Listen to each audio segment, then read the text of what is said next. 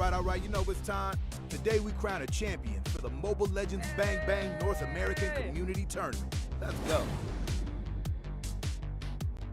The only way they win is if one of us just somehow has like a seizure and can't play. Tonight we'll be crowning the North America champions. It's just Arville left here between a Lord and 4 other members of the Valley, and this is game 1, going over to the Valley. Without further ado, we step into game 3. Oh my God, this might be it. They're not even gonna wait for the Lord. Oh, what a flicker! Able to throw Yujin in and clean him up. The Valley take game 3. Here comes Arville, big wild charge, and the Valley is annihilated. Game 4 will go to the Simpsons. After this event, you know I'm saying it now, it's going to be an NACT Wheezy skin for Brody. It's been a match and a series full of surprises. The problem is the Valley, they're just monsters, man. And I don't know if I see the Simpsons coming back to take a reverse sweep here. Are they going to be able to stop it? Can they stop it? Oh my God, the Valley are going to M4.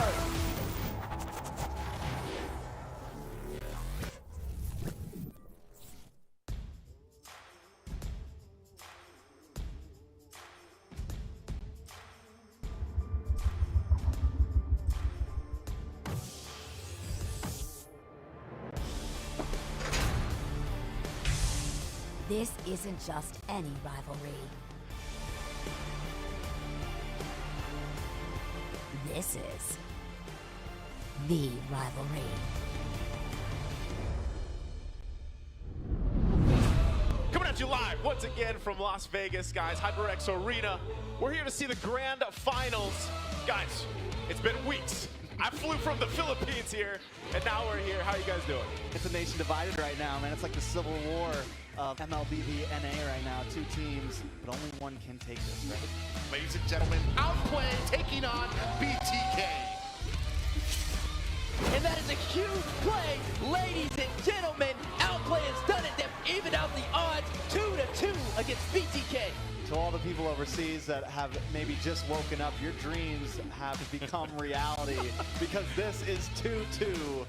I mean, it's insane. And now we're jumping into game number 5. Here we go. Joybot trying to pull Basic away. Basic, one hit, 2 hit. He's down. They're still defending. BTK doesn't want to go out today. They're not down and out just yet. The Lord is here. It's a base race right now. BTK trying to end this. Ladies and gentlemen, that's match point for BTK. Oh my goodness. Look how excited they are. Yeah, match point. You can hear the crowd. I'm glad to be here for NACT. Holy moly, the NACT Grand Finals is where it's at right now. Not over, not quite yet. Minions haven't finished it. Crystal finally goes down. And this is what everybody wanted. Game 7. All right. I'm tearing up because, hey, we got a game 7. It's not a sweep. I've never seen this before. They got 2. ISO gonna lock in. Can he do it? 50%. 30. No, wait.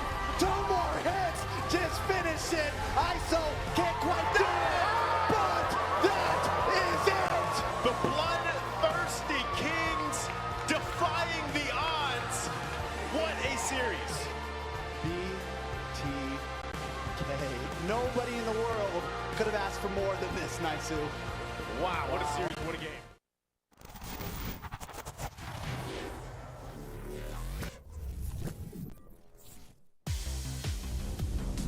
All right, you know it's time.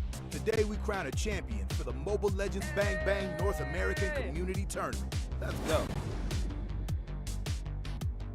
The only way they win is if one of us just somehow has like a seizure and can't play. Tonight we'll be crowning the North America champions. It's just Arville left here between a Lord and 4 other members of the Valley, and this is game 1, going over to the Valley. Without further ado, we step into game 3. Oh my God, this might be it. They're not even gonna wait for the Lord. Oh, what a flicker! Able to throw Yujin in and clean him up. The Valley take game 3. Here comes Marvel, big wild charge, and the Valley is annihilated. Game 4 will go to the Simpsons. After this event, I'm saying it now, it's going to be an NACT Wheezy skin for Brody. It's been a match and a series full of surprises. The problem is the Valley, they're just monsters, man. And I don't know if I see the Simpsons coming back to take a reverse sweep here. Are they going to be able to stop it? On the Valley, they stop it! Oh my God, the Valley are going to M4!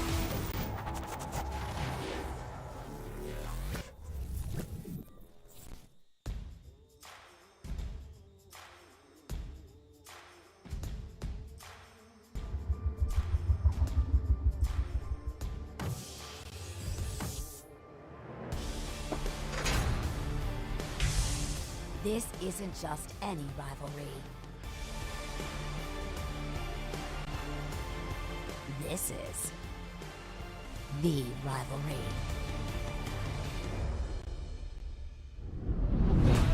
Coming at you live once again from Las Vegas, guys, HyperX Arena.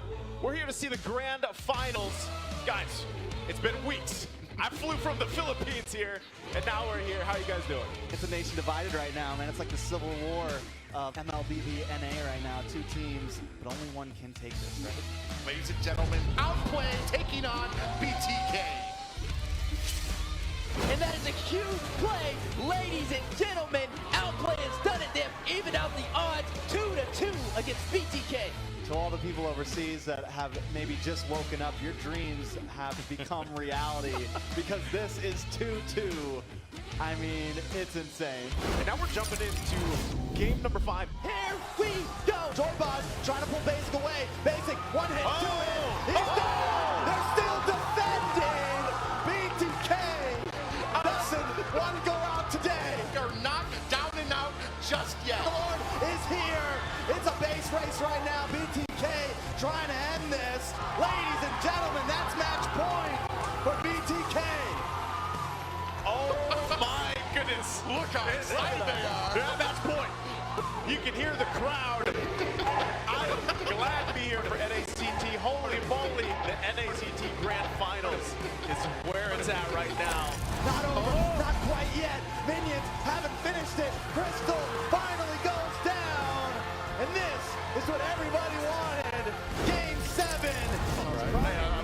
I'm tearing up because, hey, we got a game 7. It's not a sweep. I've never seen this before. They got 2. ISO gonna lock in. Can he do it? 50%.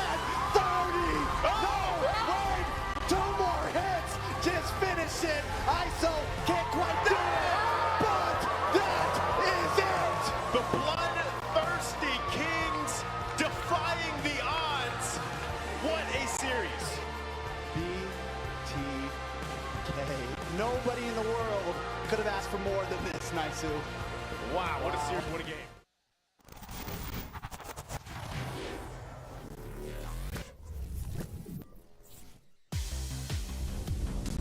All right, you know it's time. Today we crown a champion for the Mobile Legends Bang Bang North American Community Tournament. Let's go. The only way they win is if one of us just somehow has like a seizure and can't play. Tonight we'll be crowning the North America champions. It's just Arvo left here between a Lord and 4 other members of the Valley. And this is game 1 going over to the Valley. Without further ado, we step into game 3. Oh my God, this might be it. They're not even gonna wait for the Lord. Oh, what a flicker! Able to throw Yujin in and clean him up. The Valley take game 3. Here comes Marvel, big wild charge, and the Valley is annihilated. Game 4 will go to the Simpsons. After this event, I'm saying it now, it's going to be an NACT Wheezy skin for Brody. It's been a match and a series full of surprises. The problem is the Valley, they're just monsters, man. And I don't know if I see the Simpsons coming back to take a reverse sweep here. Are they going to be able to stop it? On the Valley, they stop it! Oh my God, the Valley are going to M4!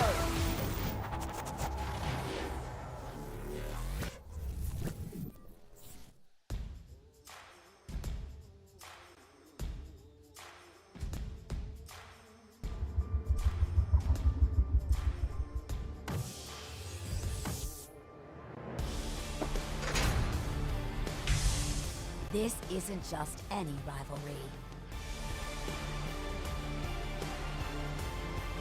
This is the rivalry.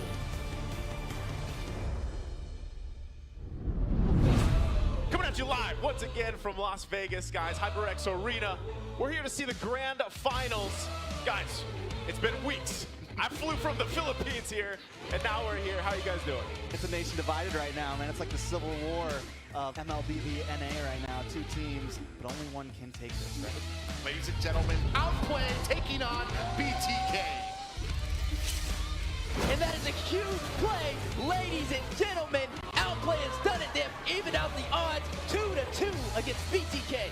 To all the people overseas that have maybe just woken up, your dreams have become reality because this is 2-2. I mean, it's insane. And now we're jumping into game number 5. Here we go. Jorbot trying to pull Basic away. Basic, one hit, two hit. He's down. They're still defending. BTK doesn't want to go out today. They're not down and out just yet. The Lord is here. It's a base race right now. BTK trying to end this. Ladies and gentlemen, that's match point for BTK. Oh my goodness. Look how excited they are. Yeah, match point. You can hear the crowd. I'm glad to be here for NACT. Holy moly, the NACT Grand Finals is where it's at right now. Not over, not quite yet. Minions haven't finished it. Crystal finally goes down. And this is what everybody wanted. Game 7. All right. Hey, I'm tearing up because, hey, we got a game 7. It's not a sweep. You know I've never seen this before. They got 2. ISO gonna lock in. Can he do it? 50%. 30. No, wait. 2 more hits. Just finish it. ISO can't quite do it. But that is it. The Bloodthirsty Kings defying the odds. What a series. BTK. Nobody in the world could have asked for more than this, Naisu. Wow, what a series, what a game.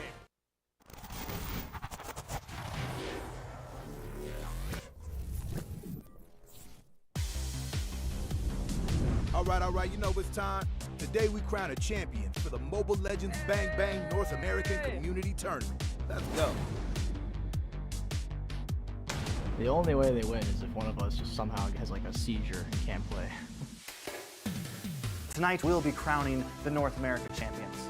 It's just Arville left here between a Lord and 4 other members of the Valley. And this is game 1, going over to the Valley. Without further ado, we step into game 3. Oh my God, this might be it. They're not even gonna wait for the Lord. Oh, what a flicker! Able to throw Yujin in and clean him up. The Valley take game 3. Here comes Arvell, big wild charge, and the Valley is annihilated. Game 4 will go to the Simpsons. After this event, you know I'm saying it now, it's going to be an NACT Wheezy skin for Brody. It's been a match and a series full of surprises. The problem is the Valley, they're just monsters, man. And I don't know if I see the Simpsons coming back to take a reverse sweep here. Are they going to be able to stop it? On the Valley, they stop it. Oh my God, the Valley are going to M4.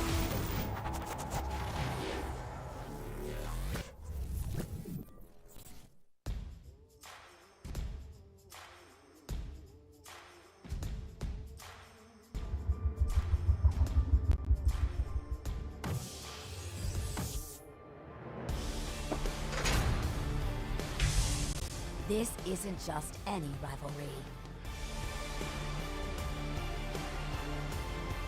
This is the rivalry.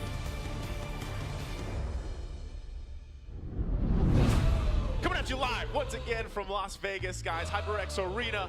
We're here to see the grand finals. Guys, it's been weeks. I flew from the Philippines here, and now we're here. How are you guys doing? It's a nation divided right now, man. It's like the civil war of MLBB NA right now. 2 teams, but only one can take this, right? Ladies and gentlemen, Outplay taking on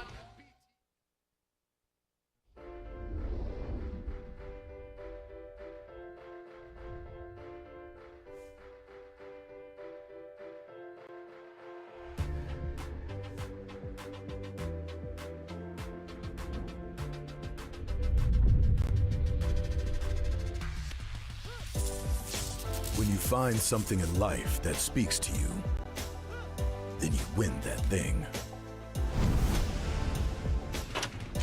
8 teams, the dream for each team, take their place on this trophy.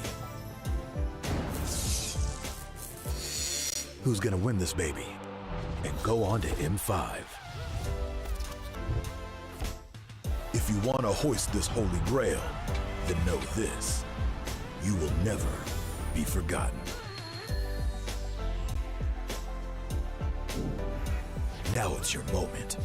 Come and get it. It lasts a lifetime.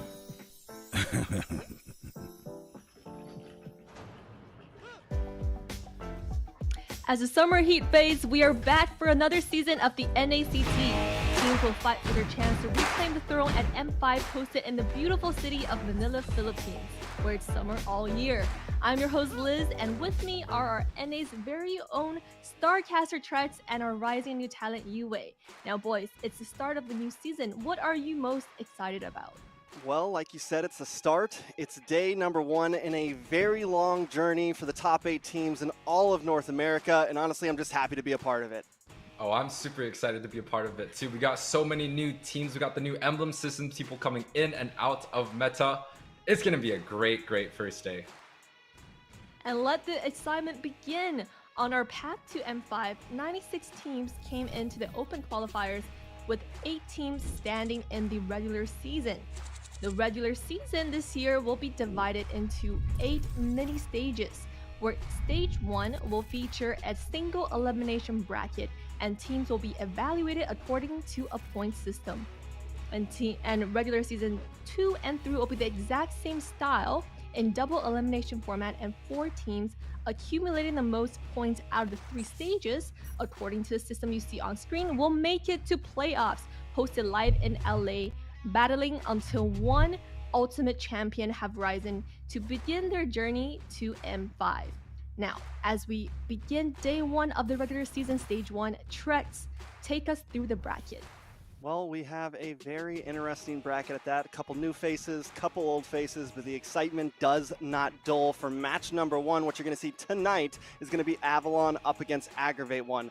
Next match on the bracket is the Night Horde up against BloodHounds. 2 known but still new faces to the top 8. After that, we have some veterans, the TheOhioBrothers, facing off against Area 77, my personal favorite. And then to take us out the end of the night is BloodThristyKings facing up against the Knights of Fate. Yuwei, is there any games you're really excited to see here? Oh, there's so many games that are exciting to see. There's the veterans versus the newcomers versus the newcomers. There's just so many different matches that everyone's out looking for. Definitely a lot that they're out looking for, but what are they playing for, Yuwei? Oh, a $25,000 total dollar prize pool. First place is going to be getting $10,000 and 100k diamond. Second place, $5,000, and third place, $2,500. Fourth, 5th, and 6th, 7th, and also 8th place do also get cash prize pool. So everyone gets to spend a little bit. Now, Trex, with this cash prize, what do you think you're going to be spending it on if you won the whole thing? I mean, I would spend, I don't know exactly what I'd spend it on, but also they get a little bit of a cherry. Every match won, they also get $100 to win. So they're just giving out prizes to everyone. Liz, are you excited about it? I'm definitely excited about it, but as a viewer myself, I'm most excited about what NACT has to offer in store for us. Everyone tuning in at home, make sure you get out your phones, pull up the website, because as usual, we got something for you. On the screen, you see 40 giveaway codes listed, and make sure you type that into the link in the description box to redeem a code for a chance to win one of these amazing skins. Now, these skins are permanent, and judging by what you see on screen, Trex, which skin are you most excited about if you were to type that in? If I'm really feeling trolly, maybe I'll get the Johnson Fire Chief skin, go troll some epic games, who knows? That's kind of the vibe I've been feeling lately. Yuwei, any skin you're really looking at? Oh man, I kind of want all the skins right here. You know, we gotta jot down these skin codes real quick. So guys, make sure there's only the first 40 users can redeem these skins, Liz. And as you guys are typing in the code, the tournament is just about to start. For today, we are going to look at some predictions from our talent team and see who will come on top out of this tournament and who will be right.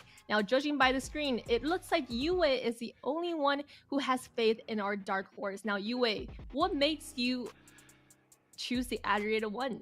Hey, Aggravate Ones, they are my hometown hero. They're the ones representing the West Coast over here, but we cannot forget Team Avalon's full of all-star players. But once again, Aggravate Ones, I've known them in the past. They've done pretty well, and even in the last NACT qualifiers. I'm just so excited, Trex, to see what they have in store for us today.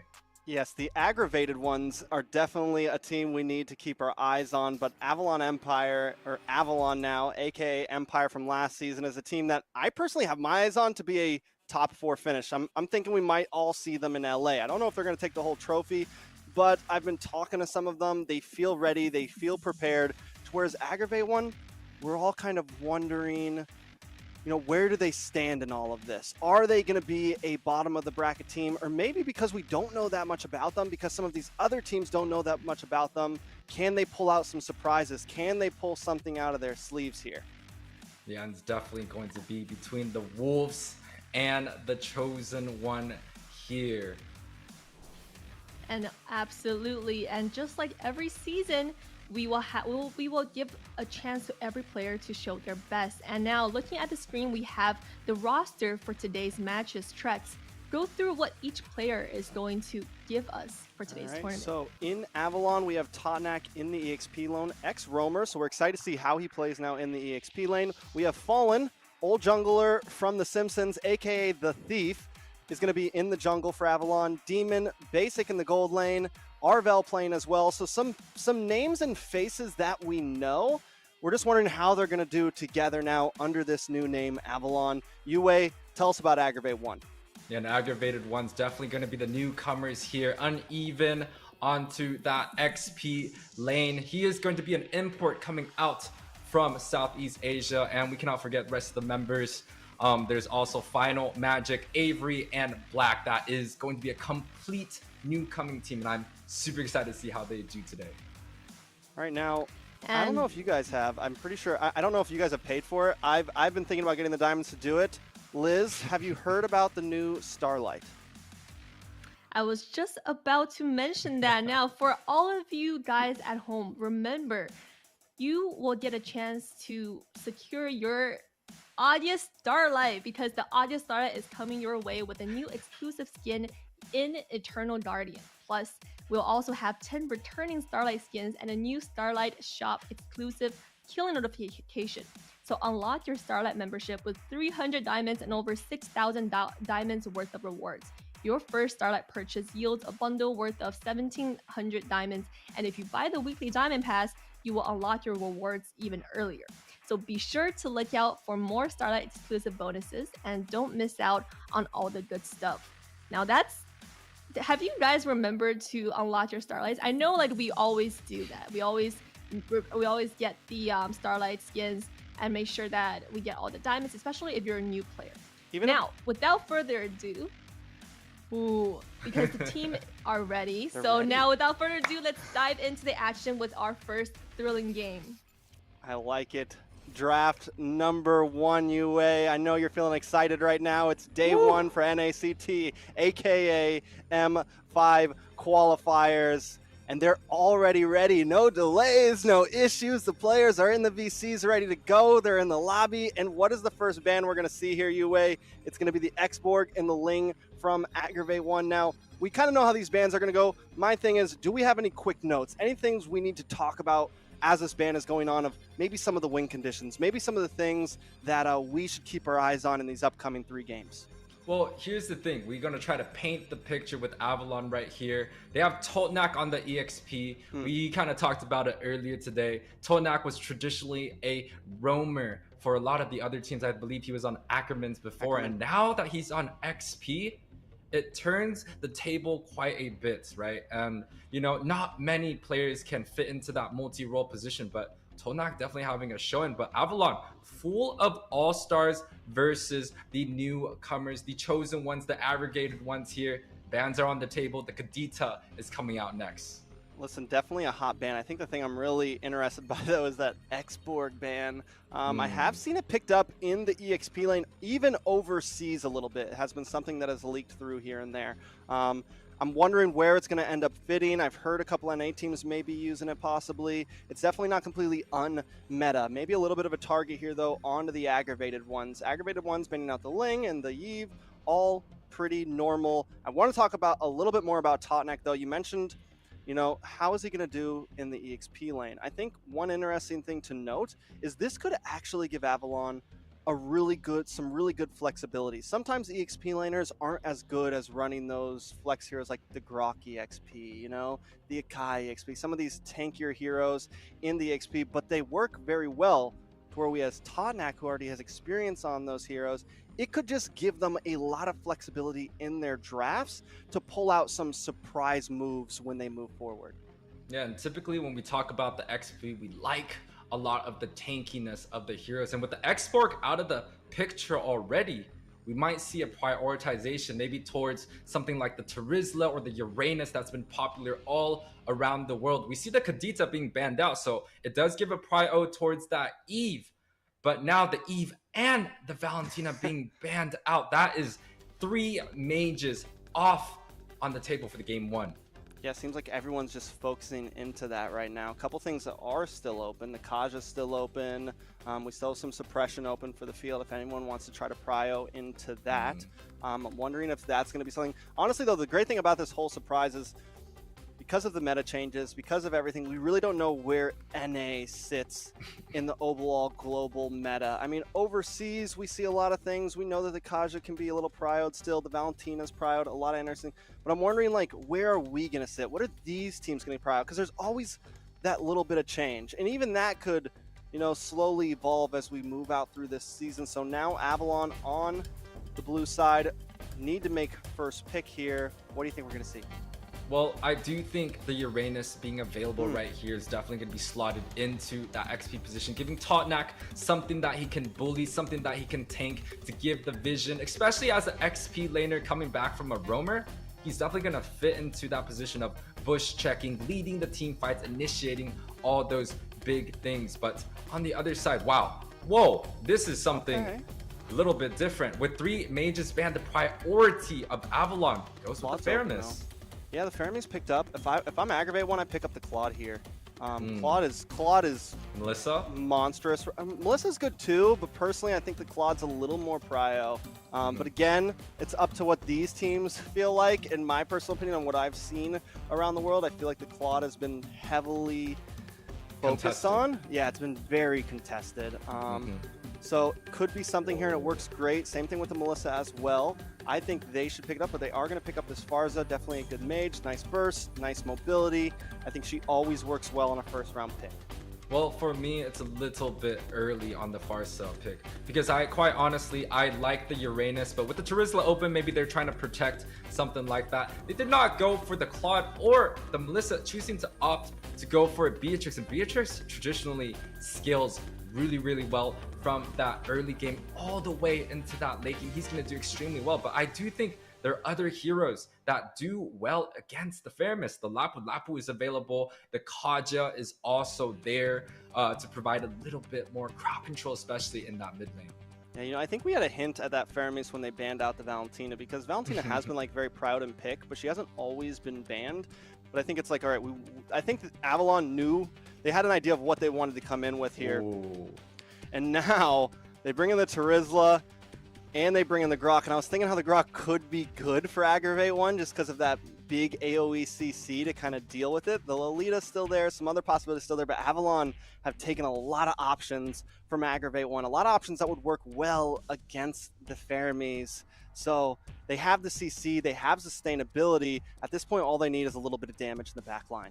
Yeah, a little bit of damage. Aggravated Ones chose that Farsa to try and counter out that Fairness, but the counter play coming out from Avalon, picking up that Grok, which has a lot of CC and a lot of die potential to stop Farsa's ultimate. Same thing with the Terizla, right? He's able to kind of just stop and zone away a lot of the members, but uneven on this Joy. Now, a little bit about uneven. He is a player coming from overseas that I got to meet with myself and he has a dangerous Joy. Yeah, Joy, I mean, yes, I like the Joy, but I'm wondering how it's going to fit in this composition that Avalon has. Yes, the Electrifying Beats gets a little bit of spread damage, but it's not like real AoE.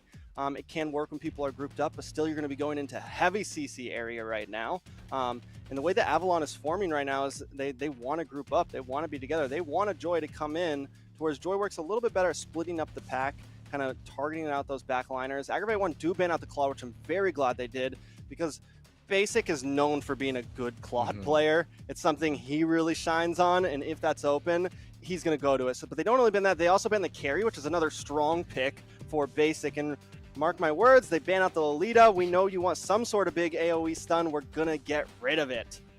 Yeah, but here's the thing about that Joy pick, right? They don't have that CC to completely counter out. They didn't pick up the Kaja, they didn't pick up the Franco. So the Joy is going to be running around freely, and especially with marksmans like the carry and the Claude being banned out. I do think Avalon, they might be pulling up with the Leslie here, but Aggravated Ones, they're the ones that has the cards on the table. They're the ones looking for that next pick. And you know what I think would fit really well? It'd be the Fredrin going into that jungle here. Okay, Fredrin, hold down the front side, get some stuns in. I mean, it's a nice neutral objective taker. It's nothing crazy, nothing new, but it can be solid. They are going to finally pick up this Kaja, which, there we go. We got a little bit of suppression, and I think this will pair well with the Joy and splitting up the pack like I said we needed to. Whereas if Kaja makes a play, Joy can hit the flank and then find the back line. Basic going to lock in the Brody here. All they need is a jungler. They could take the Fredrin if they wanted, but I think maybe go for something maybe a bit more damaging here. All they really have is the Brody currently for their damage. So I think I don't know. I'm wondering. Well, I do agree, right? The Fredrin, if they were to pick it up, it would just be a deny. It would be a deny pick from Aggravated Ones. The Hayabusa is definitely good, high damage, maybe even the Fanny, but I do believe Fallen really well does not play the Fanny. Maybe even a Lancelot, but whoa, Lancelot's actually banned out. Whoa, there is the pick coming out, the Hayabusa. Point one for Trex. Yeah, and we begin with the point ones, and you know, Aggravated Ones, they're still lacking a solid front line. They have the Kaja for the pick-off potential, but they don't have the necessary CC to play an extreme front to back. They have the Joy going in, and boom, point one for me. Trex, 1-1 is on the board. 1-1 on the board. I like it. Now, let's take a look with these compositions. How you feeling? Some win conditions. Who's got early? Who's got late? Take me a little bit through it, Yuwei. Well, here's the thing. Aggravated Ones, of course, they have that Kaja. They're looking for a very pick-off heavy-oriented type of composition. And Avalon, they have the Hayabusa, so they do want to single out specific targets. But with the Grok and the Terizla, it tells me that they're still looking for a lot of 5 versus 5, especially paired up with the Fairness. It's a lot of 5 versus 5 team fights. And I do believe that, especially early on, that level 4 turtle, although I have to give the retry advantage towards Aggravated Ones, especially with the Fredrin, a tank jungler, Avalon just seems like they have that level 4 team fight synergy. But jumping into the first game, Trex, let's bring it in. I like it. To everyone just tuning in, this is day 1, match 1, game 1. Avalon up against Aggravate One. Welcome to the North American Challengers Tournament. Let's kick this thing off, Yuwei. Of course, and we could kind of go through some of the emblems coming out. You know, we see 2 killing sprees coming out from Avalon. It seems like they are moving towards that kill focus oriented type of emblems, because traditionally we see a lot of quantum charges, and wow, Aggregated Ones taking 3 quantum charges, 1 on the Beatrix, which is very traditional. I like that on the Kaja. It provides a lot of sustain. It provides a lot of movement speed. And also the Fredrin, which is quite interesting because, you know, typically we see the tanks either have the concussive or also the Brave Smite. But, ooh, a small crab, and it looks like it's going to go towards Avalon. Yeah, they will get that Litho Wander. We do have some emblems popping up. Anything to take us through, Yuwei?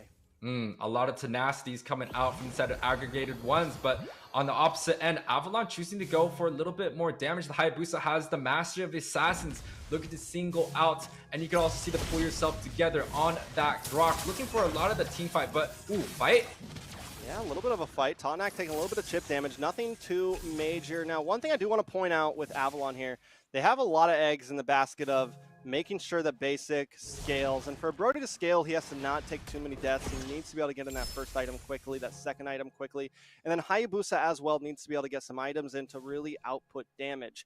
If this plan falters, they have nothing else really, to whereas I feel like Aggravate One, it's going to be a little bit easier for Farza to get in these items with the mobility, positioning, things like that.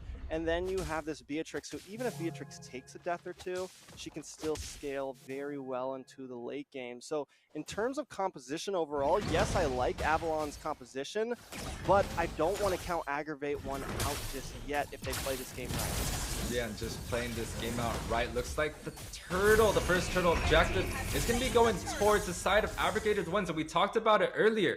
The tank jungle that is still in style right now. Very objective focus, very farm focus. Even though the gold lead is still near Avalon. Ooh, mid.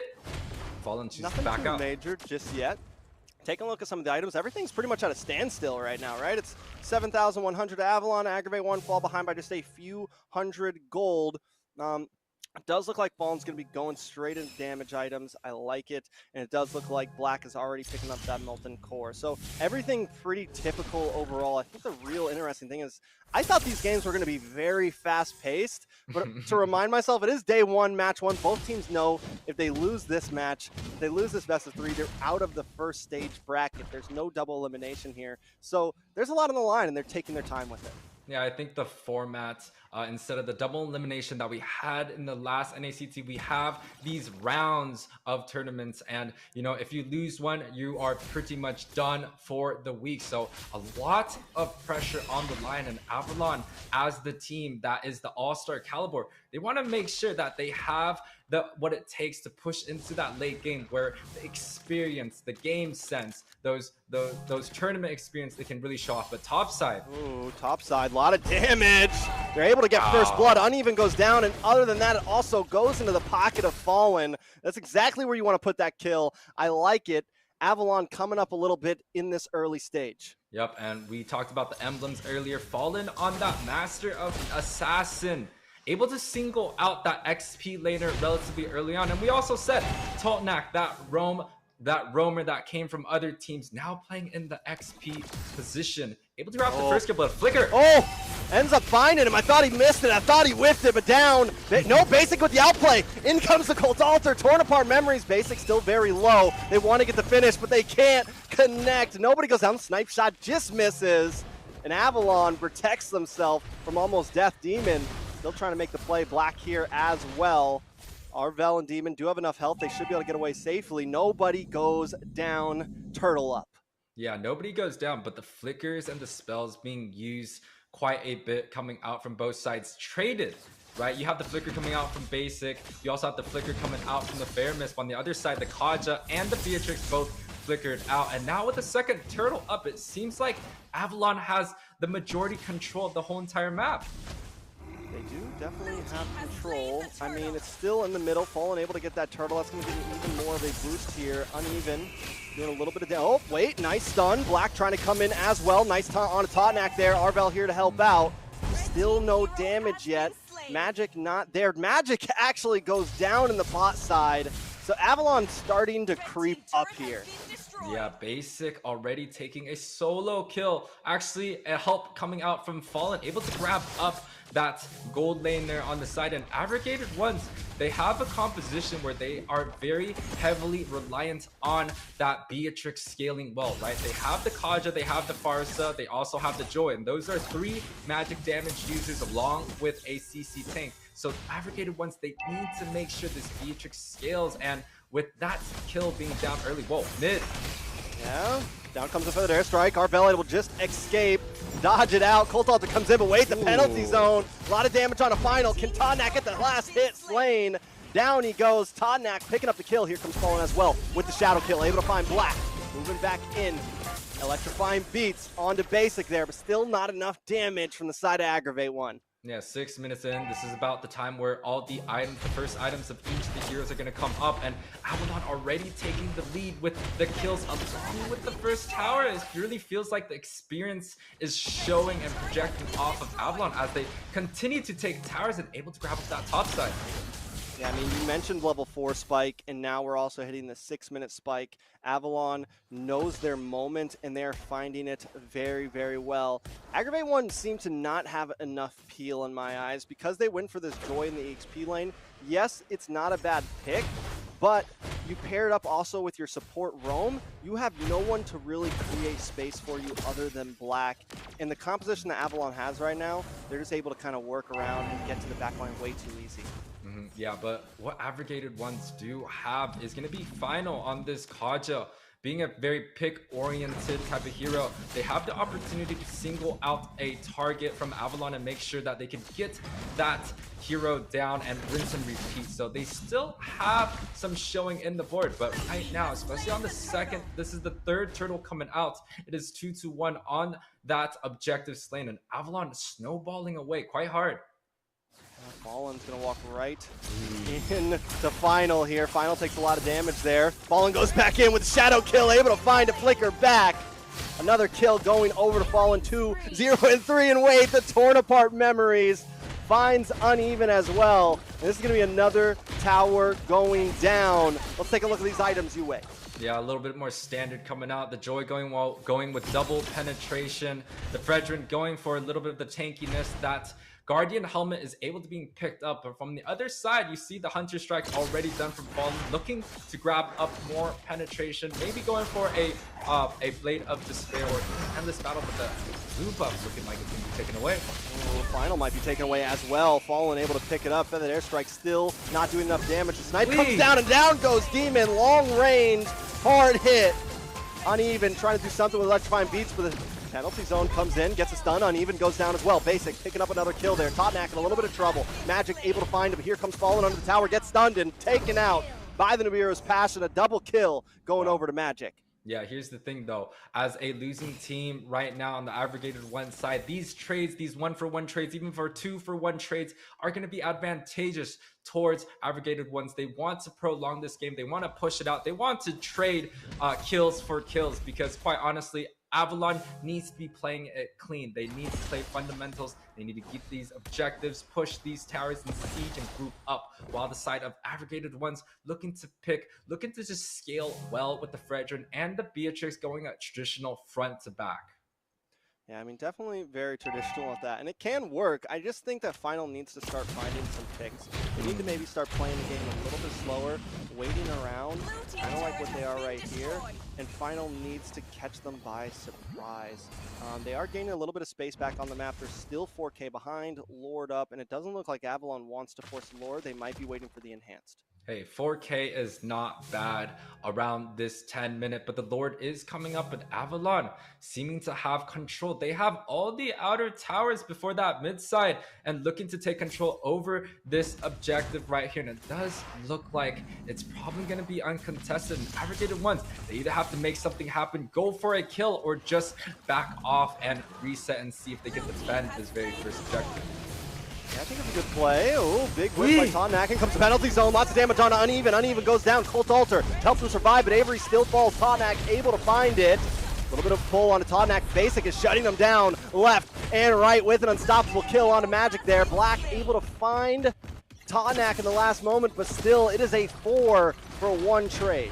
Yeah, 4-for-1 trade initiated by Arvel into a flicker set coming out from Totnak. These two frontliners, these two XP laners from Avalon proving their worth, initiating the fights, giving Avalon the opportunity that they have to push all these towers. And wow, that's 2 towers down in the mid with the Lord marching down onto that top side, Trex. I mean, Lord is still coming, and they've already taken an inhibitor. We thought this game was going slow, but we're only at 11 minutes right now. And Aggravate One on the brink of destruction. They're grouped up under 7-8, the flicker, the wild charge, and Uneven goes down. Demon able to pick it up. Nibiru's Passion to help clear this Lord, but Basic fires off the torn apart memories and finds another one. Demon with the Cult Altar helping them out, but they've already got 2. What else can they take?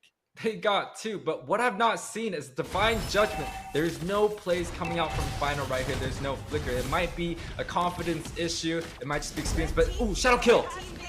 Oh, in the backside. Fallen is everywhere. Nobody's safe right now. This is why we call him the Thief. He's not just taking lords. He's not just taking turtles. This man's taking lives. Yeah, this is kind of like a welcome back moment from Fallen, and a welcome to the NACT for the newcomers, Aggravate Ones. You're facing against the all-star caliber team, and you can see that experience, that game sense, the knowledge. They are just taking the game to another level, and it's only 11 minutes in, but the whole entire base of Aggravate Ones are completely exposed here. I mean, look at Basic too. A little bit of a slightly different build. He did just lock in the Hunter Strike, but he goes for the Rose Gold Meteor to kind of deal with some magic defense. Fallen gets picked off there, which is kind of huge, helpful for Aggravated Ones, but still, Basic builds a little bit defensive. Doesn't go for Blade of Despair early on. He knows he's ahead. Oh, but wait a second, big wild charge again, locked up with the penalty zone. Look at the damage. Uneven in the backside though, looking for Demon here, but they've already gotten 2 down. Still, 3 members from Avalon on the death counter. Avalon maybe being a little too aggressive. They're gonna need to back off. Aggravate One getting some of the map back. Yeah, a little bit aggressive indeed, and they're looking to grab up another one, but Demon seems to slip away real quick. But Aggregated Ones right now, Magic on this Beatrix. He has a lot of gold, and at a 4, 2, and 3 score, he is going to be able to carry the game if Avalon chooses to make another mistake like that. And the second Lord coming out right here, Avalon kind of has to play a little bit more discipline, right? They chose to dive that bottom side, but without minions, they just weren't able to get anything out of it. They traded a couple lives, and almost it felt like it was an unnecessary dive, a little bit undisciplined coming out from Avalon. Definitely a little bit of discipline needed from them. Yes, they have the lead, but you never want to get too crazy. You said it earlier, 4K isn't game-changing, and Avalon is learning that the hard way, but still, this might be a point where Aggravated One wants to try to push it. I don't know if they want to give up another Lord here. Black tries to go in, not able to take it. He's going to get knocked up. Wild Charge Basic able to get a couple free shots off as TauntKnack goes to the backside to upset Avery. Doing a little bit of damage onto Avery still. TauntKnack a little bit frozen. Magic able to unleash the Nibiru's passion, but Basic still finds Black. Magic looking for the 1v1, but TauntKnack knocks him out. TauntKnack may be next, still falls uneven, but uneven. Not able to get away there. TauntKnack taking him with him. It's a 4-man wipeout, all for the price of TauntKnack, and that is a good deal for Avalon. They're going to move in, try to possibly end this game. The minions are here, final there as well. Can he defend? I don't think it's possible. They're going to try to get the kill. The Lords made it, and Avalon will take game number 1. Yeah, Avalon takes a convincing game number 1. It is a 14-minute match for Avalon, and the scoreboard was actually quite one-sided, especially after that very first objective here. And I can really say, hey, that Faramis first pick, he went 3, 1, and 15. That is huge, Trex, and that is so much confidence coming out from Avalon here. Yeah, I mean, they came in strong. Like I said, it felt like they came into that game with a plan, and sometimes that can backfire on you, right? Sometimes, like, forcing yourself, like, to where you already know your first, second, and third pick most likely, can be a little bad, but they chose it, they win it, and it worked perfectly. Aggravated Ones were not ready. It felt like everyone was taking it slow, but all Avalon was doing was waiting for the moment to strike. And when they got that moment to strike, they snowballed quite ahead, especially after that very second objective. It just felt like the gold lead just pushed apart and apart to the point where Aggregated Ones just could not do anything. And some of the post-game statistics, it is a 22-8 kill score game, a 14-minute match. And I feel like, whoa, the MVP should be coming out to Demon on that Faramis. Some of, the characters on the board is not correct, but we also got Arvel on the Grok going 0-0 and 15, deathless this game. But we cannot forget Fallen 5, 2, and 11, and also Basic, able to grab up so many kills. And you were talking about his build earlier, going a little bit defensive, especially to go counter out against that Joy. Yeah, the Joy counter out against the Farza, and I think it worked well because there was a few times he got hit by that feathered airstrike once or twice, and I was thinking, oh, he's going down. But he survives, he's able to get out of range, fire off a few more shots, and it just worked out perfectly for them. Fallen as well, just full damage. Hunter Strike, Blade of Despair, Endless Battle. You could tell what his plan was when he came into that game, and it also worked out great. Even at the end there, just firing off, quad shadowing in the backside, and practically one-hitting the Farza. I mean, once the game hit about 4 minutes, they were online, and essentially that game just ended in 6 minutes. From 4 to 10, it was over. Yeah, it was kind of a battle between styles, right? Avalon had the assassin jungle and the tank XP, versus when he compared to Aggregated Ones, they had the assassin in the XP and the tank in the jungle. But ooh, the replay coming out. Totnak able to grab two-man set along with Arvel able to grab up the very front two side, and you can see the joy coming out right here. But like you said earlier, Basics build with the Rose Gold Meteor gets popped right here and is completely saved, and you know, Team Avalon takes a 4-for-1 trade with this winning fight. Yeah, I can't get over saying how clutch that Rose Gold Meteor was. Because with a hero like Brody, you want to have time to reposition, right? When someone jumps on you, you either want to be able to flicker, you want to be able to pop that second skill, bounce away, you know, hit that fade away a little bit, and be able to fire off 1 or 2 more shots, because the more shots he can get in, the more damage he does, the more time he does, and you want to try to have the best position for that torn apart memories as well. So I think it just came out very clutch. But looking at some of these stats though, what are some highlights for you, Yuwei? Yeah, it's definitely going to be for the damage towards the towers. Aggregated Ones, they were able to grab up that top side, but throughout the whole entire game, they were just unable to get any sort of advantage in terms of the objectives. In terms of the neutral ones, they were grabbing up that very first turtle with the Fredgen, and you know, Avalon, even without getting that first turtle, they were not down in any gold. And along with the game, as the game progresses, Fallen was able to grab up a couple more items. Same thing with Basic, getting a pick off onto that top and bottom side. They just snowballed this 14 minutes game, and it just seems like Aggregated Ones, their draft, it just was not good enough to deal against the aggressions coming out from Avalon. Yeah, they came in very, very strong, and they even paced out the game so well. I think that's a major point to talk about. Is they, like we said in the very beginning, both teams taking it very slow. But Avalon, that was their pace. That's what they wanted all along. And I was thinking maybe Aggravated Ones kind of were letting it delay a bit. But maybe once level 4 came, Final should have been popping off a little bit more. You mentioned how there wasn't a whole lot of Divine Judgments that game, and I think it's very true. And I think in the early game, they maybe should have tried. They were hanging out down there by Basic. Like, they wanted that pick off, but the nerves were there. And yes, Arvel was there protecting Basic, but still, it was like 4v2, and they never went for the bite. Whereas on the top side, that's at that same moment is when Uneven went down. Fallen and Totnak were able to take that. So, I mean, there has to be some trade here. Sometimes you have to try to push past your limits a little bit. And honestly, you know, with the Kaja being set on the board with Aggregated Ones, they really have to figure out how they can get him online. And with a scoreboard of, you know, I believe he only got 1 or 2 assists there. That is just not going to be good enough. Maybe looking for a set counter. Maybe the Kufra comes out, or even something a little bit more cheesy like the Florin or even the Diggy. They could go for something a little bit more sustained, turn the game around, seeing if they could provide a different angle attack towards Avalon's aggressiveness. I think another big note is if they are going to go for something support roam, like the Diggy, like the Florin, like it's okay, like those picks are great, but they need to make sure they round out the rest of their composition, and you need to pick something a bit bulkier in the EXP. They were just too easy to enter, you know? It was like there was no big walls up, and Avalon was just able to move around. And with the type of composition, that big damage composition that they have, they didn't pick a tank roam. They went for a full damage jungler. I mean, they didn't pick a tank jungler. They went for a full damage jungler. So that's exactly what they want. They want you to pick squishier heroes so they can just pick that apart.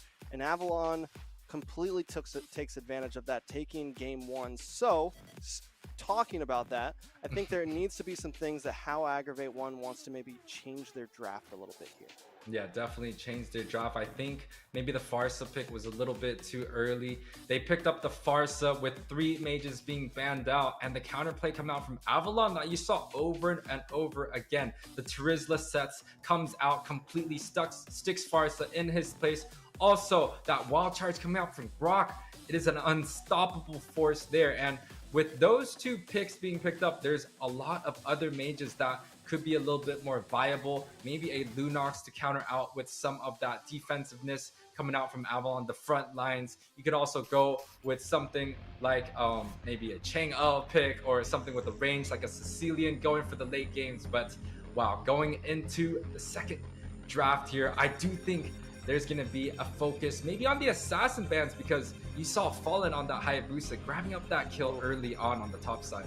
It was mean, and when I saw it, I'm looking at, it's exactly why when I see it, when I was looking at Aggravate's one composition, I'm like, man, a Hayabusa could work here, especially like, he's one of the assassins that's kind of slept on. Like, everyone's banning the Fanny, everyone's banning the Ling, but they forget that like the Hayabusa is still there and it can still be a major threat.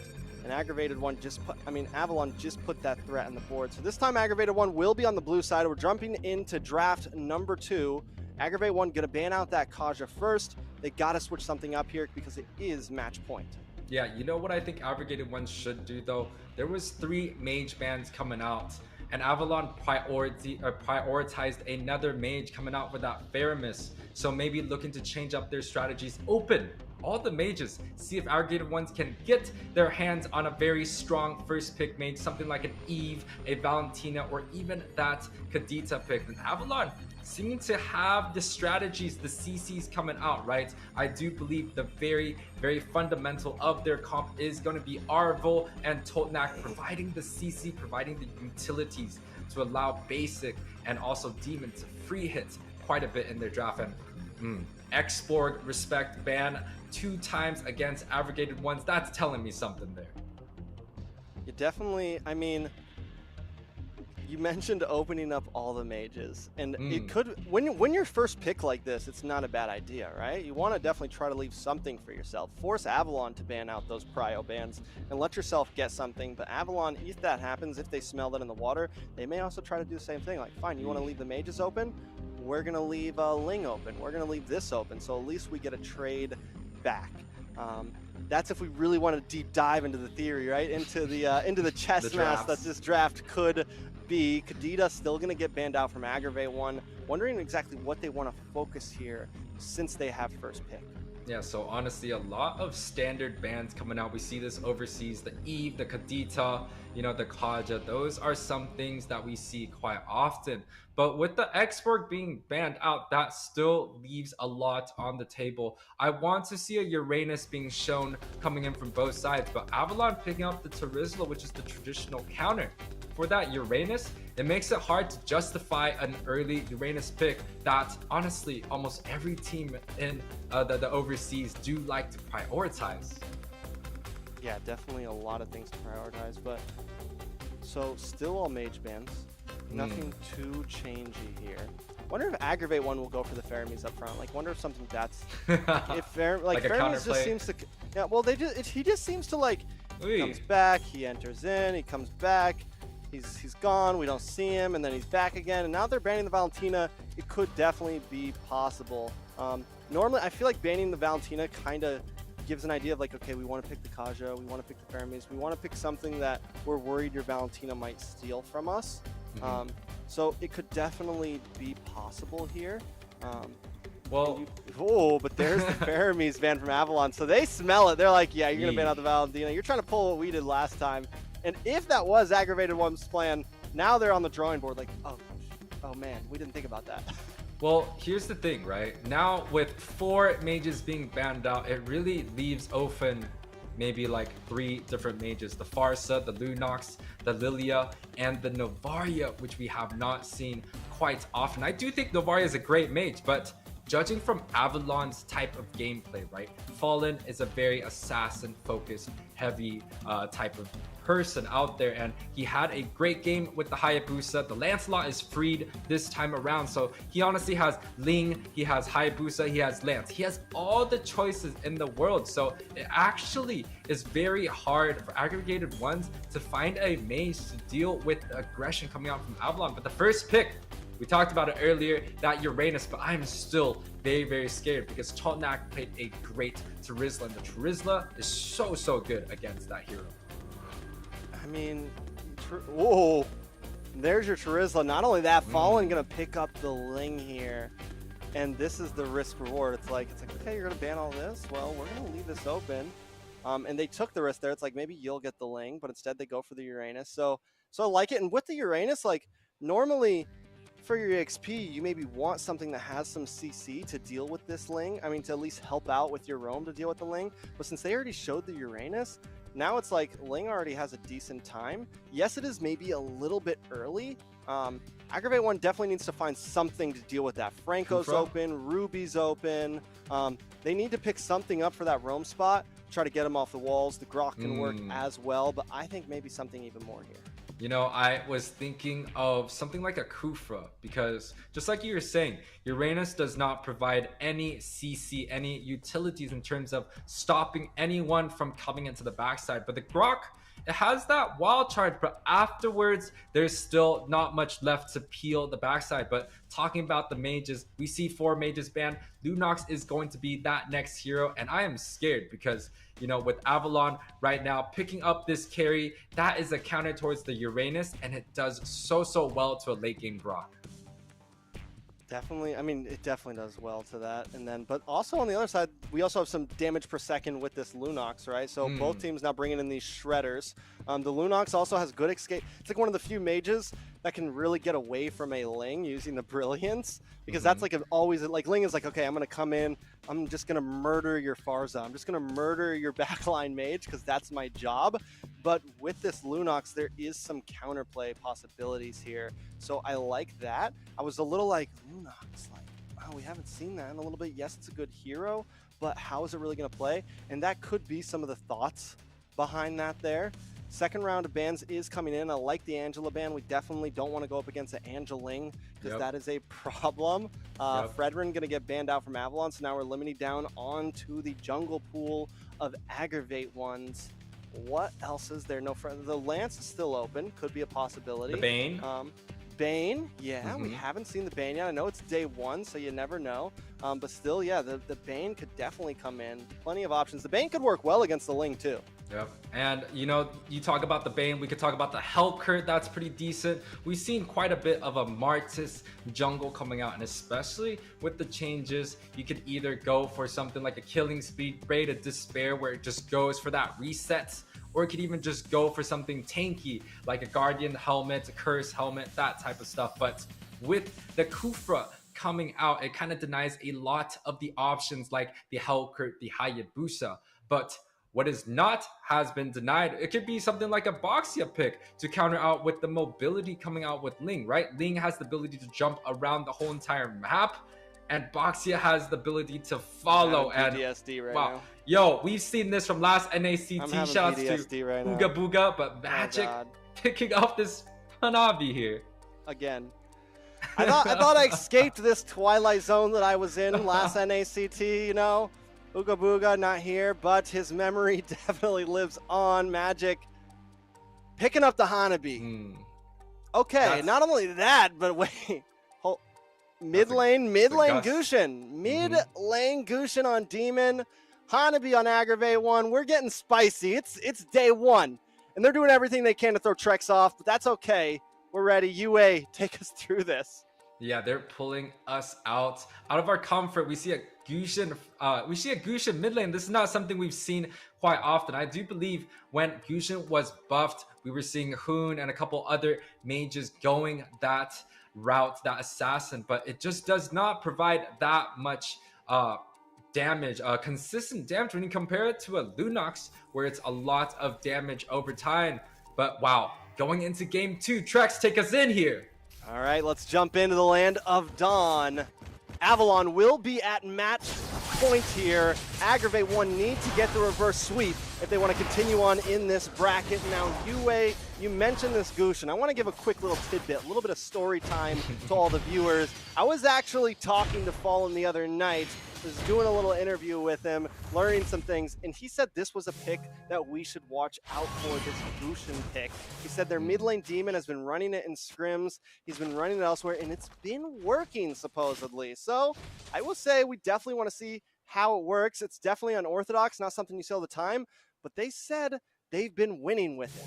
Yeah, let's take a look at some of the emblems for the winning sides right here. You see 2 money shops, and we don't really see them quite often. A lot of the heroes, a lot of the people, they traditionally like to go a little bit more tanky, a little bit tenacity, but Fallen Falls really low here. Yeah, Fallen might go down. Oh, Avery gets the last hit. First blood for Aggravate One. Fallen goes a little too deep. No energy to get the Finch poise back in, and goes down. Basic and Magic also having a fight, but nothing happens. Yeah, nothing really happens right here besides that first kill. Aggregated One's able to grab up the gold lead relatively early on, and that is going to mean a lot, especially when you come take a look at the last game. You know, Aggregated Ones and Avalon, they were kind of going neck to neck in the first, but bot side. A lot of damage on a Black there. Basic able to pick up the kill. Black goes too deep, gets caught up by Arvel. Because of the bouncing ball, he can't get away. So now it's jungler for jungler. The playing field is evened. Yeah, I like I was saying earlier, the Kufra going against an assassin pick, I do think Aggregated Ones, they had a little bit of the misplay, especially going against a Kufra, because that's hard. But Demon on the top side looking to get the level 4, both sides trading a little bit of HP before that turtle. Damage on the Tauntnac. You know, the damage from Terizla does not cease to amaze me. Even just at level 4, he is chunking people down. It's definitely a threat. He was kind of meta last season. This time, it feels like he's one of the most priority XP players. Well, you know, when we talk about the Terizla, especially with the Brave Smite emblem, it provides a little bit of sustain, and especially with the Festival of Blood, you know, the Terizla doesn't have to build damage. She could go full tank, but the turtle coming down. Fallen able to take it. The Thief strikes again. Finch poses in, looking for the kill on Avery, able to find it. Gets it. Here comes Black trying to come back. Demon also finds Final. Avalon on a killing spree right now. That's a 2-for-0 trade plus a turtle. Yeah, 2-for-0 trade. You can already see the gold lead coming out to a 1.5k lead for the side of Avalon. Some of the items on the board. Of course, we go for some of the magic resist tough boots on that Kufra, but Demon going for an extremely damage heavy build, going for the penetration boots into something like a Genius Wand. But on the other side, everyone else looking to scale relatively hard. Magic is going to go for something like a corrosion sight, but ooh, flicker. Final comes in, Avery there as well. Basic forces the flicker, getting behind the wall, so he's gonna say bop, but the quad shadow comes in with the shadow kill. No damage on the Basic, he's forced to move on to Arvel, and he gets caught in the tower again. Demon finds the kill. Black is gonna have to watch out for that bouncing ball, Yuwei. Yeah, that is the second time that Black has been caught against the bouncing ball. And it kind of just tells me, hey, that is the story when you play Assassins against the Kufra. It is just extremely hard to get away from the bouncing ball. Even if you're playing Ling or something with a dash like the Lance or the Paquito, it is just really, really hard to run away. And now, Black has to make sure that if he's looking to dive for this boss side, that this Kufra does not have the bouncing ball, or he is on the other side of the map. That gosh darn bouncing ball. Who would have thought it'd be the death of us? Aggravate One's having a little bit of a problem. Black gonna definitely need to decide how he engages on these fights. And at this point, Aggravate One might not want to go for the dive. The Demon goes for a dive. His zone finds uneven. Wow. Good play by Demon. The Gushin definitely starting to pop off 3-0-1. And with 3 kills already under his belt at 4.5 minutes, we can see the threat coming. Yeah, Demon was the highest kill participation, but the bot side right here. Stun on the Basic. Basic doesn't have the flicker. He's going to possibly go down. Does. Black able to find the kill. Nice respawn. They're going to take this gold plating as well and trade for the turtle. Yeah, the trade coming out from the turtle. They're able to get a little bit of advantage on the bot side, but Demon doing a little bit of a dash, a little circus move, able to kind of defend a little bit, but it does seem like they're going to trade the mid for the bot side, and that is an advantage towards Avalon. Yeah, definitely a big advantage. Just when it looks like Aggravate One might be coming up. Avalon strikes back. Now he's going to move in, look for magic here. Oh, Arvel with the flicker play out of the brilliance. Avery goes down. Arvel may still be able to get away from this. He does not, but what a play. Wow. Predicts when he's going to come out of brilliance and finds him with the flicker Tyrant's Rage in that split second. Yeah, with the chance for revenge, the flicker comes out. Not another one, not another one. Magic goes down, another mega kill for Demon. Yeah, another kill coming out. This is the snowball that Avalon's looking for in Basic. takes out this bot side tower. So that is 2 towers on the side of Avalon, but the contestant coming back here. Aggregated One's able to grab up the top and the bot side. So in terms of the towers, in terms of the gold lead, I do believe Aggregated Ones are looking much better on this game too. Fallen is fearless. Tempest of Blades comes down. Can he get away? No. Final finds him. Maybe a little too fearless in that one. Demon as well. May go down to uneven here. Even versus Demon. Even Stevens. Both going to be able to get away. Demon might try to re-engage. Todnak with penalty zone. He's got no backup. Will fall. Magic able to get the kill there. Aggravate One's hanging on. Yeah, Aggravated One's able to find a much better opening in this game too. 6 minutes in, we should see a lot of the items being completed. You could see that golden staff being completed from basic, so he has quite a bit of items already as he takes that top side tower. So that is going to be a 3 towers to 2 advantage for the side of Avalon's. Yeah, I mean, it's definitely not over, though. Aggravate One still has a lot of scaling to go. We forgot to mention they've had this Hanabi. We know the late game possibilities. We topped that off also with the Lunox. A walking, talking DPS. Finally able to get the big knock up on a basic. Basic in a little bit of trouble. Uneven, gonna be able to find him. Avery picking up the kill, though, in the back side. Todnak looking for it. Fallen finds it, though. Final goes down. Tempest of Blades on top of Uneven. But he wants to move towards Magic here. Magic under the tower in a safe spot, but Uneven still in a little bit of trouble. All 4 trying to close in. Pops concentration, able to get away, but Demon looking for the angle. They're going to move on to this orange buff instead, and Uneven doesn't want to try to fight for it. Yeah, but Avalon grabs up the turtle along with 2 kills, and Aggregated One's able to only grab up 1 right there. So that is not the best trade for Aggregated Ones, but one thing that is on the board, this is only a 2k gold lead at the 7-minute mark, and we haven't seen this too much, but a lot of the items. Demon in trouble here. Will go down, finally able to get the shutdown. Gonna be a nice amount of gold into his pocket. You mentioned it's only 2k, but gold disparity is under 2 important heroes, right? Fallen has a good lead on top of Black, and Basic has about a full item on top of Magic, but Magic goes down. Killing spree for Fallen. They're going to keep this up. I'm going to in trouble as well. Basic unable to get the final hit, but he moves on to Black instead. Able to take him down 3 for 0, and Fallen continues the fight. Moves on to final, gets the triple kill.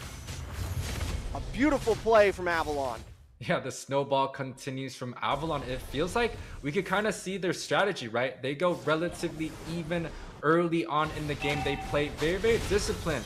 And then when it comes down to past the 6 minutes, when they do scale into 2 items, especially on their damage dealers, they ramp up the pace, they step the pedal on the gas, and they push through as they are looking to take the snowball even more ahead against this game too.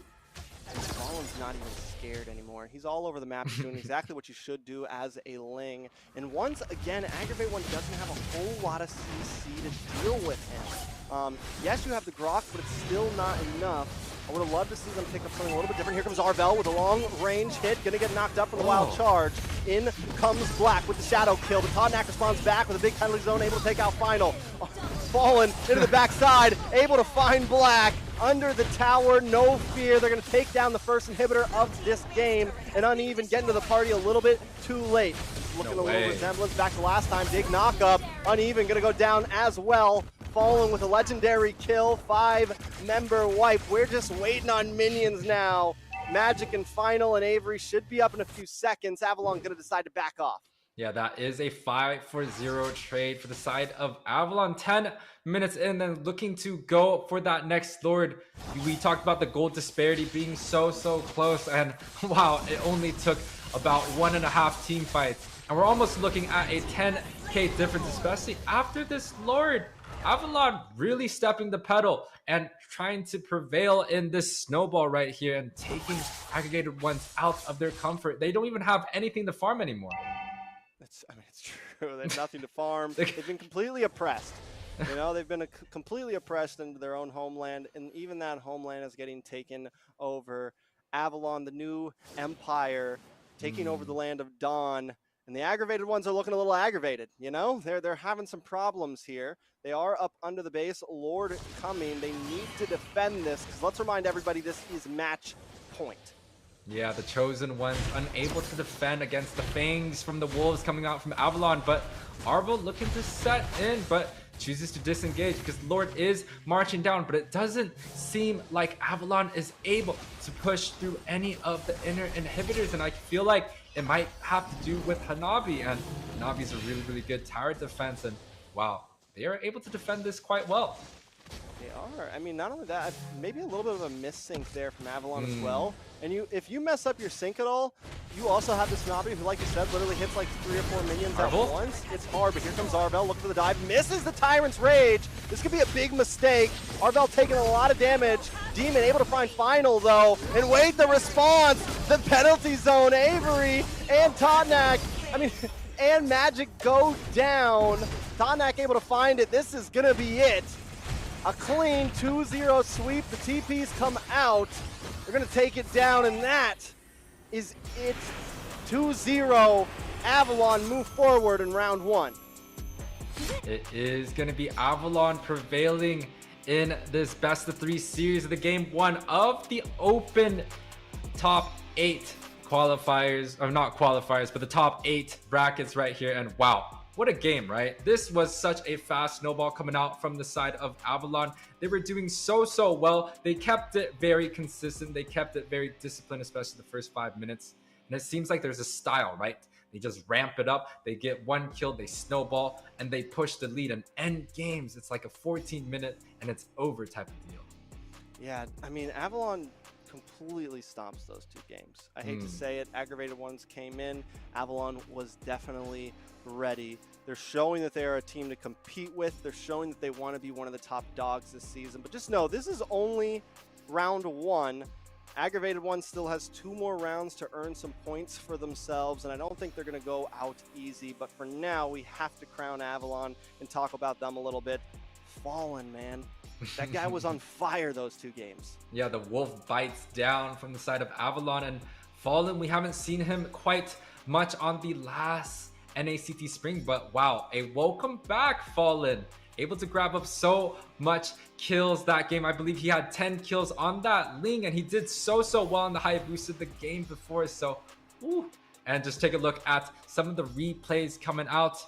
AO looking to go for the tower, but does end up getting punished by Fallen once again. And the side of Avalon looking to clear up onto that backside. You can see Basic right here choosing to switch targets and making sure that he's able to pick up the jungler.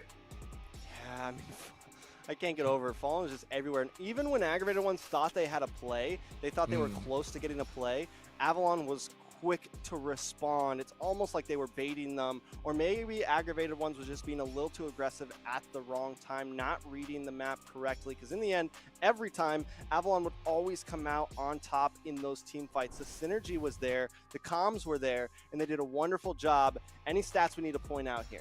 Yeah, right here, once again, it is only going to be an 11-minute match. The scoreboard is 24-7, so quite the one-sided match. And this time, they were unable to grab any of the towers, or they grabbed 2 towers from the side of Aggravated Ones, but no neutral objectives. And it kind of tells you, hey, maybe this assassin jungle just does not fit the style of Aggravated Ones. And Avalon right here, we saw Totnak on this Terizla, and we see him on it again. He does so well. That was one of the key points where I say, hey, it might not be successful when you put a roamer into that XP lane, but Totnak does an extremely good job there.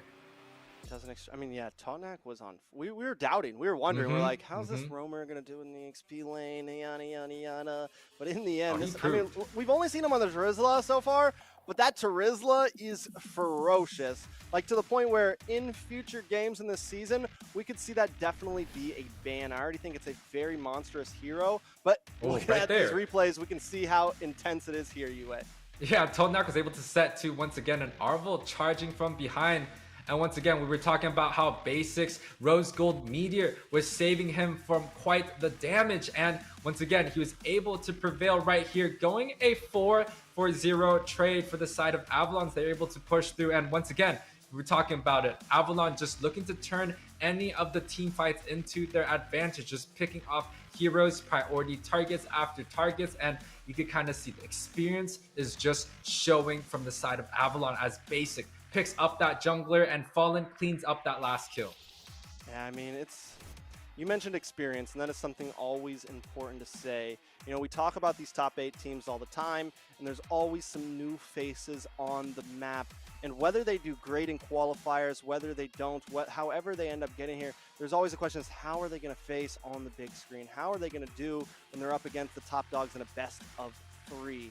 And this is where we see that disparity start to happen sometimes. And there can be a little bit of a learning curve. Don't get me wrong. Like last season, we had Lamy top, and towards the end, it definitely took a little bit of time till they came on fire. So we'll see how Aggravated One does in the future. And until then, let's get joined by our beautiful host, Liz, because I think she wants to talk about the MVP.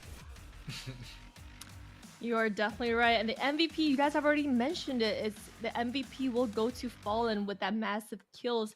And especially since Fallen in the second game has actually lost his first blue buff. So even coming in the early game, Aggravated One had an advantage. They took Ling off of his blue buff, but he was able to quickly come back and bounce back in the game. And Yuwei, I want to hear your thoughts on that, because as a Ling, the blue is very important, but still, even though he lost his blue, he's still able to come back. Oh no, it's extremely important, but what are these very, very top junglers they like to do? They're just so good at farming, and they just have the ability to just say, hey, let me skip this camp and let me go for the kills, or let me farm a little bit more, make sure I have the EXP advantage, making sure I could retry these objectives, or just being there on time. And Fallen, the assassin main himself, the thief, was able to grab up 2 of his best heroes. You can't be giving the thief the Hayabusa and the Ling here. That is just making his life way too easy, Trex. I mean, it's very true, right? Like, we call him the thief for a reason, because he's so good at these sneaky move around heroes. Something we saw him be the thief before and was the Benedetta at M4 qualifiers, and that's another slippery hero, and he was just able to pull these things off. So we see him in this comeback. A lot of us wondered, is he going to be rusty? But he wasn't. He came in so strong, and I'm excited to see how they continue here. Absolutely, and I'm excited to see the next match on the way. Night versus the Night Horde versus the BloodHounds. That's very new names and new faces that we're gonna see this season, but we're gonna take a short break as these teams get ready and take a short breather, get some snacks, and we'll see you in 5.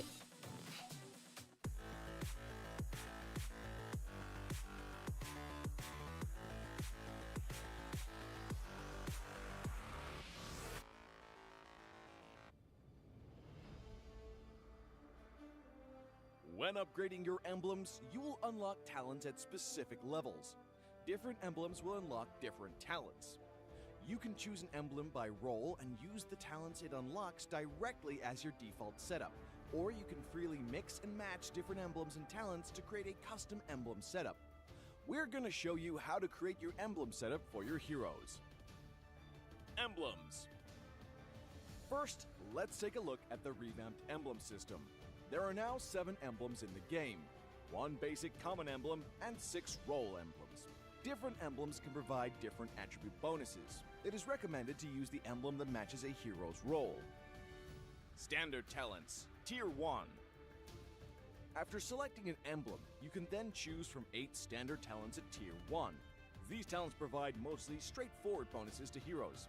Of the 8 talents, Thrill and Swift are good on almost any hero, while other talents are more catered to certain roles. Standard talents, Tier 2. At Tier 2, you will also have 8 standard talents to choose from. The Tier 2 talents trigger or work under different circumstances. We still recommend choosing one that matches the role of your hero. But if you're an advanced player, you are free to choose any of the talents to fit your playstyle. For example, if you're playing the core hero on your team and want to focus on gearing up fast, you can choose the Bargain Hunter talent regardless of how your hero deals damage. And heroes who rely on their skills for sustained damage, whether it be a mage or fighter, can use the Festival of Blood talent for more spell vamp. Core talents, Tier 3. Finally, let's talk about the most important talents, the core talents. There are 8 core talents available in the game, and each provides a unique and powerful effect. We recommend choosing the core talent to match your hero's role and only use core talents from other emblems for advanced or unconventional tactics. The revamped Weakness Finder talent is no longer reserved for ranged heroes. This talent is now a viable option for any hero that relies on basic attacks and wants better laning and the ability to slow enemies. The Lethal Ignition talent now deals adaptive damage, making it a prime choice for any hero that has heavy-hitting combos.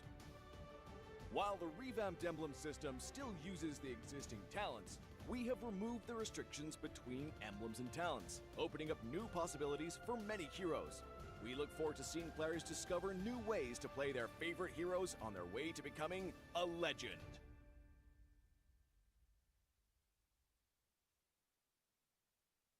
Welcome to a journey through time as we delve into the transformative milestones of North American Challenger Tournament, NACT. Our story begins on April 11th, 2022, when the North America Community Tournament was officially renamed to North America Challenger Tournament. The official NA YouTube channel was also introduced, and Team A77 claimed the title of champion for the season. Fast forward to August 7th, 2022, and NACT evolved into an officially organized North American regional event. The tournament spanned 13 days of thrilling online broadcasts, with Team First Blood triumphantly seizing the championship. As we moved into the fall of 2022, the first ever offline grand final was held, taking the tournament to a whole new level. This landmark event took place in Las Vegas, USA, creating an unforgettable live experience for all the fans and competitors. The NACT trophy was unveiled, and the championship title went to the Valley.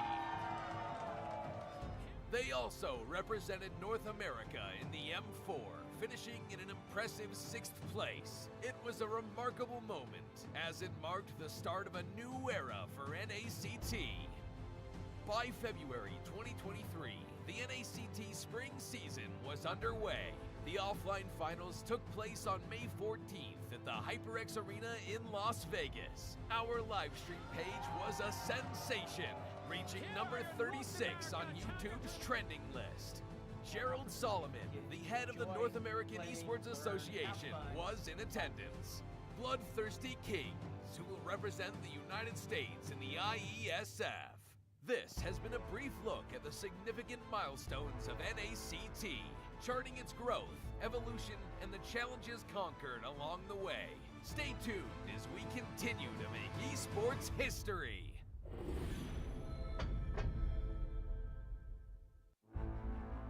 In the world of esports, every battle is a chance to prove oneself. Every moment holds the potential for greatness. It's not just about winning, but the spirit of competition that drives us forward. NACT 2023 Fall Season is where dreams are realized, where champions are crowned, and where legends are made. In the arena, we face our rivals head-on with unwavering focus and unwavering resolve. We leave no stone unturned, no opportunity wasted. B2K doesn't want to go out Together, we create moments that will be etched in history. We inspire, we innovate, and we forge new paths towards glory. NACT 2023 Fall Season. My fight, my moment.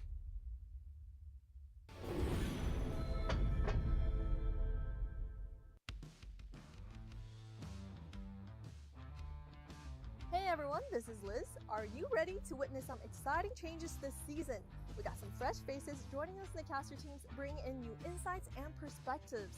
Now, speaking of exciting changes, Trex, I heard you got some thrilling news to share with us about the prize pools.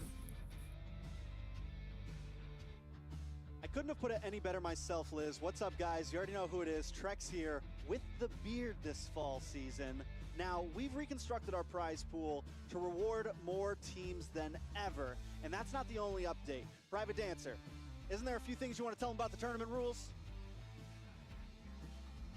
You bet, Trex. Hello, ladies and gentlemen. It is I, the Potato King here, Private Dancer, bringing back that unique voice and unique sense of energy to each and every match. But this season, we are raising the stakes. We've revamped the tournament rules, aiming to make sure that each and every experience for you guys is more intensive, more captivating, more awe-inspiring for you, the viewers. But that's not it. Stage:Kickstarts here can tell you about what we can expect from the caster team this season.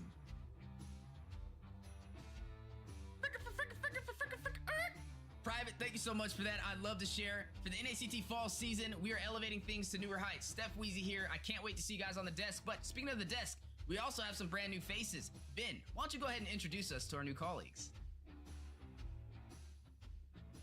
With pleasure, Stage:Kickstarts. Hey, I'm Ben, and we're delighted to welcome outstanding new talent to the team this season, Yuwei. He'll be joining us and providing exciting commentary and breaking down all the intense matches that are to come. Yuwei, I believe you have some insight about how this season is about more than just gameplay, right? Absolutely, Ben. Hi, this is Yuwei, and the NACT 2023 Fall Season is not only about showcasing the talent and the dedication of North America's top teams, but also about creating a vibrant community. Eunice, as the final voice in our lineup, would you like to share some of your thoughts on the upcoming season? Absolutely, Yuwei. Hi everyone, this is Eunice. This season is set to be our most exciting yet, with fresh faces, an updated rule set, and a restructured prize pool that's more inclusive than ever. But at the heart of it all, we're building a community. Isn't that right, Cena? That's right, Eunice. We are making an amazing community. Hello everyone, it's Sina Lily here. For this season, let's make it a memorable one on and off the stage as we build a sense of camaraderie and sportsmanship. For the NACT 2023 Fall Season, let's embrace this journey together and make it an unforgettable one in esports history. I can't wait to share this adventure with you all. See you guys all soon.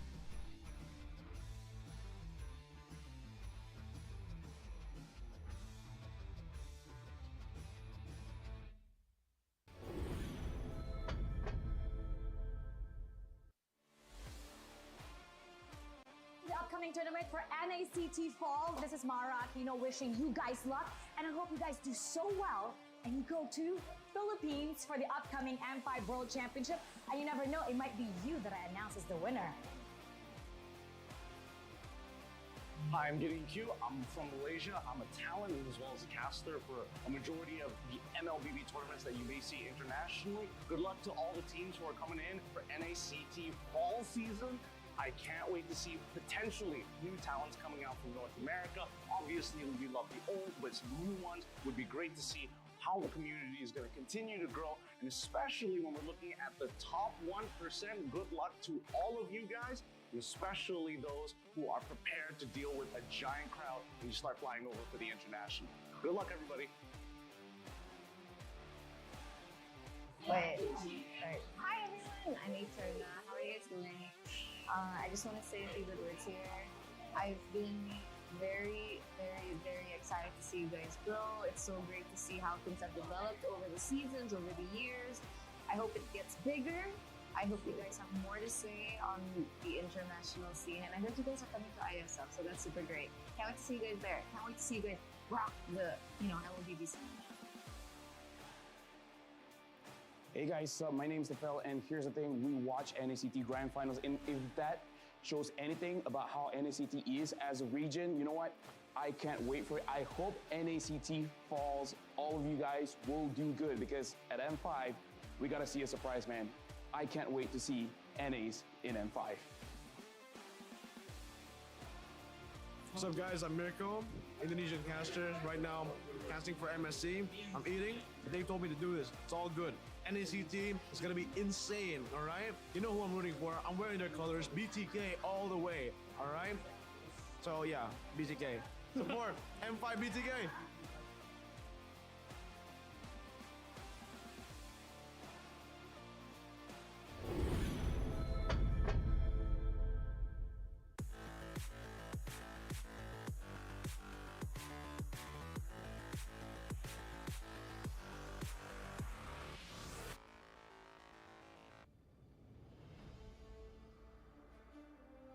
When upgrading your emblems, you will unlock talents at specific levels. Different emblems will unlock different talents. You can choose an emblem by role and use the talents it unlocks directly as your default setup, or you can freely mix and match different emblems and talents to create a custom emblem setup. We're going to show you how to create your emblem setup for your heroes. Emblems. First, let's take a look at the revamped emblem system. There are now 7 emblems in the game, 1 basic common emblem and 6 role emblems. Different emblems can provide different attribute bonuses. It is recommended to use the emblem that matches a hero's role. Standard talents, Tier 1. After selecting an emblem, you can then choose from 8 standard talents at Tier 1. These talents provide mostly straightforward bonuses to heroes. Of the 8 talents, Thrill and Swift are good on almost any hero, while other talents are more catered to certain roles. Standard talents, Tier 2. At Tier 2, you will also have 8 standard talents to choose from. The Tier 2 talents trigger or work under different circumstances. We still recommend choosing one that matches the role of your hero. But if you're an advanced player, you are free to choose any of the talents to fit your playstyle. For example, if you're playing the core hero on your team and want to focus on gearing up fast, you can choose the Bargain Hunter talent regardless of how your hero deals damage. And heroes who rely on their skills for sustained damage, whether it be a mage or fighter, can use the Festival of Blood talent for more spell vamp. Core talents, Tier 3. Finally, let's talk about the most important talents, the core talents. There are 8 core talents available in the game, and each provides a unique and powerful effect. We recommend choosing the core talent to match your hero's role and only use core talents from other emblems for advanced or unconventional tactics. The revamped Weakness Finder talent is no longer reserved for ranged heroes. This talent is now a viable option for any hero that relies on basic attacks and wants better laning and the ability to slow enemies. The Lethal Ignition talent now deals adaptive damage, making it a prime choice for any hero that has heavy hitting combos. While the revamped emblem system still uses the existing talents, we have removed the restrictions between emblems and talents, opening up new possibilities for many heroes. We look forward to seeing players discover new ways to play their favorite heroes on their way to becoming a legend.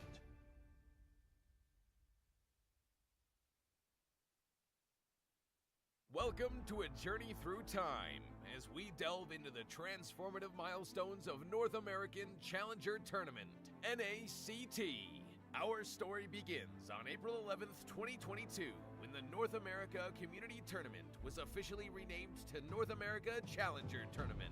The official NA YouTube channel was also introduced, and Team A77 claimed the title of champion for the season. Fast forward to August 7th, 2022, and NACT evolved into an officially organized North American regional event. The tournament spanned 13 days of thrilling online broadcasts, with Team First Blood triumphantly seizing the championship. As we moved into the fall of 2022, the first ever offline grand final was held, taking the tournament to a whole new level. This landmark event took place in Las Vegas, USA, creating an unforgettable live experience for all the fans and competitors. The NACT trophy was unveiled, and the championship title went to the Valley. They also represented North America in the M4, finishing in an impressive 6th place. It was a remarkable moment, as it marked the start of a new era for NACT. By February 2023, the NACT spring season was underway.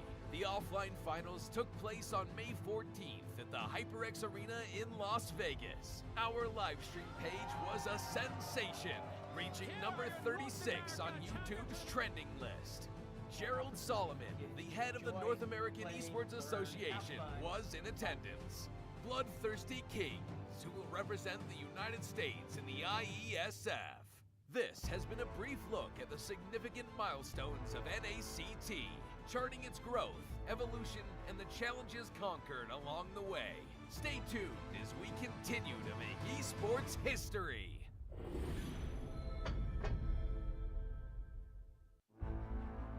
In the world of esports, every battle is a chance to prove oneself.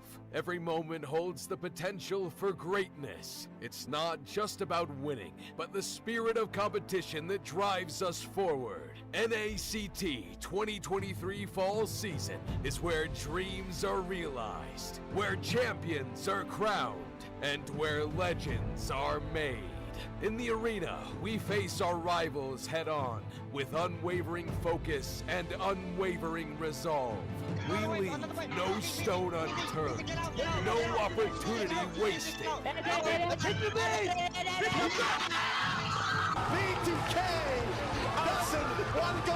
Together, we create moments that will be etched in history. We inspire, we innovate, and we forge new paths towards glory. NACT 2023 Fall Season. My fight, my moment.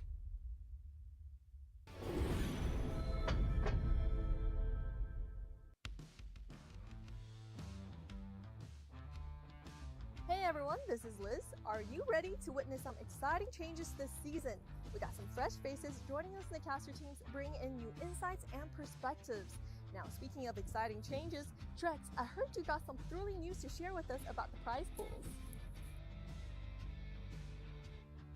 I couldn't have put it any better myself, Liz. What's up, guys? You already know who it is. Trex here with the beard this fall season. Now, we've reconstructed our prize pool to reward more teams than ever, and that's not the only update. Private Dancer, isn't there a few things you want to tell them about the tournament rules? You bet, Trex. Hello, ladies and gentlemen. It is I, the Potato King here, Private Dancer, bringing back that unique voice and unique sense of energy to each and every match. But this season, we are raising the stakes. We've revamped the tournament rules, aiming to make sure that each and every experience for you guys is more intensive, more captivating, more awe-inspiring for you, the viewers. But that's not it. StageⅠki here can tell you about what we can expect from the caster team this season.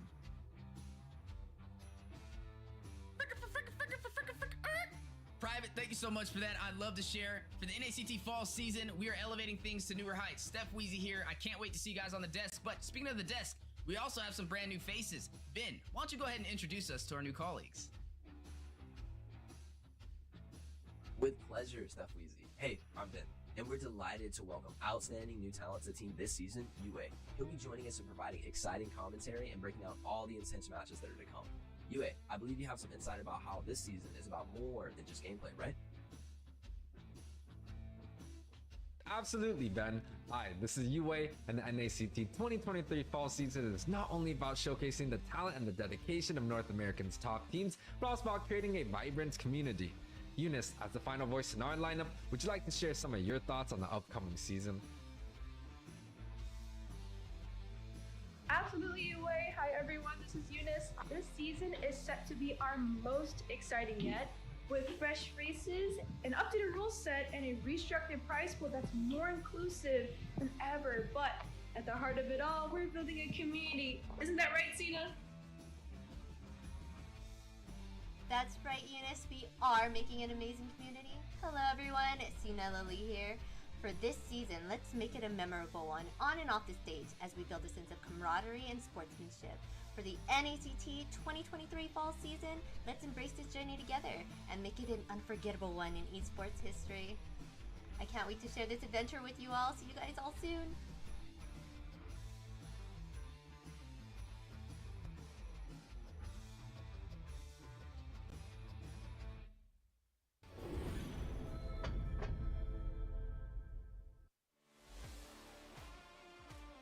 Upcoming tournament for NACT Fall. This is Mara Aquino wishing you guys luck, and I hope you guys do so well and you go to Philippines for the upcoming M5 World Championship, and you never know, it might be you that I announce as the winner. Hi, I'm BooBooGamers. I'm from Malaysia. I'm a talent as well as a caster for a majority of the MLBB tournaments that you may see internationally. Good luck to all the teams who are coming in for NACT Fall Season. I can't wait to see potentially new talents coming out from North America. Obviously, we love the old, but some new ones would be great to see how the community is going to continue to grow, and especially when we're looking at the top 1%, good luck to all of you guys, and especially those who are prepared to deal with a giant crowd when you start flying over for the international. Good luck, everybody. Wait, alright. Hi everyone, I'm Eterna. How are you guys doing? I just want to say a few good words here. I've been very excited to see you guys grow. It's so great to see how things have developed over the seasons, over the years. I hope it gets bigger. I hope you guys have more to say on the international scene. And I heard you guys are coming to ISF, so that's super great. Can't wait to see you guys there. Can't wait to see you guys rock the, LLBB scene.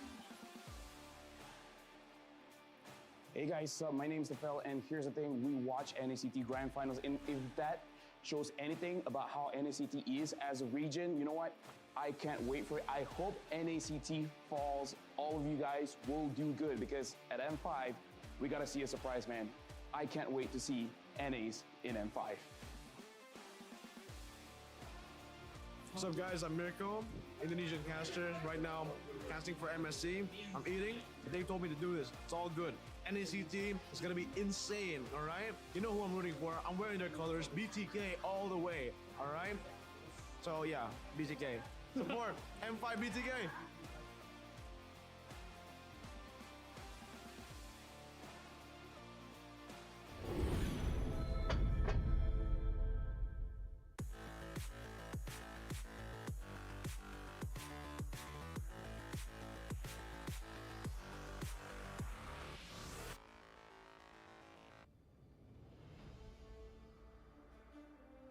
When upgrading your emblems, you will unlock talents at specific levels. Different emblems will unlock different talents.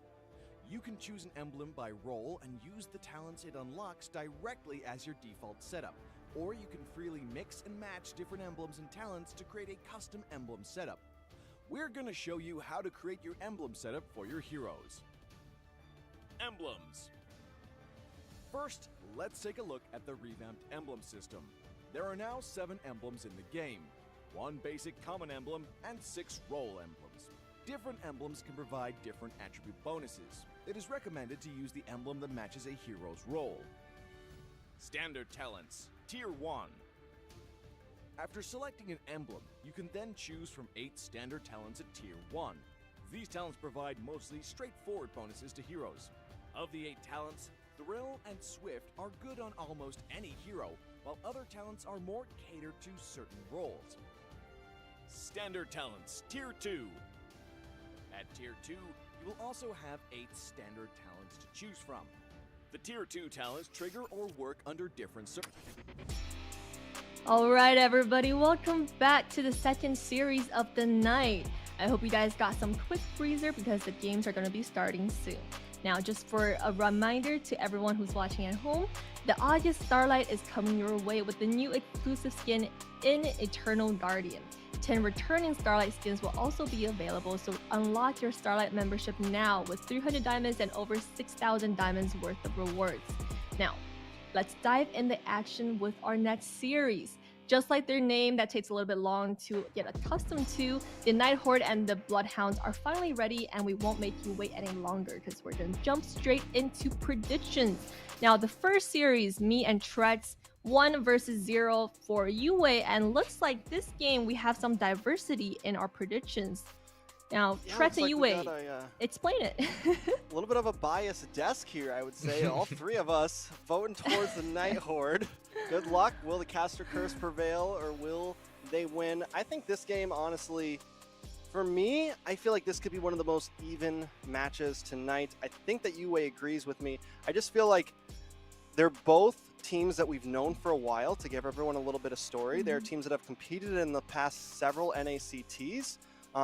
But they've never really got into that top 8 slot. BloodHounds have one time, but it was more by a technical fallacy. The team that beat them could not continue to play, and they had to fill in that number 8 slot. So this is their first time really getting there on their own merit. Same thing with Night Hordes. So a community-known teams, but still new to this type of pressure. I'd put them both around the same power level, so I think it's going to be interesting. Yeah, it's going to be the Black Dragons versus the Hunters out there. And it's going to be an exciting match, just like you said. Both teams are relatively even in terms of that power. We've seen both of them throughout the whole entire community. And wow, you know, this is going to be kind of like a newcomer versus newcomer for me, right? It's a welcome to the NACT, but both of these teams are being welcomed. And this is a very tight match because if they win this, they get to play tomorrow. And if they don't, Trex, you know, they are just going to be done for the weekend. And you guys mentioned that you know some of these players and you know that they've been competing in the NACT for quite some while. So take a look at their roster and give us a heads up on some of the things that we're going to be looking out for. All right, so on the Night Horde, we have Matt for you, Con 6. We're just going to call him Con. We have Myth, Assault, and Reckless. Reckless is definitely a name that I know. Assault, also a little familiar with. But BloodHounds, definitely a team that I've known for a while here. Take us through them, Yuwei. Yeah, we got Easy Peasy in the jungle, Sleeps, also Bocaroso in the mid lane, Dino on the XP, and Opie on the roam position. These are very familiar faces. I know Bocarosos has been in the competitive scene for some time, and the whole BloodHounds lineup, it seems like they've been sticking together through the thicks and thins and able to prevail into this top 8 season. And wow, an explosive matchup coming out for us, Trex. Yeah, definitely explosive. And just to clear things up, this Easy Peasy is not the Easy Peasy that we used to know, that it now goes by ISO on BTK. This is actually one of the reasons, quick fun fact, this is one of the reasons Easy Peasy on BTK changed his name to ISO, because there was another one and he didn't want there to be this confusion. So we thank him for that. Bocarosco will be the team captain though, and he's been leading this team for a while now, and I feel like they are ready for the NACT. And definitely a lot of changes this season, right? So judging by your knowledge of the two teams that coming from the past experiences in NACT, they've made it this far through to the regular season this season. And what do you think are some improvements that they've made throughout their journey? Well, definitely stronger rosters, right? Stronger, you know, trust into each other. A team that has stick together, they are definitely the ones that are watching out for, because, you know, it's very hard when traditionally a lot of the teams, they lose and then they have to kind of switch around or switch to the players. But BloodHounds is a team that has stuck together with the same roster throughout plenty of different tournaments. But on the other side, Night Horde is a very explosive team where they have a new roster, players from different organizations. You said Assault, I do believe he was from Limey Top. And then you also said Reckless, which was Empire, who placed top 4 in the last NACT. And we'll see how they do as we're gonna quickly begin the match of the day. We are here once again. Match number 2. This is going to be BloodHounds on the blue side facing up against Night Horde. Now, let's lay down the storyline real quick. Let's make some things clear. Let's make some things interesting. You know, I do kind of feel like BloodHounds could be considered the favorite here just by some points. I think that Night Horde can win this, and I normally, when I put in all my predictions for the week, I like to put in one upset. And the Night Horde was my upset game. Even though they are at even power levels, I feel like BloodHounds may be a little more down to earth for this game. But they also have been known to have the ability to pick things outside of the meta. I think it was actually one of their issues in past NACTs is they always wanted to try to be a little bit different. Bocarosco used to love certain picks like the Sicilian pick, and it just never worked, you know? And like, it would get them so far, but they've kind of learned to bring things back down to earth, but they also still have some cards up their sleeves, I feel like. Yeah, you're talking about cards up their sleeves. BloodHounds actually choosing to opt to go for one of their sub-roamers, Coppola, which I've actually had, you know, the pleasure to play with back then. He has a lot of roaming experience underneath his belt, and he's also a great XP laner, so I wonder how they're going to be slotting into this hunted versus hunted matchup. And Night Horde, you know, this is the team that has been there. You know, we've seen a lot of the players before, and the draft has already begun.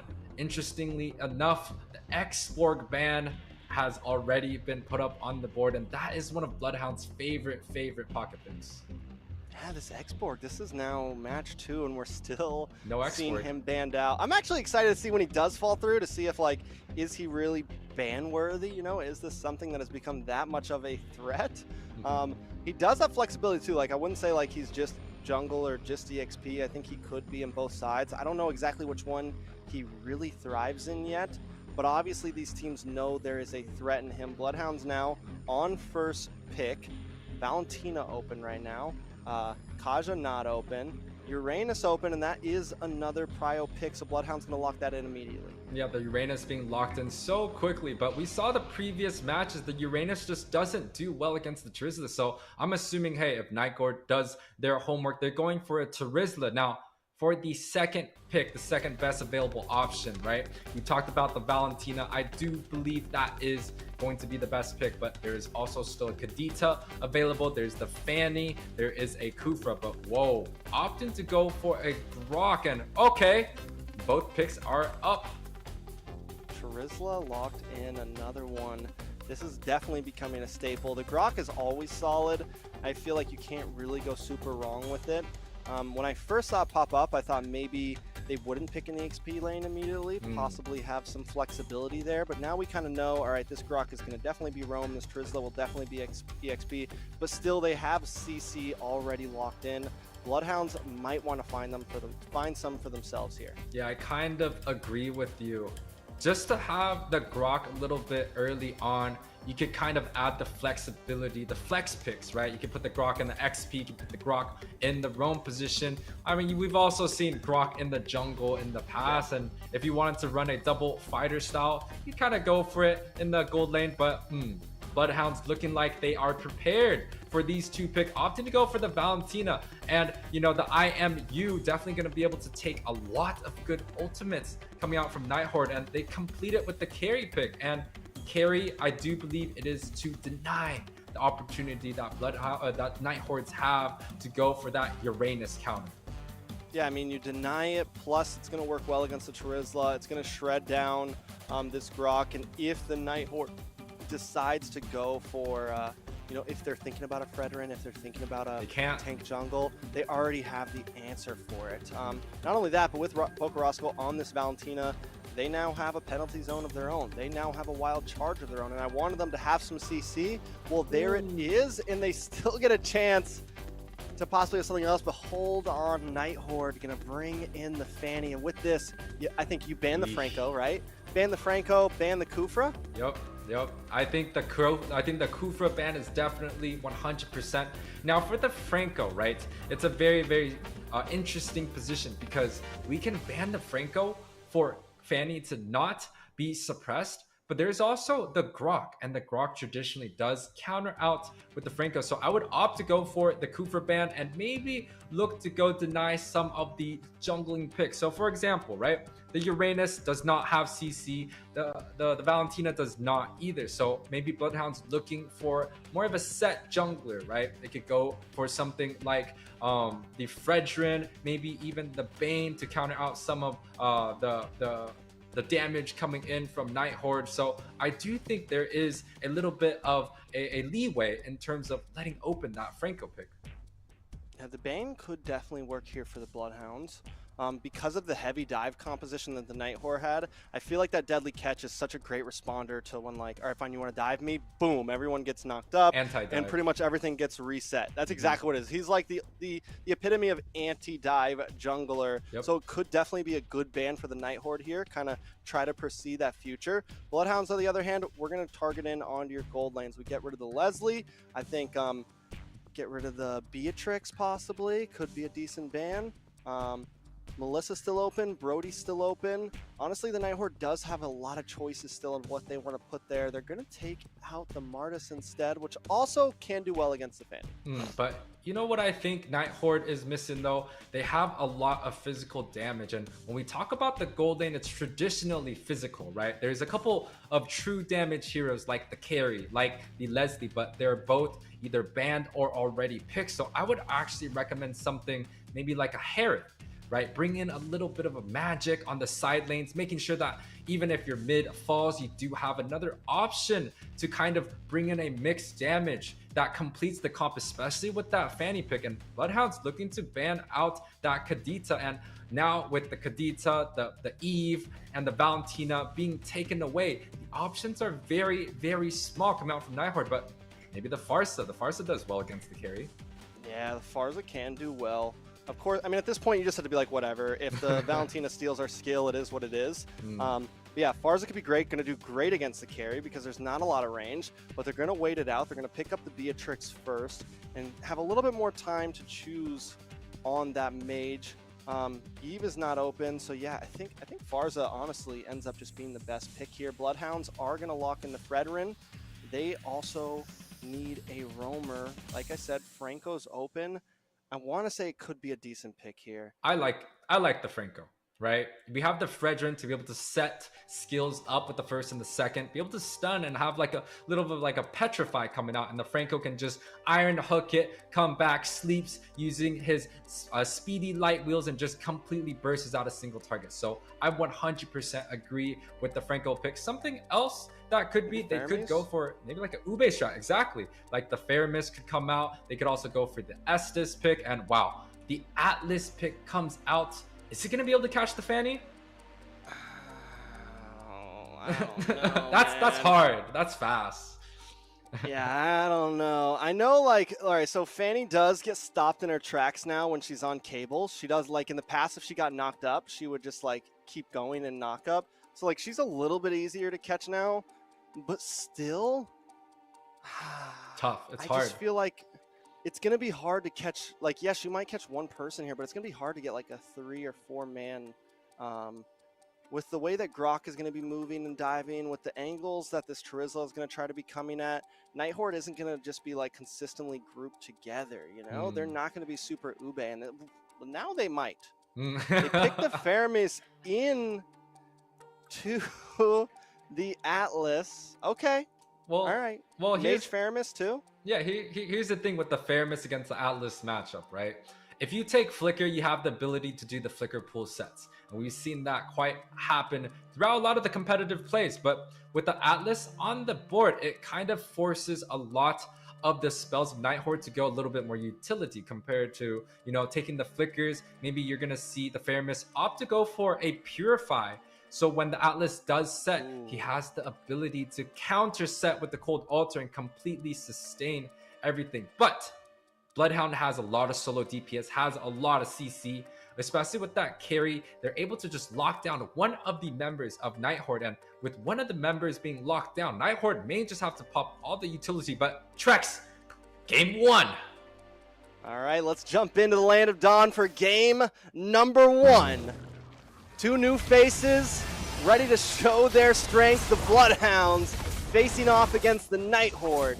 Anything to take us through here, Yuwei? Any major winning conditions for these teams? Oh, I'm excited. This is the match for me to watch. And take a look at some of the emblems. Take a look at some of these spells coming up. You see the Concussive Blast coming out from that Fredrin. Adds a little bit of a damage early on into the jungle. But Coppola on a Atlas looking to go for a slight invade. That is not very, very common. You can see the traditional Brave Smite coming out from the side of Nighthorde, and also the Uranus with the Brave Smite. So, you know, very, very common emblems around the Quantum Charge coming out from the Marksman. We've seen this quite often, so nothing really too much to talk about here, Trex. Yeah, everyone on BloodHounds will win for sustainability. Wait, Matt, for you in a little bit of trouble. Dino tries to catch him off there, unable to, but still we're already seeing the pressure from that Uranus. Dino doing a good job in the beginning of this game. Yeah, but when do we see that matchup favor the Charizla? Because the Charizla is the one that's being picked into that Uranus, so the Charizla should have the upper hands, but this might be a problem for Nighthorde, because if that XP loses in a matchup that he's supposed to win, it might be tough. But mid, yeah, a little bit of damage in mid. I want to bring something up. We saw those emblems for a second there, and literally 4 out of 5 members of BloodHounds all have tenacity. And I think that could be crucial going up against this Fanny, right? She wants to get you low. She wants to try to get those finishing shots on you. And this is going to give them just a little bit of an advantage in that survivability. And there's Dino, right? Without that, may have gone down. Because what? Once you drop below 40%, I think it is, or 30%, you get that big boost in defense. And that's going to work great in this early game when Myth on this Fanny wants to pop off. 50% below HP, 18 armor and magic resist is what the tenacity does bring to the table. And just like what you're saying there, the tenacity really does well against a lot of the assassin junglers like the Fanny, the Hayabusa, especially early on. And if you have tenacity on majority of your members, you're talking about the Valentina, the Beatrix, it's going to be hard to burst down. But Turtle, watch for Coppola here. Does have it. There's the Fatal Links. Knocks up a few of them. Out comes Colt Alter, though, along with the penalty zone. Matt, for you able to get the first kill on the Coppola, though. Boca Roscoe forces Flicker. Myth looking for more. Locks on a Dino. It's 2 for 0 trade. Turtle still up, and Myth should be able to get this uncontested. Yeah, we were kind of talking about how Coppola was able to get a set, and he did grab up 3 of the members from Night Horde, but the Purify coming out along with the Cold Altar. That fair miss, it just took that team fight to another level, and he was able to sustain against the CC, against the damage coming out from BloodHounds. Yeah, I mean, you called it. We saw the Purify come up, and once I saw it, I was like, man, Yuwei got that spot on there. Sleeps in a little bit of trouble, though. Coppola and Easy Peasy looking for Assault. He's forced to use a Flicker, but it works perfectly, Yuwei. Yeah, he's able to kind of just trade that spell across. Assault a little bit out of position, but he should be able to negate a lot of the aggression coming out from BloodHounds. And, you know, Carry, once again, it's one of those heroes that are looking to scale into that late game. He already has the Steel Lake Plate, so he's probably looking to grab up maybe the Demon Hunter Sword or the Corrosion Scythe or even the Golden Staff relatively early on. But the gold lead already slight ahead for the Night Horde. Even though, you know, they were able to win that fight early on, they're still trying to put up the aggression. And look at Assault, even without the Flicker, he's looking to take some of those turret gold early on. Coppola was looking for that, though. He's got the Flicker ready. He was like, let me get a little close, see if I can get in range for this Flicker Fatal Links. Doesn't get it. Assault kind of smells it. He's like, all right, let me back off. But Assault definitely being very aggressive. He feels comfortable in this gold lanes. And I feel like BloodHounds want to punish that, but they haven't been able to yet. Now Night Horde also rotating up to the gold lane. They've got 3 members. This could be a big clash up here. Alice? Fatal Links trying to lock on. Coppola does use it looked like, up there. He doesn't have it in the list anymore, but I don't think he's able to lock into anybody. Nobody goes down. Yeah, that is going to be a huge ultimate on the side of BloodHounds that they aren't going to be having for the Turtle, but Reckless. Reckless pops the wall. Good place. Coppola able to get the stun, though, to stop the advance. Still no deaths, but here comes Myth. Looking for a possible play. Decides not to make it. Night Horde do have about 1,000 gold lead. They're just taking things slow right now. Yeah, taking things slow, but the Turtle is going to be up. So without that Fatal Links coming out from the Atlas, it's going to be one utility gone. But Myth is also on the Fanny, and Flicker gets popped up by Night Horde. You know, this is a very weird situation because we don't really see Fanny being the one traditionally starting these objectives. It should be the tank jungler, but Easy Peasy pushing ahead a little bit. Here comes Dino, though. Into the backside, Coppola looking for something as well, trying to create space for the team. The Apprentice's Wrath comes down to Easy Peasy. Able to get that turtle. Colt Ultra comes out. Myth flying through the air, getting a little bit of damage on everybody, but Khan in a little bit of trouble here. Coppola trying to get pulled in, will take damage, down to about 10%, but Myth can't get the final hit. Second turtle of the game will go to BloodHounds. Yeah, the second turtle does go to BloodHounds, and I was, you know, in the previous games we've talked about the gold leads, right? Especially at this 5-minute mark where both sides are looking to grab up, finishing up that first item there. You know, the gold lead doesn't really even matter because it feels like once it passed 8 minutes to 10 minutes, the snowball just prevails. And we saw from the previous game, Avalon was able to kind of push through. But this is a little bit of a different game. There's no all-stars coming in from both sides. Night Horde and BloodHounds are very evenly matched. And some of the items, Trex. Yeah, I mean, looking at some of the items, I want to take a look at the gold laners right now. Sleeps has already gotten in the Corrosion Scythe, and it looks like Assault went for straight burst first, locking in the BOD. Assault does have a little bit of an advantage here. Now taking this tower, he's going to get even more able to get that gold plating, setting him a little bit ahead. Not only that, but now he's going to have the opportunity to rotate around, help out his team, and this could be one of the problems. And in comes Myth, Ulthal to try to save the day, but the Assault comes back. Kopla will go down first. The Fatal Lynx was almost in clutch, but it just was not there. Easy peasy looking for finish on a Reckless. Not quite able to get it. He wants it. He's trying to find it and finally knocks him down. Night Horde now on the run as BH chase them down. It's a 1-for-1 trade, roamer for roamer. A 1-for-1 trade, but a little bit of a nostalgia feeling, right? The double cold ultra coming in from both sides, but the defense is there. The penalty zone locks in, just trying to clear out the minion waves right now. Khan there as well. Here comes Assault, flanking around the wall, but Dino is onto him, and Dino may start to become a problem for the side of Night Horde.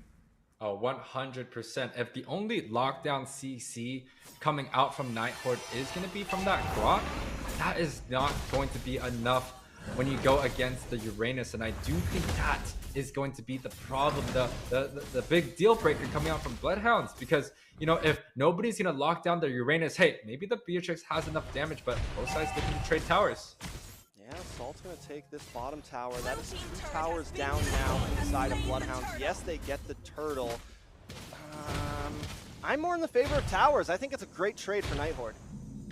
Yeah, they have, you know, they're continuing to push onto that bot side. Myth is looking to go for that that orange buff right there, but the gold lead is still relatively even, and with a gold lead that's pretty even right here, I would have to kind of give the advantage towards the side of BloodHounds, right? They have the carry, they have the Atlas, they have the front to back composition lined up with a very extremely late game dependent marksman, versus on the other side, you know, we see Fanny typically go for an early aggression. The Beatrix tries to use her ability to scale from the early game into the mid and the late game, but we just don't see too much action being put on to the side of BloodHounds, and I really think Night Horde has to kind of step onto the gas pedal and make sure this Fanny can rotate around, use its mobility, and, you know, dive the specific heroes. I don't know, you know, Fanny, I know it is a, oh, wait a second, Reckless with a wild charge. Here comes Myth, looking for the finish, trying to lock on a Sleeps. Sleeps able to reposition. Cult Altar comes out. Assault able to find Sleeps, though.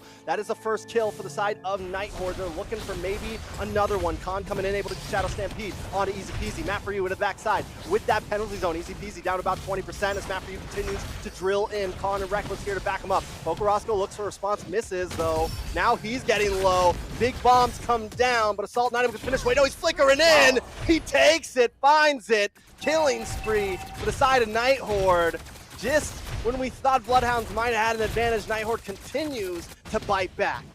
Yeah, 1-for-0 trade. The Black Dragon's able to grab with that bot side tower along with another kill. Now, what's really smart is coming out from Khan, right? He knows that Boca wants that cold ultra, and, you know, the double cold ultra fights has been happening over and over, but Khan has been positioning himself behind and hiding in bushes, making sure that Boca does not have a clear way to grab up that cold ultra. And wow, Night Horde stepping onto the gas pedal right now, able to grab up another tower onto the top side. Oh, Matt for you with the 4-man penalty zone on there as well. Myth looking for the backside, moving on to Sleeps, trying to get the finish. Sleeps able to just flicker away, but still the damage has been done.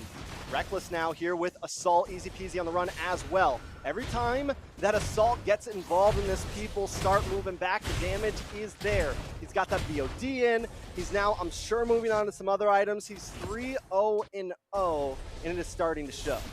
Oh, it's very scary. BOD, Malefic Roar, maybe into something like a Haas Claws or the Blade or the Demon Hunter, so that's going to be hard. But Myth looking for a drive-by, able to maybe grab up that blue buff.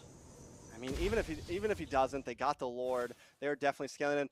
Earlier we mentioned Fanny kind of being been in the early game, but Fanny always catches me off guard with this, right? As long as Fanny goes deathless, like 10, 11, even 12 minutes, Fanny can still like pop off. And because of those tenacities early on, it was definitely tough. And Myth definitely isn't like the star of the show right now, but there's still that constant threat. And Myth is still doing his job correctly. What we just saw was he moved on to Sleeps. Sleeps wasn't able to get involved in that fight, and that bought time for Assault to just shred through. And the damage dealer of BloodHounds was able not to do anything. So even though Myth isn't getting kill after kill, still knows the assignment. Yeah, you're completely right. And with the Lord marching down onto the top side, Horde is looking to push their lead a little bit. But once again, this is only the first Lord. It does not have the luminous effect, as Horde able to take all the outer towers, and now they're looking to kind of keep BloodHounds into their base and denying all their jungle creeps away. I mean, they're being surgical right now. Take us through some of these items, though, Yuwei. Yeah, of course. We see Carry able to build up 2 of the Trinity items, but a team fight. On big team fight. Penalty zone. Cold Altar comes out, but Neighbor's Passion is melting it down. Sleeps, though. Able to find Reckless. Speedy Light Wheel goes in. Easy Peasy falls as well. 1-for-1 currently. Assault there, looking to try to start up something else. But overall, Horde unable to get too much out of that. Yeah, this is a relatively low kill score game. We see Kopla on this Atlas able to provide quite the CC, but especially with the Cold Altar from the side of Horde, it just feels like the sets are being negated. You could kind of see Kopla 0, 2, and 1 not really making the most impact in the game right now, and Horde kind of just zoning away. They have the gold, they have the kills, especially on, you know, the Beatrix Assault on a 4-0-0 right now.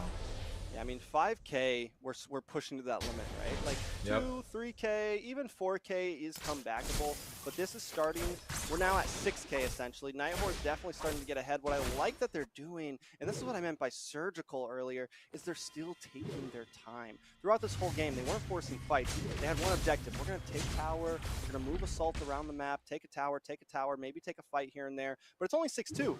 Like you said, low kill score game, but look at the map. It's all red, and BloodHounds has nothing to say about it. Yeah, Horde chooses to kind of spread their units around, making sure that all of the intersection is going to be seen if BloodHounds chooses to go. And, you know, the Hunters, they have to kind of group up. They have to make sure that maybe they can peek out and have a small winning side right now. And you can kind of look at the Carry, right? He's pushed up quite ahead, but he is alone, and that kind of scares me, because if the Fanny is able to spot out the Carry, especially without a win, Sleece might just be assassinated here. But Lord looking to be started. This is the Luminous one. That is an enhanced Lord. Luminous, as you said it. Dino trying to get some information on the team. Bocarasco also coming in. He steals the Cold Altar, so be prepared for that. The fight could last a little longer than usual with both of those on the field. Lord gets reset here. So Horde kind of lost some positioning there. Matt, for you brought down to about half health. Dino continuing to harass, but neither team forcing it. But watch for Fanny with the split push down the mid side, takes an inhibitor, gets out of town, and this is going to kind of disrupt BloodHounds. What are they going to do about this? Oh no, we love this, right? A Lord dance coming in, but the fight is on. Colt will look for something. Matt, for you into the backside. Assault also pops into his passion. Cold Altar does come out from Bocarasco there, trying to hang on. One comes out from the Horde as well. Khan's still there in the midst of 2 members. The Appraiser's Wrath comes down, but Myth able to find 1. Myth finds 2. Down goes Sleeps. He's looking for more. Matt for you pushes Easy Peasy away, and Assault moves on to Dino. Make it a triple. This is what I meant. You cannot count out Fanny. Even at 14 minutes, the damage is still there, Yuwei. Yeah, that was so smart coming out from Myth. He's able to push that mid side, kind of go into a bot side, but then chooses to opt to go for a U-turn, and Horde's looking to end this game here. Going for the finish. Easy Peasy gets shredded down. They've got enough minions. No taunts here, no TPs. We want the game. Horde takes game 1. Ooh, the Dark Dragon bites down on the Hunters. Instead of hunting, they are being the ones hunted. Horde able to grab up the victory in this match to the very first game. And wow, Trex, that was a very close one. And man, I don't think we're going to be seeing Fanny on Myth anymore in this set. You know, I'm going to have to argue a bit here. I think Horde had that game the whole time. I know it felt even because the gold never escaped, but like I said, they had map control. They had objectives. Even it was like a very underhand play, I felt like, but like they were just slowly winning. You know, it was very clean, textbook. I felt like they did it in very good fashion, and BloodHounds never really had control of the tempo of that game. And starting from that very first fight on the turtle, the Cold Altar coming out, saving like 2 or 3 of the members, and we were talking about the Purify to negate you know, the fatal links coming out from Atlas. those fights were huge, and I would not be surprised to see, you know, maybe the Fairness or even the Fanny grabbing up the MVP of this match here. So what does BloodHounds do here? I mean, yes, in a sense of it wasn't like a complete stomp. It wasn't like a wash. It wasn't like 20-1 in kills or anything like that. So I don't think like this is out of BloodHounds' grasp, right? I think they just need to get their map control down a little bit. Be careful of that banana split coming from Assault and taking those towers. They need to not lose too much land early on. Well, it definitely feels like Night Horde has a very good idea of how to Lord Dance, because quite honestly, if they did not let that Lord go on that second Luminous and maybe they lost the team fight or they tried to rush it and the Lord went on to the other side, it could have been a much more even game. So, you know, Night Horde, it seems like they have the banana split, just like what you're saying. They know how to abuse the mobilities coming out from something like a Fanny or a Ling pick. So maybe opting to ban out some of those assassins, put BloodHounds versus Night Horde, something like a fighter versus fighter in the jungle, you know, both a little bit slow, a little bit more brawl heavy, and see if BloodHounds can get an advantage there. But, you know, just looking at this small replay right here, BloodHounds, you know, they lost 3 of the members, and we saw Myth going from the backside, getting both the priority targets, making sure that he gets sleeps, he gets Coppola, and then comes out and sweeps. And with this last little skirmish, Night Horde was able to prevail and grab up those last 2 kills and making it into game 2 with the first victory. Yeah, very cleanly done. I feel like a major talking point here is Night Horde had great macro that game, right? They had wonderful macro, and if BloodHounds can't compete with that, the answer might be a bit more aggressive in the early game. Pick something that you can bully. Force BloodHounds to come together and fight you, because if you don't force that, they had great positioning that game throughout the whole game. They were spread out very well. They were not scared to be patient and wait in bushes, and to let them essentially, they had vision on the map and they knew where BloodHounds were. So BloodHounds need to maybe, all right, fine, that's the type of game you want to play. We're going to start pushing in and forcing your team to come up, and let's force some team fights. Let's see who's got the better micro here, because that might be the opportunity for BloodHounds to take a win.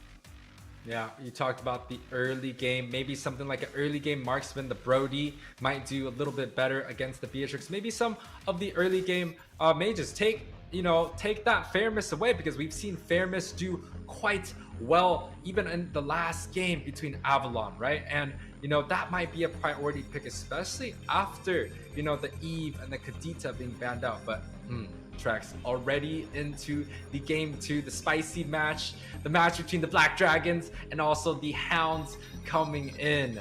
I would not be surprised to see, you know, assassin bans come out against BloodHounds and the export ban being denied away from Easy Peasy.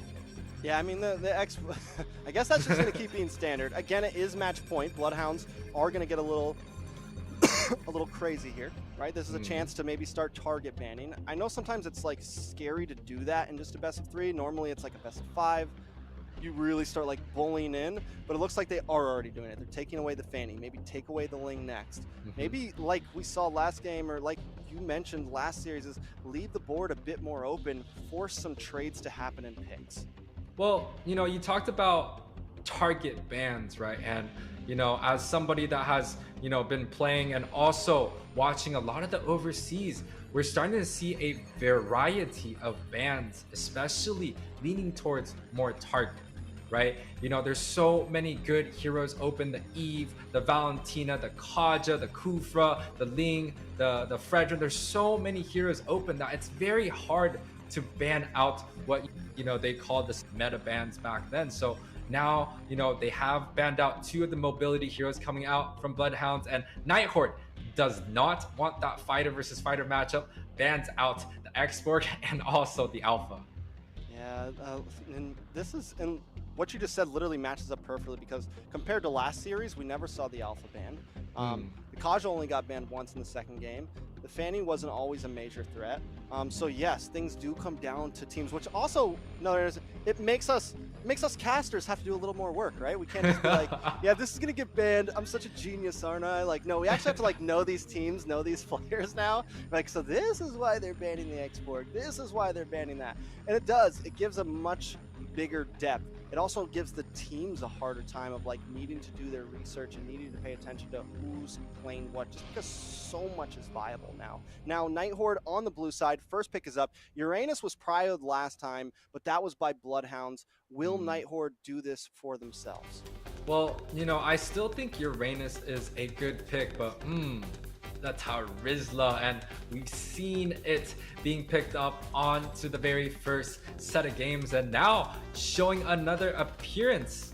And what I have to say is the Rizla does very, very well against Uranus, and it does well against all the EXP laners nowadays, especially if the Xborg is denied away. But I kind of want these teams to have attacked this Rizla in a different angle. What about the glue, right? What about the glue? We haven't seen him. The Paquito is decent, right? It clears fast, cuts waves well, but I think the glue mobility does decent. The glue, we haven't really seen any glue, and I'm wondering like where he fits. It's been a while since I've seen him. I think a lot of people are focused on damage. I think, or even like Grok EXP could work. I like that. EXP is decent. Put a little damage in there. You still get your CC. You still get you still get all the benefits by the mid to late game. You get all the benefits as a roam Grok because he's going to be involved in the team fights. And he's a great responder to that penalty zone. Like penalty zone comes in, you wild charge. You know what I'm saying? Things like that. So BloodHounds definitely need to find an answer here. They go for this Martis up front, which last game Night Horde banned it from them in the second phase. Martis has been doing a great job, I feel like, in the competitive scene. Last season, I feel like he was always this respawn pick to Fredrin, and he really wasn't all that great. But this time, Martis is definitely starting to show face, and it could bring that early game snowball that I want to see from BloodHounds, that early game aggression that I want to see from them. Well, with the new emblem system coming out with the Martis, there's a couple different ways you could go. You could go for the defensive route, or you could go for that killing spree BOD type of thing, right? You just use that decimation on cooldown and just zoop goes through the whole entire team and just takes care of all the low HP. But Night Horde's response coming in chooses still opting to go for that Valentina and denying that pick away from BloodHounds because they had it last time. And I think that is a good response, along with the Claude, which is one of the best marksmen right now. Yeah, Claude's a monster. The Valentina's going to work great. More CC, more wild charges all across the map. And I don't know, I think one of the funnest things for me to see with the Valentina is when Valentina takes the decimation from the Martis. I've seen it happen. I've casted moments of it happening. And you just see this Valentina start boom, boom, boom. And it's literally all you like, it catches you off guard, but it does actually work. So it's like it still can be a threat for BloodHounds here. Oh, there is a lot of ultimates that Valentinas can take out. You talked about the decimation. I think the Black Dragon form is quite interesting as well. He could do the whole combinations, but going back into the game, BloodHounds chooses the Leslie, and we saw the Leslie being banned out quite a bit, but not being really prioritized in any of the drafts, but in this one specifically, right? The Leslie and the Claude matchup, we all know Leslie kind of traditionally outpokes the Claude, and both marksmen looking to scale a little bit into that late game, but Leslie just kind of has the advantage throughout even the early, mid, into the late. So in terms of the gold lane, BloodHounds already has a priority there, and Night Horde has to try and find a response to make sure this Claude goes late and has the protection he needs. Yeah, so Night Horde take out the Kadita. I'm wondering, does BloodHounds continue to focus into the jungle here? Try to focus in on a myth as much as possible. The Ling, the Lance, the Fanny. Maybe take out the Hayabusa, take out the Fredrin here. Take out the Kufra. Instead, we go for Roam, so try to limit some CC. Not a bad ban either. Definitely could cause problems. Night Horde, on the other hand, take out the Farza here, maybe? Well, I disagree with the Kufra ban because just look at BloodHound's comp, right? They have a CC immune coming out from Grok. That is a counter pick, right? They pick Kufra, we pick Grok. You block that charge. And then you could also see the Martis, which has a little bit of an immune right? So I do believe that ban isn't warranted. I feel like something else, like just like what you're saying, the Hayabusa, or even something along the lines of a Fredrin, because Night Horde has quite a bit of damage, but Night Horde completes their ban, chooses to take out that Faramis, takes out that Kadita, leaving, you know, something like a Novaria, which is weak against the Claude. Maybe a Farsa or a Lilia might be the option, or, you know, maybe we'll see a traditional Bocaroso mage, the Sicilian pick coming out. The Sicilian? Maybe. You know, another one would be like, there's some of these mages that I'm wondering, like, how are they going to work with that common emblem? Angela's open right now, could be a possibility. Could work well with the Martis, could work really well with True, Martis. actually, that could yeah. end up actually being clutch here. That was going to be my next pick. I swear I didn't get to it. They didn't let me finish my sentence. Valier. Dave was arguing with me about this the other day. He said, Valier's going to be meta, bro. Valier's going to be meta, bro. The common emblem, he just spams fireballs, and he never runs out of mana. It looks like his mana bar is growing when he's throwing the fireballs out, and he puts in that common emblem. It's completely broken. So wondering how this is going to work. You do have some response to the Terizla. If Night Horde wants to do any other dives, the possibility is there. You have a response to push back the Blazing Duet. So lots of things could come out of this, and I'm wondering exactly how it's going to play. You know, the Valier is a good pick if it was to go against some of the frontline heavy, right? It definitely makes Night Horde double think. They can't take something like the Fredrin, but Night Horde chooses to go for an assassin, and this is a counter pick, right? The Hayabusa is able to grab to go onto the Leslie, to go onto that Valier, and making sure that they're either popping their ultimates, popping that flicker, or just dying straight up. And Night Horde, wow, completes their draft with a minnow pick, and this is, you know, the first minnow pick we've had in the opening days. I've seen it work extremely well. This has got to be exciting, and BloodHounds has the last turn in the draft here. Yeah, you know, I kind of changed my mind. I feel like Valier feels a little bit like a sitting duck now, and this is why I think there's a little bit of a problem with him. He has very little mobility. And against heroes like Ling, Hayabusa, like you said, heroes that can kind of get around that wall, get around that pushback, can dodge those fireballs, he has no way to get away, right? He is just standing there. And if Myth plays his cards right, he can protect, but here comes the flex. Here comes the flex, though. Grok's going to go into the EXP lane. We're going to put Franco in the roam, which is actually a very good answer to the Hayabusa, because now you have a lot more CC. You have this Franco who can peel for Valier, and you still have the Grok. So I like how BloodHounds just kind of switch things up there on the spot to try to fix the problem. Yeah, the Hunters this time around coming through with the suppression. It does well against the Claude, against the Hayabusa, but what I'm scared of is just like what you're saying earlier, the sitting duck situation. You have two of these heroes, Valier and Franco, might be bodied by the minnow, or, you know, the Valier might take it, but take us into game 2, Trex. All right, welcome back to the Land of Dawn. This is a match point for the Night Horde. BloodHounds trying to get their way back in this. It's 1-0. How you feeling about it, Yuwei? Oh, the hunt or be hunted by the Black Dragons. And a small pause coming through, just a little bit of a break, just enough time for us to talk about some of the emblems, right?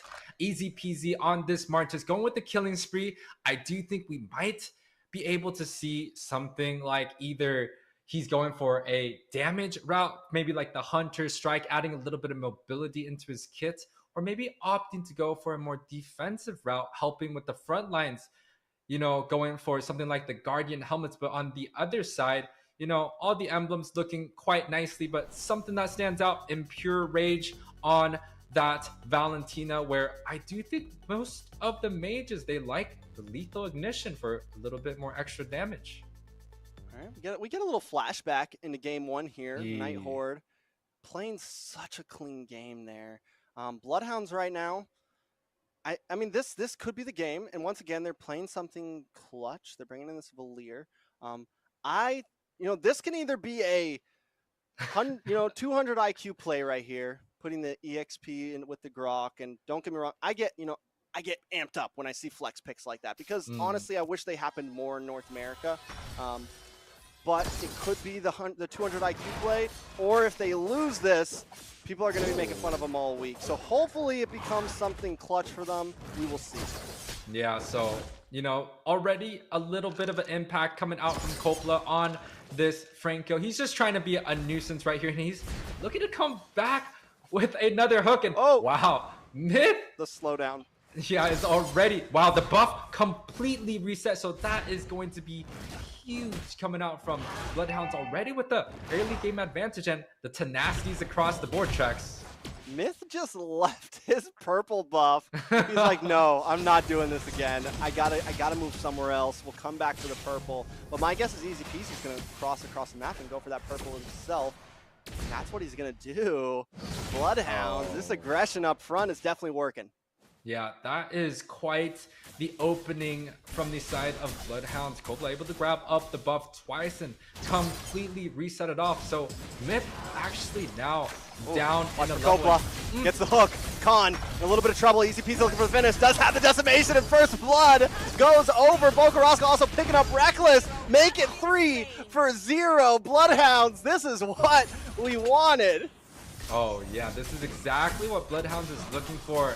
They are going to be the hunters again this time around. Already a 1k gold lead around this 2-minute mark, and that is going to be bad news from the side of Night Horde, because as the Hayabusa, you're looking to go for a couple items, and he has the mobility to scale very well in the jump. And he can farm fast, he can jump around lanes, grab up some of the kills here and there, but being down a blue buff early and the levels, that is going to be denying a lot of pressure coming out from Night Horde's early game. I mean, it's a level behind right now. Turtle's up. Night Horde just wanted to maybe try to buy some time until they even out from, you know, till Myth can maybe get that extra level, that extra EXP. But he's not able to farm anything right now. He's kind of stuck here. Yeah, but look at the top. He's not going to be able to pop their top lane. They're winning. Minotaur going for something, but yeah, they're definitely winning. BloodHounds with a 1.6k gold advantage already. Now they're going to get a turtle as well. Yeah, they're taking control over the whole entire game, but you can see Myth sneaking up a little bit, but easy peasy gets that turtle uncontested. And with the winning jungle, winning gold lane, BloodHounds kind of looking to snowball this win away really, really quick.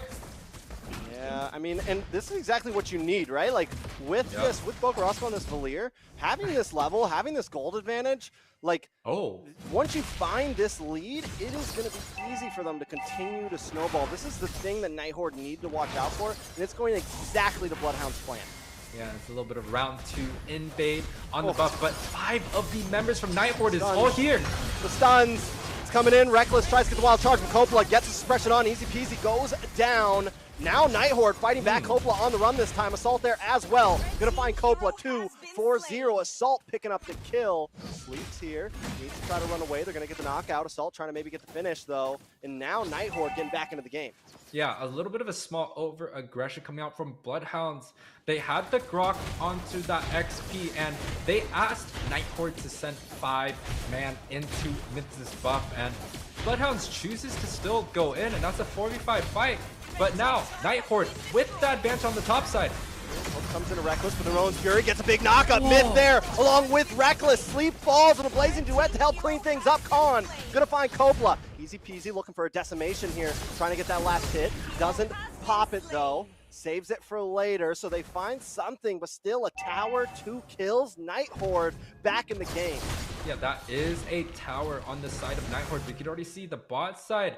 BloodHounds actually already almost getting a couple of objectives on that end. So with the gold lead being even, it seems like that early game Coppola had kind of just reset it, and both teams kind of standing even right now in a little bit of a stalemate. But second turtle coming up, I do think this is going to be quite big, and you know, it's going to be up to Coppola, seeing if he can get a grab before the objective ends.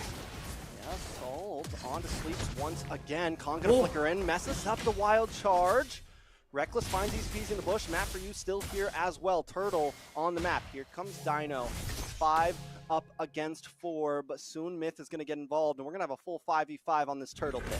Yeah, this is going to be a 5v5 on the turtle side. Every single member from both sides looks to rotate in, but the grab comes out, but they choose not to fight, and Myth takes it, the steal! There it is, and Copla able to lock on. Blaze Duet doing some nice damage on Copla. Rowan's Fury, and everyone is decimated!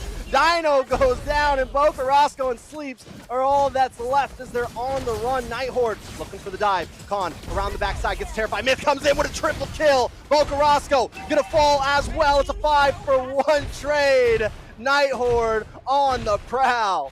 Yo, a 5-for-1 trade. 5 minutes in. That's only a 2k gold lead, but that is the whole map on the side. And you can already see the gold coming out from Hayabusa. He got that Hunter Strike, able to scale well, has that jungle pressure. Look at the difference in the gold lane. We saw early on that Leslie was actually winning that lane, but with some of the team fights coming out from Night Horde, it just feels more organized and they're able to prevail right now, getting into a gold lead and an advantage in every single objectives in this game.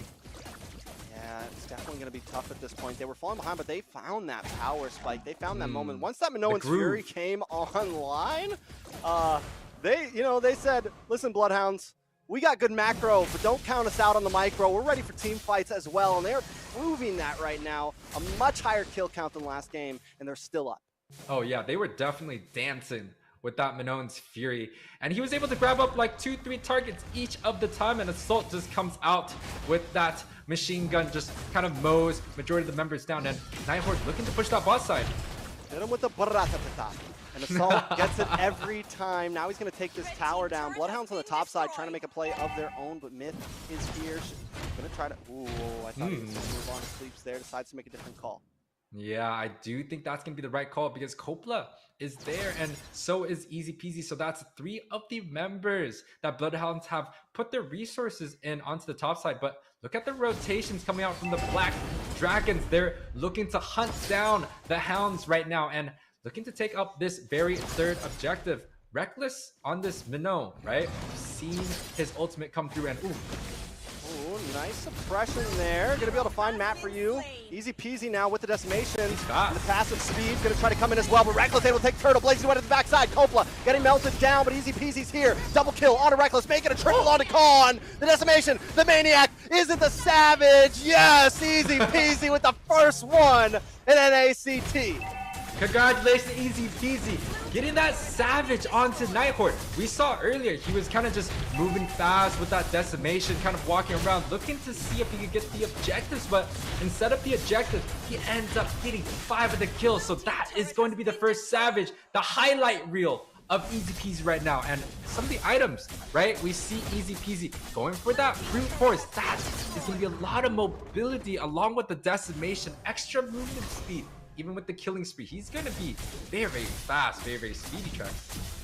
Yeah, very fast, very speedy, and we just saw the possibilities from Bloodhounds here, the set potential, and the pressure that they can bring. So now we're back in it.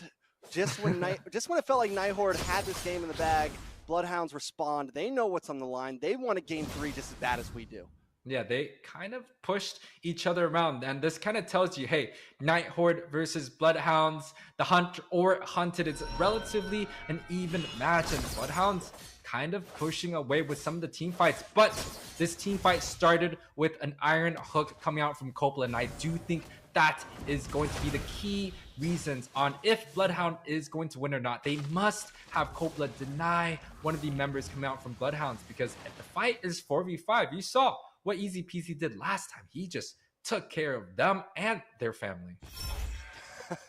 Definitely there. Watch the conceal play here.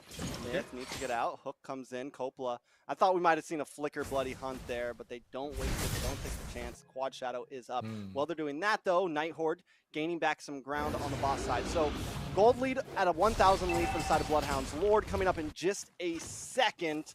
A lot of pressure on this Lord. Could be a deciding factor of the game. Yeah, but the Lord is coming down, but Bloodhounds actually has the advantage towards that far side of the map. It is a slow push on the top side, so if Bloodhounds kind of just delays this turtle, making sure that they have time for Copla to get a hook, this is an advantage towards the side of Bloodhounds on this objective. And ooh, Copla missing Reckless just with a sliver, but Night Horde looking to grab up this objective maybe. Yeah, I mean, Copla's hunting, man. He's fishing right now. They do have vision onto Copla now, at least. They know that he's in that bush. They're kind of willing to give up some space here. I don't think they want to, like, force the fight. Maybe they want to be a bit more reactionary to this Lord, but they still have to be careful. They maybe bait out some skills. There's just a lot of CC on the side of BloodHounds. You've got the hook, you've got the wild charge, you have Boca Roscoe who can get stuns with the fireballs. There's a lot to dance around here, and Nighthorde, I think, just trying to decipher this puzzle.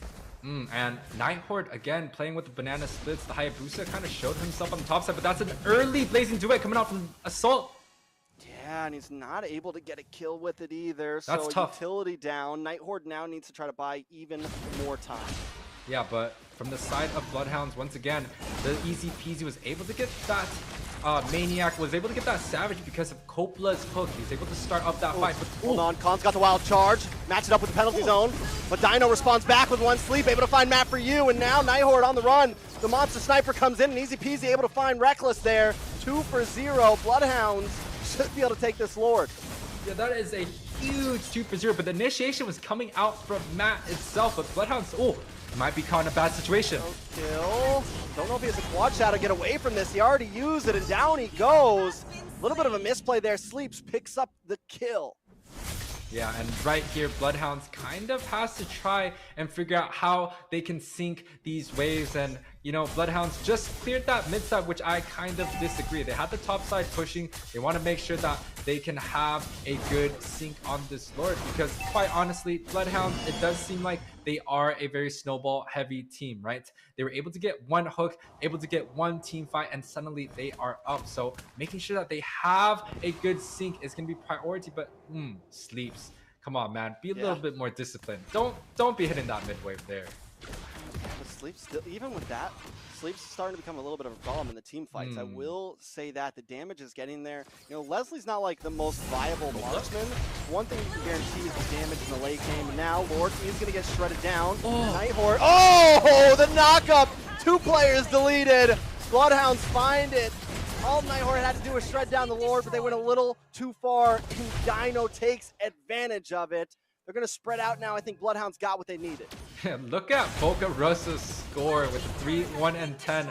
I was doubting the Valier, but I know you were a true believer, along with Assassin Dave right there. That Valier able to stun 2 targets and grabbing up both mid and the bot side. That is a huge advantage towards BloodHounds right now. Yeah, now I mean, it's going to be 3 inhibitors possibly, maybe just 2. Another wave going to be coming slowly, but still BloodHounds, they own this map. They went from being oppressed in game 1 to being the oppressors in game 2. That little 1K gold lead is now at about 7,000 here. That's a lot. Now we're creeping into dangerous territory at only 13 minutes in. Yeah, the Hounds are definitely out for blood, sniffing and seeing where the Black Dragons are right now. Take a look at some of the items, relatively standard. The Cloud able to grab up that Wind of Nature to negate some of the damage, the decimation coming out, but Sleeps does true damage, so that might be a little bit tough to defend against. Both sides, honestly, looking to kind of go for the full builds, but Nighthorde is still down a lot of gold, and with a lot of gold being down, BloodHounds is going to be winning majority of these team fights, especially if they just have a, you know, an even 5 versus 5 fight. They don't even need a hook anymore.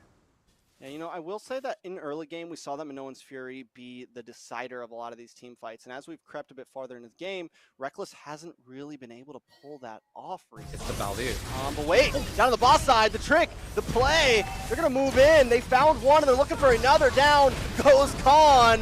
The bait is real and they bid it. Now they're in. Minoan's Fury comes up, able to get the knockup, but it's still not enough. Triple kill comes in for Sleeps. Reckless with the last to fall, is able to get the shutdown, but still, that is it. They got the minions. BloodHounds are going to take game 2. And for the first match of tonight, we're going to see number 3.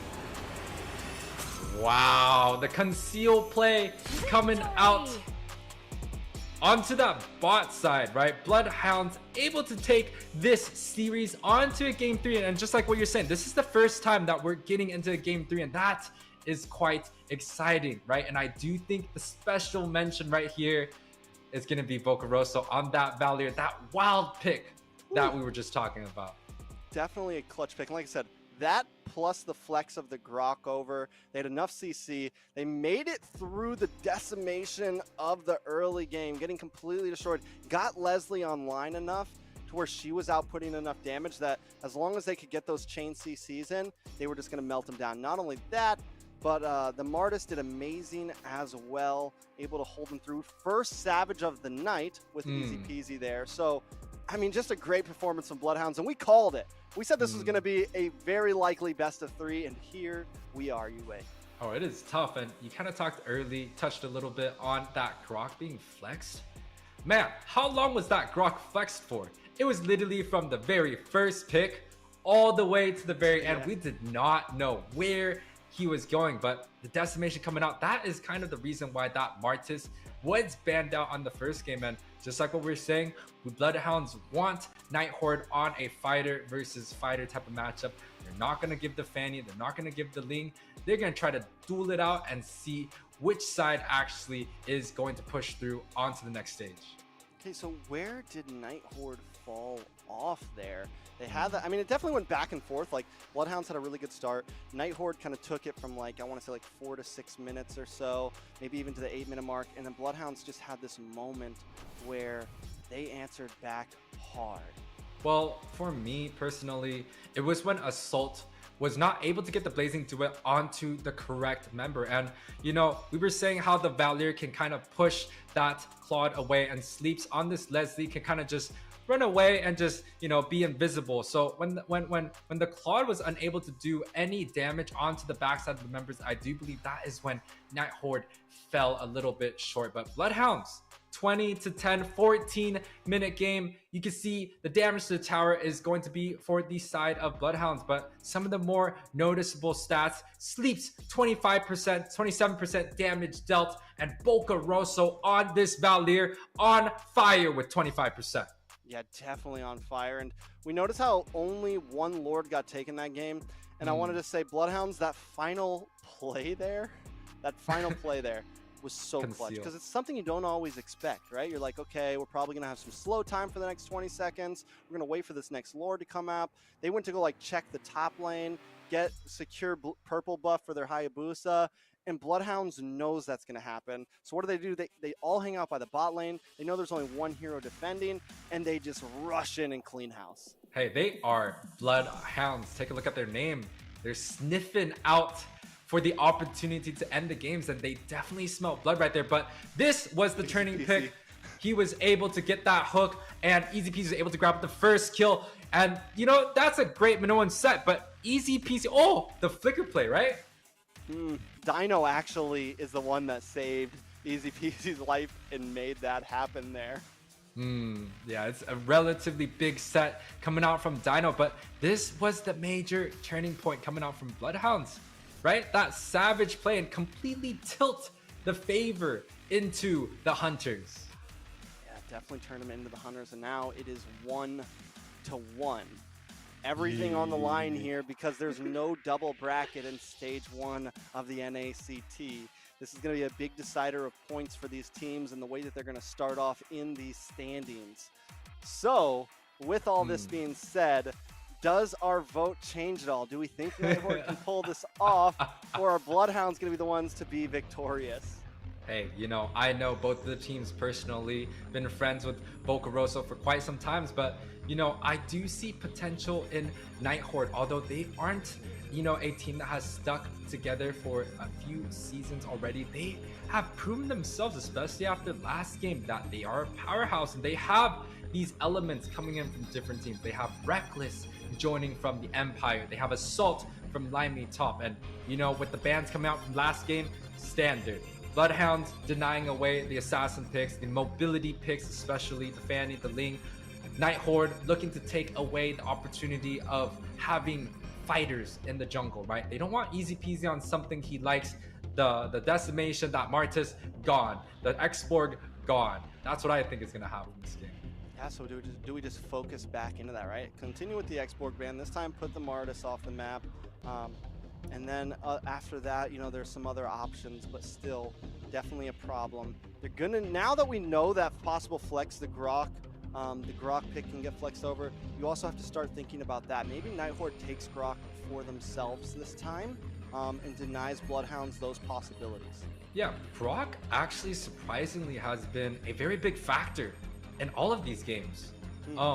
And Grok has been flexed into different positions. It could be in the XP, it could be into that roam position. And I do believe Grok has been kind of the staple picked. It's kind of a pattern right now so far, but I also do think there is a lot of different varieties that are also good, right? The Claude didn't do so well, but I do think he's gonna be good. But one thing that I think Night Horde might want to play around, right? The BloodHounds, Bocaroso took that Valier, and you know, maybe we don't want him on one of those off meta picks because it's just hard to calculate. We don't know what to what to do against a Valier. Maybe we put him on, you know, the Eve, the Valentina, something a little bit more traditional, and just open everything up so both sides get a good match. Definitely a possibility. I don't know. I mean, yes, you could ban it, but I think there's definitely bigger threats like this Xborg, like this Alpha. Maybe they ban out the Martis next. But if they do ban out the Martis, then yes, they're letting the Eve through. They're letting a lot through at this point. And BloodHounds also doing the same thing by using their ban on the Fanny and the Ling. Both junglers. Both junglers. There's a lot of respect for the junglers of each team here. BloodHounds are going to ban out the Eve, though. Bars is still open. Valentina's still open. Navaria, a lot of things Faramis. still on. Navaria, which we haven't even gotten to see yet, which I'm kind of waiting for. Faramis is there, which we saw from the Night Horde in game number 1. So that could also be something clutch to pop up. Well, I kind of want to talk about the Navaria pick a little bit, right? With a lot of the assassins being banned out, if Night Horde is choosing to go for assassins, maybe the Navaria pick is not worth it. But if BloodHounds, if they stick to their traditional frontline fighter jungles, maybe Navaria might be a cheese pick strat, because a lot of the times you will lose to Navaria because you're just unable to get onto that backside with, you know, a Lancelot or a Fanny or a Ling. If nobody can touch the Navaria, that's like free pokes and free sustain throughout the whole entire fight. Yeah, I mean, but with the assassins banned, right? Because that's the thing. Navaria, I think, was good earlier on, like earlier seasons and stuff like that, because like the Hellcurt wasn't very viable, the Ling wasn't really around, all these things. But like, if you're gonna pick that, they have to kind of do what they did last game, is make sure they have lots of peel and lots of CC, and you know, try to almost bait Night Horde into picking the assassin and be prepared for it. But this time BloodHound's gonna pick up the Charizla for themselves, which means for the first time in 3 games, we'll see Matt For You forced to pick something else. Yeah, this is kind of, you know, the same story being said across throughout the whole entire NACT already. This is only day 1, but we've seen Charizla being prioritized by Avalon, and now Night Horde and BloodHounds are both looking at this pick as a priority. I don't know, have we found a counter towards that Charizla? Is it, you know, is it just a strong pick? Do we pick up the Uranus against it? Maybe, you know, I keep saying the glue, and I think you're gonna be saying the Paquito. I mean, I think the Uranus is viable as long as you have CC elsewhere on the map, right? I think that's the important thing, is when you pick up the Uranus, you give up your EXP laner having some sort of big crowd control. I also question, you know, there's some really good Uranus players out there that make it work, and I don't know if these guys are them exactly, because I do think the Uranus is like very prio right now, and it can do well against the Charizla. It can still be a major point, but it's gotta, your team has to know how to play with it, because he's not always going to be around the rest of the team. His job is to harass, get on the backside, etc., etc. But back to this game, we're digressing. We do see the Grok get picked up from Night Horde this time, and the Valentina, but BloodHounds, they don't want to waste time. They don't want to let it get banned out. Easy peasy. Gonna lock in the Martis again. Don't fix it. If it worked, don't fix it. if it ain't broke, don't fix it. Oh, a double wombo combination. I do think this Valier is a little bit early. Why? Right? Nobody is going to look to ban out that Valier. It is a element of surprise, but even with the counters, the sitting duck strategy that we had last game, where we thought the Hayabusa can get on to that Valier, and we thought the Claude should be able to push through, it wasn't happening. The Valier was well protected by the Grok, well protected by the Martis, and it just did so well in all of the team fights. So listen to me here. Take Hellkirk. I think the Hellkirk could work. I mean, you get the silence when you jump onto him. You also drop vision, which I think losing vision for a team that has heavy CC or for a fighter jungle is a huge deal. Something like a Martis when he loses vision. I'm just saying it could be a clutch pick. I don't know if Night Horde's going to pick it, but I think it could be clutch. Night Horde take the Claude again, so we're looking kind of similar to last game. Night Horde just needs to maybe play it a little bit different. They're going to ban out the Leslie this time, which I think is a good play. I like that. Yep. And I do think Night Horde, just like what you're saying, the Hellkirk, right, is kind of skewing to a strategy of playing light against a very anti-tank Valier, right? We don't want to give him too much frontline where he's able to stack that first skill, able to slow, able to CC. A matter of fact, maybe we want to just have a burst.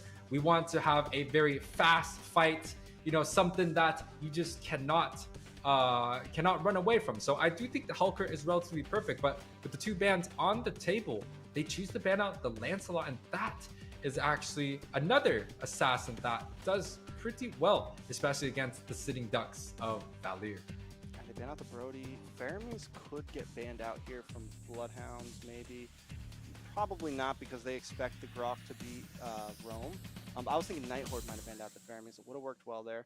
But still, BloodHound, I mean, from the composition, I mean, it's really similar last time. I think BloodHounds could pull it off again, but this time, they're got to either pick up the Beatrix or the Melissa, right? That's about all that's left.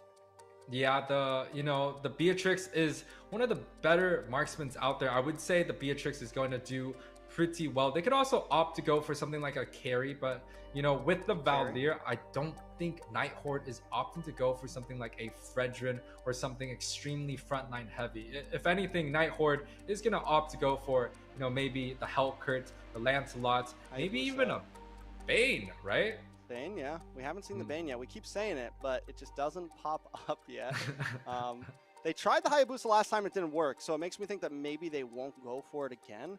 But the way the draft is looking is they might. And it's not like that they just lost because of draft last game, I feel like. I feel like they could have pulled it off in last game. That's why I don't think they're switching too much here, except for their bans. They do go for the Fredrin, though. That opens it up. That opens the carry. That opens the Beatrix. That opens all the armor shredders that are still available. And it's weird and because it helps the Valier. They opt to ban out Brody, which, you know, as a Fredrin, if you build, you know, a Dreadnought or even an Antique. Could be EXP lane Fred. It could. Maybe. It could be a flex EXP Fred. I mean, you want to flex? We could have the Valentina in the jungle, Trex. Want to flex? We got this. You don't flex me. We flex you.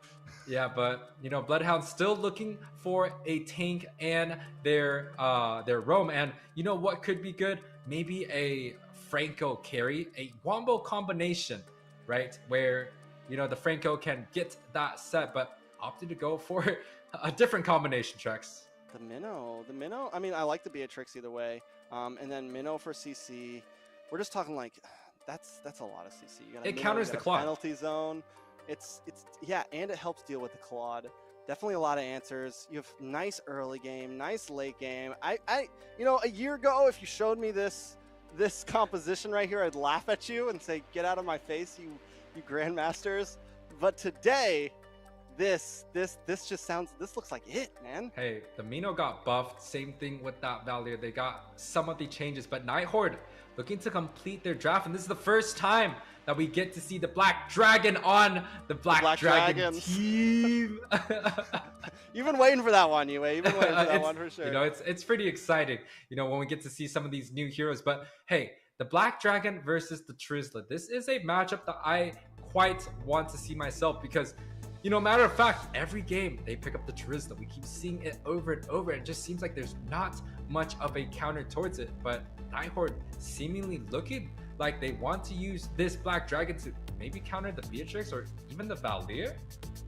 I mean, I think it does work against the Valier, right? Like, because we were worried, we're like, all right, you're already so divey, you're already so frontlining, but this is a different type of divey, right? This is we're gonna fly over your flames and get to you. So I think out of dive EXP laners, this is definitely a way to go, but let's not waste any time because this is the last match of the series. Match point for both teams. It's 1-1 currently. For anyone just jumping in and starting to watch, Night Horde up against the BloodHounds. Yeah, the Black Dragon again versus the Hunters out there. Wait, Oh, what? Wait, what? What? A first blood coming out from Dino. A Dino Bocaroso, a double 1-1-2 lane onto the XP to grab an advantage early on, right? They want to get that level 2 early so both of the roamers can get level 2. So both sides actually choosing to mirror the strategies, but BloodHound comes out quite ahead once again. Listen, all he needs is, what, 2 fireballs and you get the stun, right? 2 fireballs and you get the stun. I mean, you go down into the XP lane, you help out, and boom, boom, boom. You pair that up with a Terizla. A nice catch them off guard strategy from BloodHounds there, and that could pay off immensely in this early game. Yeah, and you're kind of talking about how teams maybe should orientate themselves into a draft where they have the early game, right? Grok has a very fast gear speed early game, but this surprise element pick of the Valier has a really, really strong early game. And, you know, we just saw it. The Yuzong completely taken off the board early on. There was no contesting. He has a petrify. He does not have a dash. He just died early and he literally just got into the game.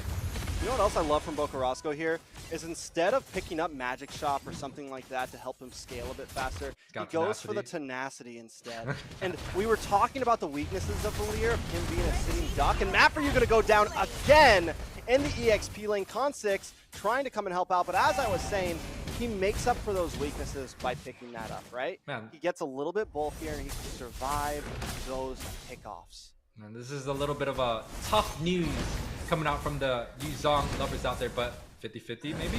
Myth looking to grab up this objective. Myth's gonna get pushed back. He's able to find it, just walk in straight Fredrin style, hand in pocket, and take that. Coppola taking a little bit of damage as well. Gonna try to respond. Nice fireball onto Reckless there. Another one gets him stunned. Assault gonna clear some waves, get some gold, and go back to the gold lane. Man, this kind of looks like this brings us back a couple seasons before the emblems even got changed. We got the tank junglers looking to 50-50 retreat these objectives. But Night Horde, although they were able to grab up this objective, they are still down about a 1k gold lead, and some of the items on the board, the Hunter Strike looking to be brought up by the Martis.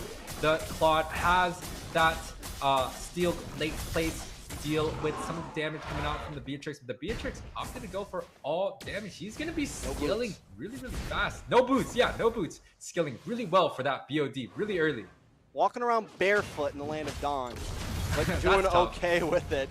Picks up the mallet too to get a little bit of penetration, which actually should help deal with the leg plates, right? And then just going straight into BOD. Sleeps not stressed about it. Now a little bit of fight possibly. Reckless gonna get caught up in the Mortal Corals. Easy. Now moving back as well, and Bocaros continues to just stun from the backside. Myth sleeps. Coppola dives in, looking for the knockup, misses the Minoan's Fury, but Myth in a little bit of trouble here. The Beerus Passion locks him up, tags him up, bags him up, puts him down, and now easy peasy on to the next one, looking for Reckless, able to find it. A good 2 kills for the side of BloodHounds. Yeah, a 2-kill early advantage. That's about a 2k gold lead and easy peasy. Already 3 out of 3 kill participation along with Bocaroso. It kind of shows that BloodHounds' style is relying on their jungler and their mage to kind of rotate around together to grab up some of the early advantages. And with this Valier pick being brought into this match, dude, Bocaroso does not even need a meta mage. He could just take any mage and do extremely well. Or is this a meta mage? Ooh. Are we seeing the start of something here, right? Possibilities are there. Grok was able to get out of the stun first because of the passive, but now he's having a little bit of trouble. Khan walks into the Nibiru's Passion, able to take that penalty zone. Watch for it from the backside. Snipe shot comes out, lands on a Myth there. Easy. Trying to hold down the Dragon. Here comes Matt for you. Black Dragon to the backside. Able to take the turtle. What happened? Double penalty zone. Con6 goes down. Killing spree over the side of easy peasy on a Myth. Myth goes down. Wait a second. Too many members. 4. I can't keep up. BloodHounds sweeping the field right now. What?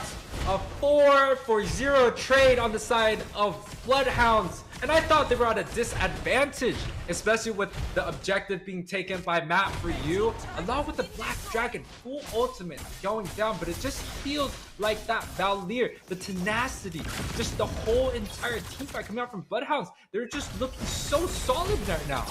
Yeah, Yeah, a little bit of trouble for Assault here. He's going to get the knockup. Myth comes in. Unstoppable kill over to Easy Peasy. Sleeps. Might be in a bad spot. Might go down. Does go down. 2 for 1. Night Horde finds something in the midst of this madness.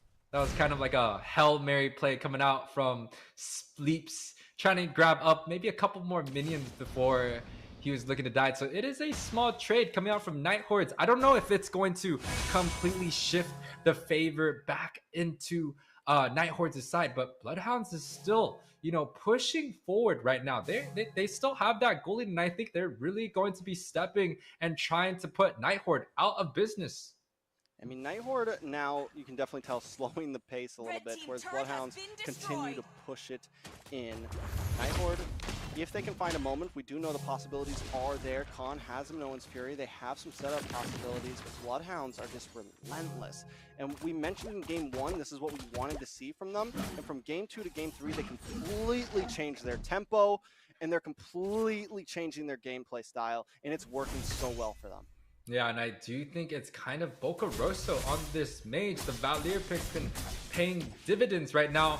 8 out of 9 kill participation as Myth getting caught off. Beat that from Myth. Khan brings out a Minoan Fury of his own though. Myth gonna go down to the decimation there. It's a lot of damage.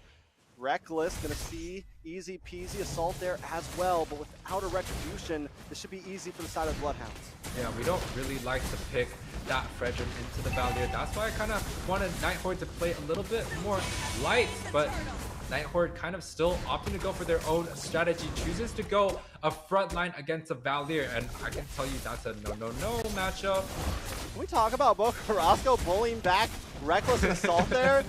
A Valier bullying back a Grok and a Claw. This is insanity right now, but it's working so well. Easy Peasy under the tower, looking for something there. BMI coming from Assault just to get away. Myth jumps back into it. Don't know if that was a misclick or if it was intentional. Dino there as well. The wall is there, so he gets taunted up. Assault trying to get some chip damage. Khan comes in, but the push comes back. The disengage from Boca Roscoe is clutch right now. Oh, I know Dave is smiling right now. He smiling. sees, yeah, he's like, he told you knows that so. the Valier, he definitely knows that this Valier pick has proven its worth, and BloodHound's able to take up this pick onto a 5K advantage 7 minutes in. This is quite tough. Very tough. Very, very tough. I mean, what can Night Horde do to get out of it? I think they have to make sure Assault can get onto Boca Rosso, but with that push and also the Minoan's Fury, it's really hard for the Claws to be able to set up a decent team fight. Maybe they have to make sure that Boca has popped his ultimate, so Reckless can come in with a Flicker Wild Charge, or even try to get the Black Dragon onto it, but 4-man on bot side. 4-man on boss side. Matthew in a little bit of trouble, forced to retreat. Fly away. On the top side, though, Night Horde maybe trying to make a play. They're just, I mean, don't get me wrong. I think Night Horde is doing what they can right now. Like, all right, let's try to take a tower here. Let's try to regain some ground.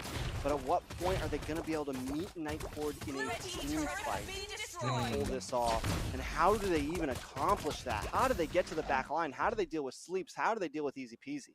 Well, you're kind of talking about Night Horde trying to get into a team fight, but top side. A lot of damage on a map. You're going to get knocked up and deleted. The 1-2-3, the Wombo combo comes in, and BloodHounds come out on top. Maybe they just got to go for a banana split, right? Just like right now, sending the Claude up, hopefully able to take a 1 versus 1. But this Lord going down really, really fast, and BloodHounds, they lost the very first objective. Maybe this is a 50-50. Yeah, Myth comes in, looking for the dash. Gets pushed away by Boca Roscoe, but wait! Myth able to find Boca Roscoe. Sleeps into the backside. Assault looking for him. Able to get the kill. BMI's away. That is a good play for the Night Horde. Can they find something else here? Dino up against Khan, Coppola up against a Myth. Myth gonna come into the mid side. They're gonna try to get a tower here. Assault there as well. Dino does have that penalty zone. Watch for it. Be careful because it could come out, but Assault already got the tower. Night Horde trying to even up the playing field here. Yeah, they did grab 1 tower, able to reset a little bit more gold. Got the priority targets right there. Able to get Boca Rosso, which was sitting at a whopping 1, 0, and 9. Able to also grab up Sleeps. So both of the priority targets Night Horde was able to get, and that is going to be the perfect fight, what they're looking for. But BloodHounds looking for a little bit of revenge, smelling that they are still out of position. Yeah, they're definitely looking where they're like, hold on, we can't let you melt down this Lord too fast, and that's what the Nighthorde's trying to do. They want to try to not lose anything from this. Watch out for the Moen's Fury. Penalty zone comes in, lined up with the Navir's Passion. Reckless falls. Easy peasy finds Myth. And just when Nighthorde had an advantage, 3 members drop. Make it 4. Easy peasy with the triple kill. They're going to move on to the tower. Assault may just be next. Bo Carrasco finds him, and will this be game? The Lord still has so much health. They're going to lock onto the base. That is it. BloodHounds take the best of 3 2-1 fashion. BloodHounds 10-minute game, 16-4 is the scoreboard, winning with 2 Valier picks. That is quite the off-meta pick. We shout out to Dave before. I'm gonna give you another shout out again. Dave, I know you smiling out there. That Valier pick is paying dividends. Definitely paying dividends. I mean, we've been theorizing so many different heroes and what could be possible. And it comes in clutch. The winners are the Hounds, the Dogs, the Hunters, the BloodHounds. They take down the Dragons, and Nighthordes came into this series strong. Honestly, after game 1, I thought it was going to be a 2-0 sweep, but BloodHounds show some cards up their sleeves on day 1, and they take this in a swift fashion. Yeah, they were able to kind of just take care of the drafts, and I kind of do think that maybe if Nighthorde was able to play a little bit on the lighter side, right? Kind of not opting to go for that Fredrin and going for what helped you the most. They went and won with the Fanny early on. They played the Assassins well. And, you know, with the Fredrin right here, you see, it's not doing too much from the side of Nighthorde, but some of the better sticks is coming out once again. You can see the damage dealt extremely favoring BloodHounds, and of course that leading factor is Boca Rosso on this Valier, and whoa, Terizla 23%. That Terizla, I believe, is a tank Terizla, and for him to do that much damage, that is absolutely absurd, Trex. I mean, Boca Rosso with the Forgotten One tag, 13 total assists. Dino as the carry, and the rich guy will be easy peasy, the jungler at that, doing a wonderful job. MVP? BloodHounds, man. You know, we were talking about both. I don't know who's MVP. It's a hard call on the MVP, Savage? Honestly. Boca, I mean, yeah, I guess. Or the Valier. We'll see. I feel like in terms of just score, it's got to go to easy peasy, but Boca Rosso also could be up for the option.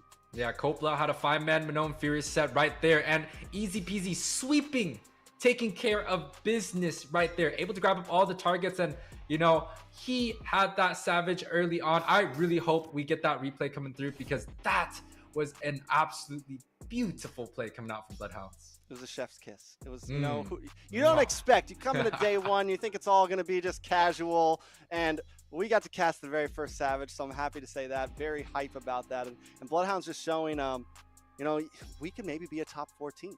You know, we could maybe go to LA here. Nighthorde also putting up a great performance. You know, these are 2 teams that we're deciding to see where they fit into all of this, and I'm excited to see them go up against Empire next week. And it's honestly, tomorrow. It's quite nice, right?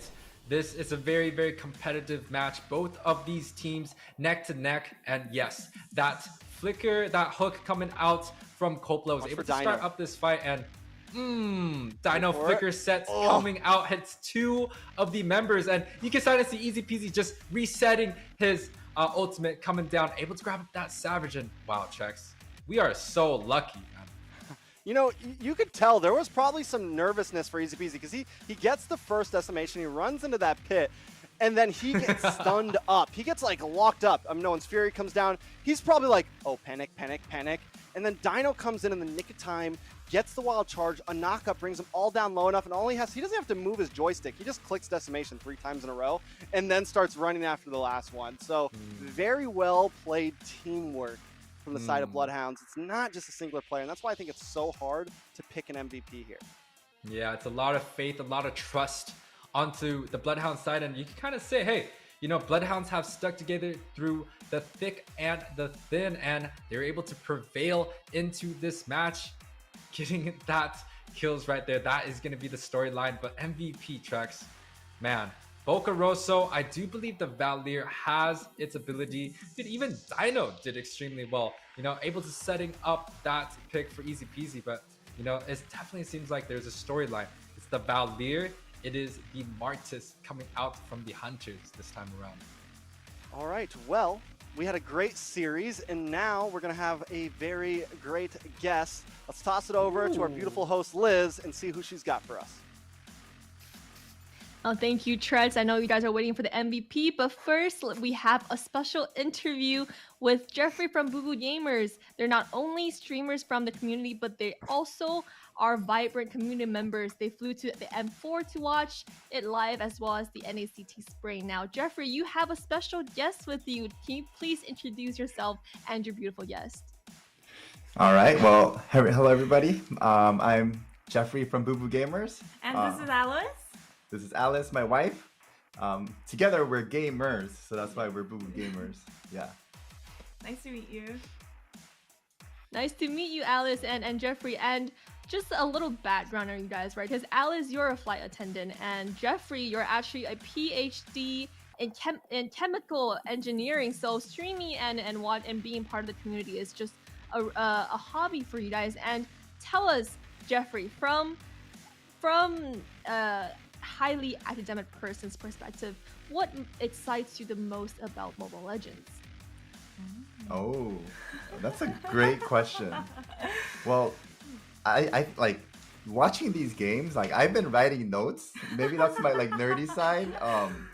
I love you, Coppola from BloodHounds. Oh my god! Like, as a tank main, like I'm like writing whatever your moves are.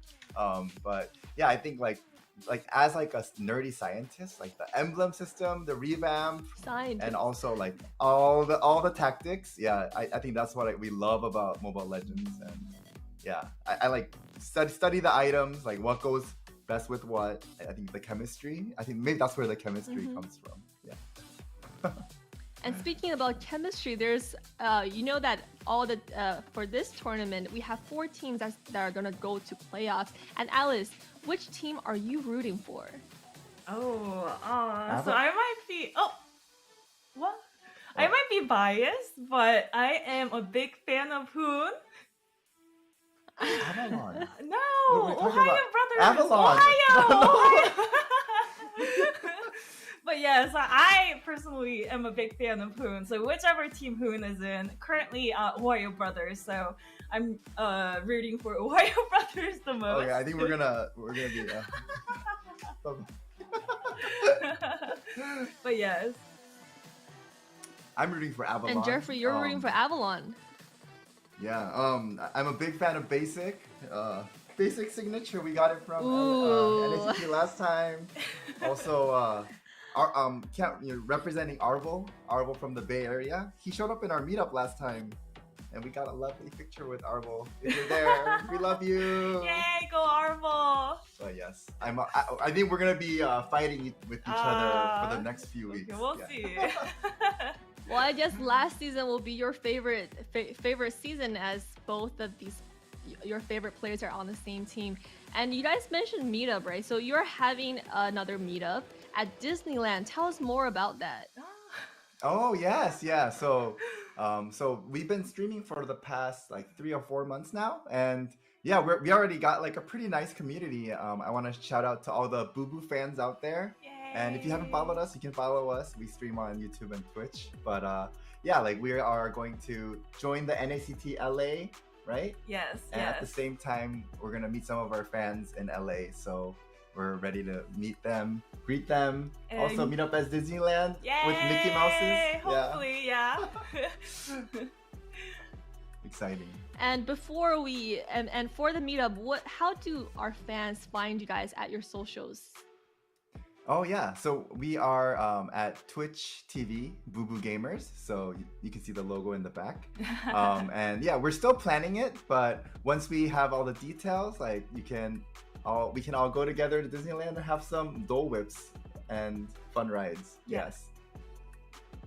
Oh, I really wish I would be able to join, but everybody make sure you follow the BooBooGamers on their social medias and join us in our Discord to find out more about these exciting meetups. And thank you guys for joining us. Now we're gonna be back at the game. MVP of the match. Who will it be? I know Valier has really popped off, and then our casters are really looking forward to it. But unfortunately, the MVP will go to the first Savage of the game. Goes to Easy Peasy with the Martis. Now Martis was also secured a Savage in the previous NACT, so I don't know. Is it the Martis that's really making it shine in the early games? I don't think it's just Martis. I think it's definitely Easy Peasy as well.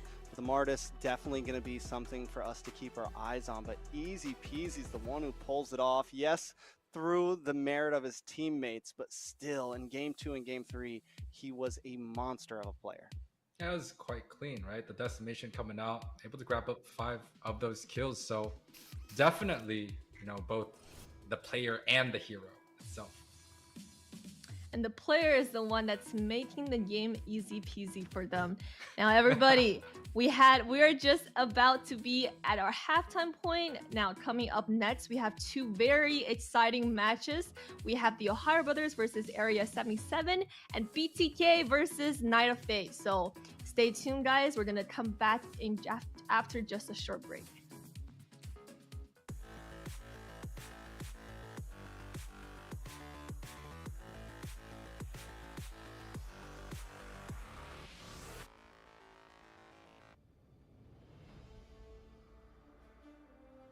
When upgrading your emblems, you will unlock talents at specific levels.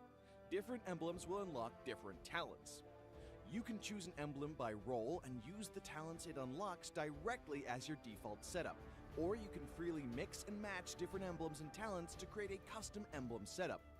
We're going to show you how to create your emblem setup for your heroes. Emblems. First, let's take a look at the revamped emblem system. There are now 7 emblems in the game, 1 basic common emblem and 6 role emblems. Different emblems can provide different attribute bonuses. It is recommended to use the emblem that matches a hero's role. Standard talents, Tier 1. After selecting an emblem, you can then choose from 8 standard talents at Tier 1. These talents provide mostly straightforward bonuses to heroes. Of the 8 talents, Thrill and Swift are good on almost any hero, while other talents are more catered to certain roles. Standard talents, Tier 2. At Tier 2, you will also have 8 standard talents to choose from. The Tier 2 talents trigger or work under different circumstances. We still recommend choosing one that matches the role of your hero. But if you're an advanced player, you are free to choose any of the talents to fit your playstyle. For example, if you're playing the core hero on your team and want to focus on gearing up fast, you can choose the Bargain Hunter talent regardless of how your hero deals damage. And heroes who rely on their skills for sustained damage, whether it be a mage or fighter, can use the Festival of Blood talent for more spell vamp. Core talents, Tier 3. Finally, let's talk about the most important talents, the core talents. There are 8 core talents available in the game, and each provides a unique and powerful effect. We recommend choosing the core talent to match your hero's role and only use core talents from other emblems for advanced or unconventional tactics. The revamped Weakness Finder talent is no longer reserved for ranged heroes. This talent is now a viable option for any hero that relies on basic attacks and wants better laning and the ability to slow enemies. The Lethal Ignition talent now deals adaptive damage, making it a prime choice for any hero that has heavy-hitting combos. While the revamped emblem system still uses the existing talents, we have removed the restrictions between emblems and talents, opening up new possibilities for many heroes. We look forward to seeing players discover new ways to play their favorite heroes on their way to becoming a legend.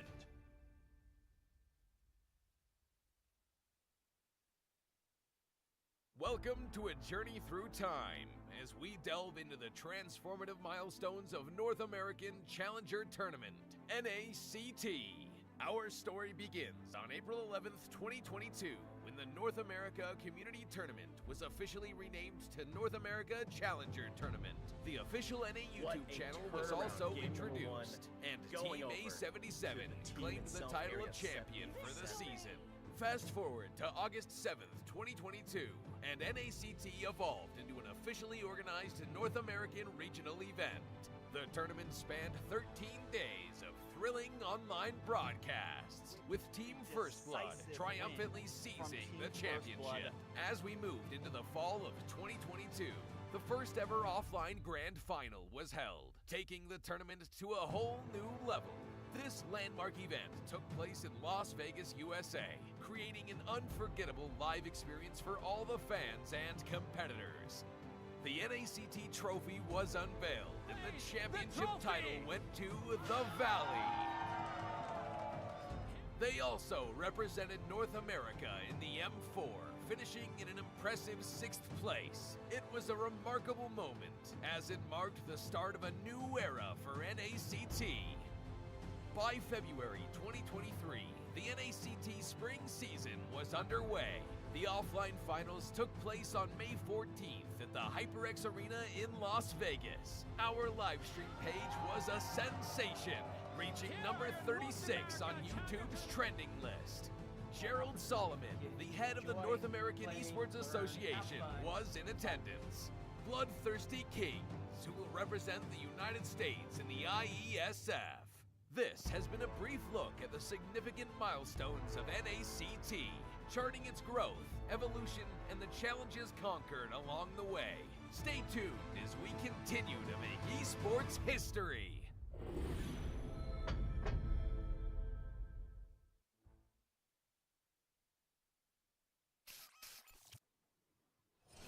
All right, everybody, welcome back to the halftime show today.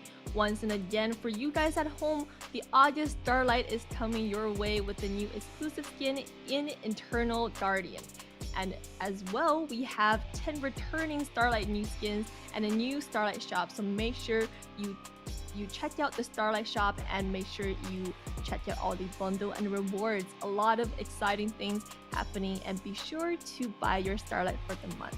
Now, for the halftime show, we have our casters back to talk about the bracket and some of the changes that we're seeing this season. A lot of players, jump teams, and a lot of new things that we're going to be seeing. So, casters, take it away.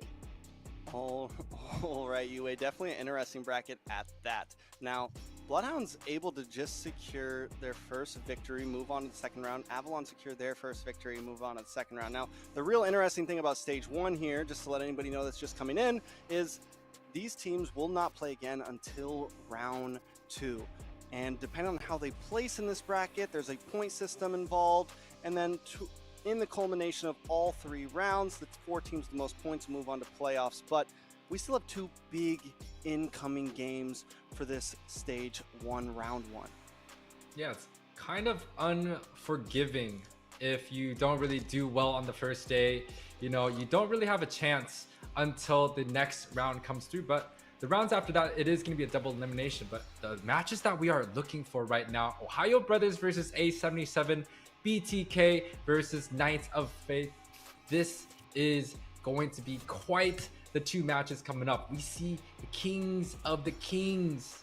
And then we also have the returner, the BTK, the TOBs. We see KnightsOfFate before. Those are a lot of the influencers around North America. It's quite exciting. Which match are you most excited about, Trex? Well, I mean, we definitely have a couple storylines here, right? We have the TheOhioBrothers up against the in real life brothers, Gals Cutie and Jules Cutie on the side of Area 77. So, you know, will a brotherhood through bond defeat the Bloodline brothers? It's definitely going to be something to write home to mom about. I'm excited for it. And when it comes to BTK here, they're up against Kings of Fate, 0, right? And a lot of hype around Kings of Fate and how they're going to do. And if time would tell, BTK, yes, right now they're the greatest team in NA.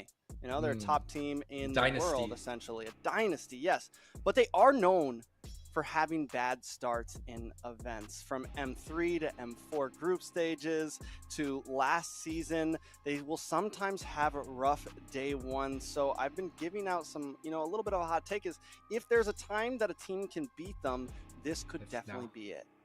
You know, BTK, although they haven't done so well, I guess, when we talk about the early stages, most of those times they had a safety net, a way to kind of come back into play. But for this time around, there is no lower bracket. So I do think with that type of mindset and the experiences that they have, they're going to be doing a lot of preparation, a lot of homework, making sure that their players, especially Zane leading the team, he's going to be making sure that all of his younger players are ready and attentive and ready to explode off and get the W's, especially against KnightsOfFate, which is a more relatively new team. There's 0 on it. The Regrets, Ghost of Regrets from way back then, has come out and played. Powerless from Wasians, the Hanabi main, has also come out and played too. So quite a few of the big names coming out, but the Deers versus the Spaceships, the A77 versus the TOB, that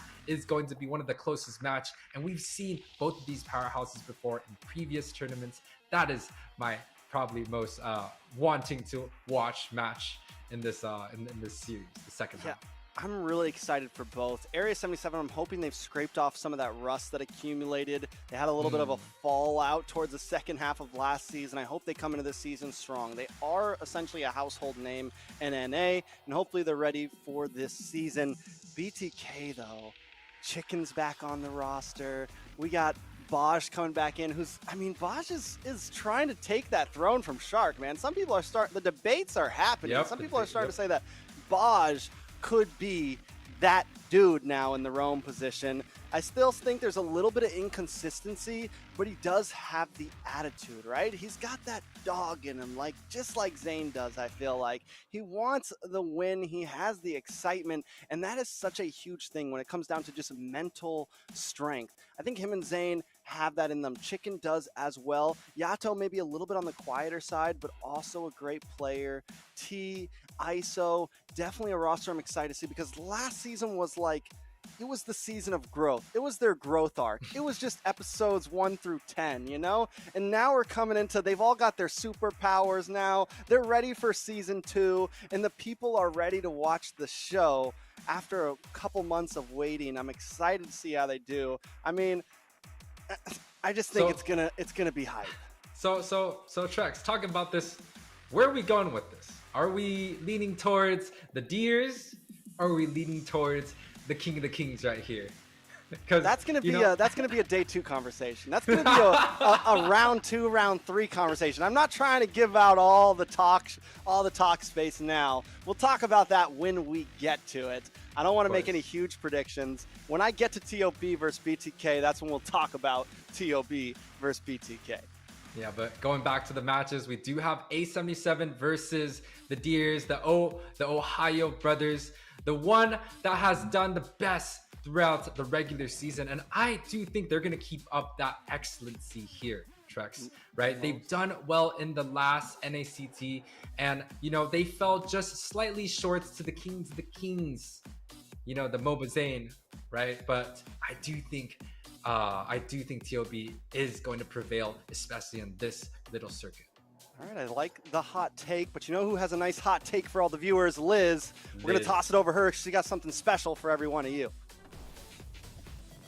Well, you guys have already hyped it up for the viewers for the second half, but first things first, we have 30 giveaway codes listed on the screen for all the viewers at home. So make sure you type that code and find the link in the description box to redeem for a chance to win a permanent Nana Slumber Party skin, as we have the Slumber Party as the summer fades away. So only the first 30 users can redeem the code. So make sure you beat that first 30 viewers and secure your Slumber Party skin. I know I love a good Nana, and the Slumber Party skin is just so cute. So make sure you type that in. Now, boys, you've talked a lot about the matches coming up, and as these players are getting themselves prepared, we're going to take a short break, and the second half of the show is on the way. Actually, the players are ready. They are ready, and they're waiting at your door. So, what are the predictions that our casters have made? What did Trex think is going to take this game? I think this is going to be a pretty one-sided prediction. I told you I already put my upset down earlier. My upset failed. I thought BloodHounds were going to take... I mean, I thought Night Horde were going to take that. But everyone here voting for TOB, except for my, I got an intelligent co-caster. Oh, Yuwei, you got it. I got that guy today. I told him to take it easy on day one, but he came in full stroke. Oh no, we're rooting for the upsets. Now, we do know the Deers have proven their worth throughout a lot of different tournaments, but A77, they had such a miracle run coming into the qualifiers. They lost, I believe, a very early exit on day one in the NACT qualifiers, but they won through so many tough teams. They had Ace, they had Black Odyssey, they had Apex, they just had so many teams, and for them to have this miracle run, I think they're gonna keep the momentum going. So this spaceship versus deer matchup, I gotta root for the aliens here. Oh wow, the aliens. Now we know that the TheOhioBrothers have made some changes to their roster, but the aliens, have they made some...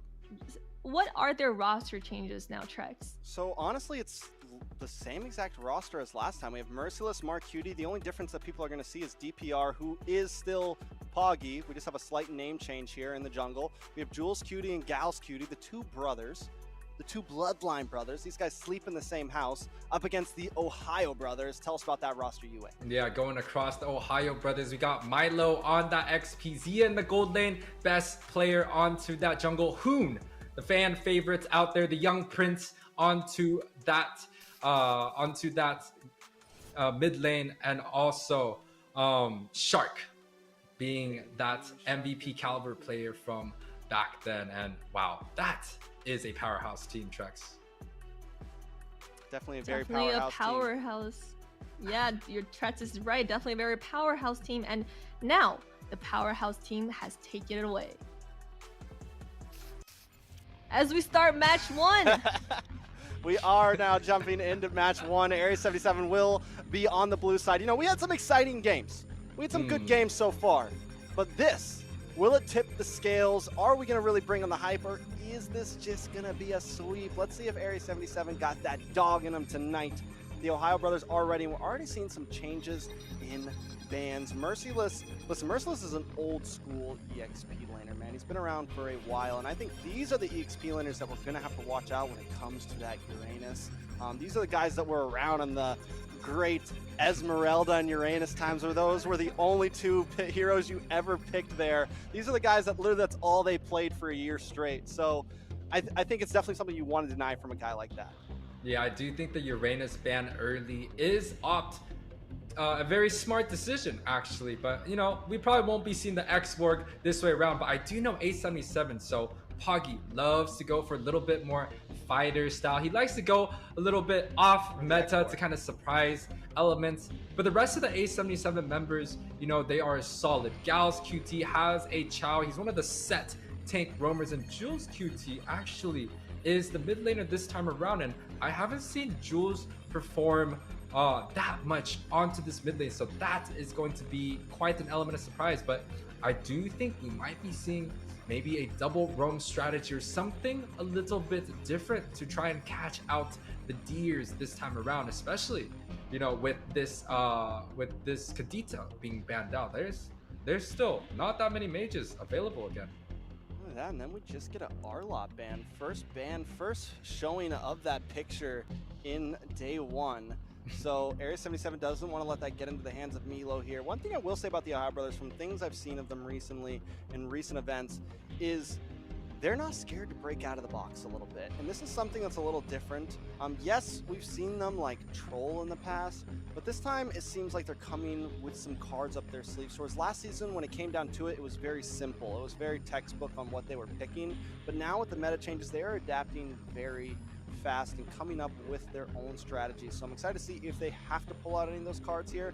I think game one, we're just going to kind of keep things simple, because we don't want to show off too much. We're still early on in the bracket, but if Area 77 is able to win a game, things might get a little crazy. And lots of heroes being open, although these bans are quite aggressive. There's still a lot being left open. The Valentina is available. The Terizla that has been highly prioritized throughout all those games, along with the Martis, are both available. But there's also the Ling, right? The assassin coming out from best player. He has done so well on these assassin players. So I feel like, you know, if Area 77 does not look to go for a Ling early pick, the Ohio brothers might be opting to go for that. And with the assassins, oh, I think they want. Okay, I think they're like, pick the Ling, bro. I think A77 now wants them to pick the Ling. Like, hey, yeah, we got something for you. Pick the Ling over there. I think that's the plan, right? It's like, listen, we're gonna ban, because the Arlot ban too. It's like, is that really? I think we're like leaving this open. They're the first team to really like purposely lead it open this early on in a game one. So I think maybe they're not too worried about it. Ohio brothers though, do they pick it up? Do they pick up the Ling? Do they pick up Angela? No, they go for the Terizla up front, who has just been like, he's probably one of the most, he is essentially the most prioed pick right now. He is always in the first phase compared to other Xborg though. If he's open, he's always there. Xborg is still open. In Area 70, I mean, Poggy likes Xborg jungle.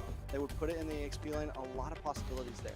Yeah, the Valentina is kind of a traditional pick with the Kadita and also the Eve being banned out. Valentina is going to be next in line, but I don't think they're going to be scared for a Faramis pick, but the Xborg, right? But this Xborg can still be flexed. It could go into the XP to do some true damage onto a Terizla, which actually has damage reduction based off of his health. So it actually completely negates Terizla's passive and chunks him down. That's why the Xborg has been proven so good. But like you said earlier, Poggy loves this Xborg, and we've seen it. Whoa, whoa! It's happening. It's happening. Sweating a little bit now. It's not. I know Valier's hot, man. He's got that fire. It makes you sweat sometimes. But we may just be figuring something out. Maybe it's not. It wasn't just a one-off. Maybe this is something that's going to be started to see more. I mean, Area 77, though, is a team known for picking off-brand picks here and there. But I don't know, man. It's definitely could be scary. But there's your Ling from best player. Yeah, there is the Ling. We kind of talked about it earlier.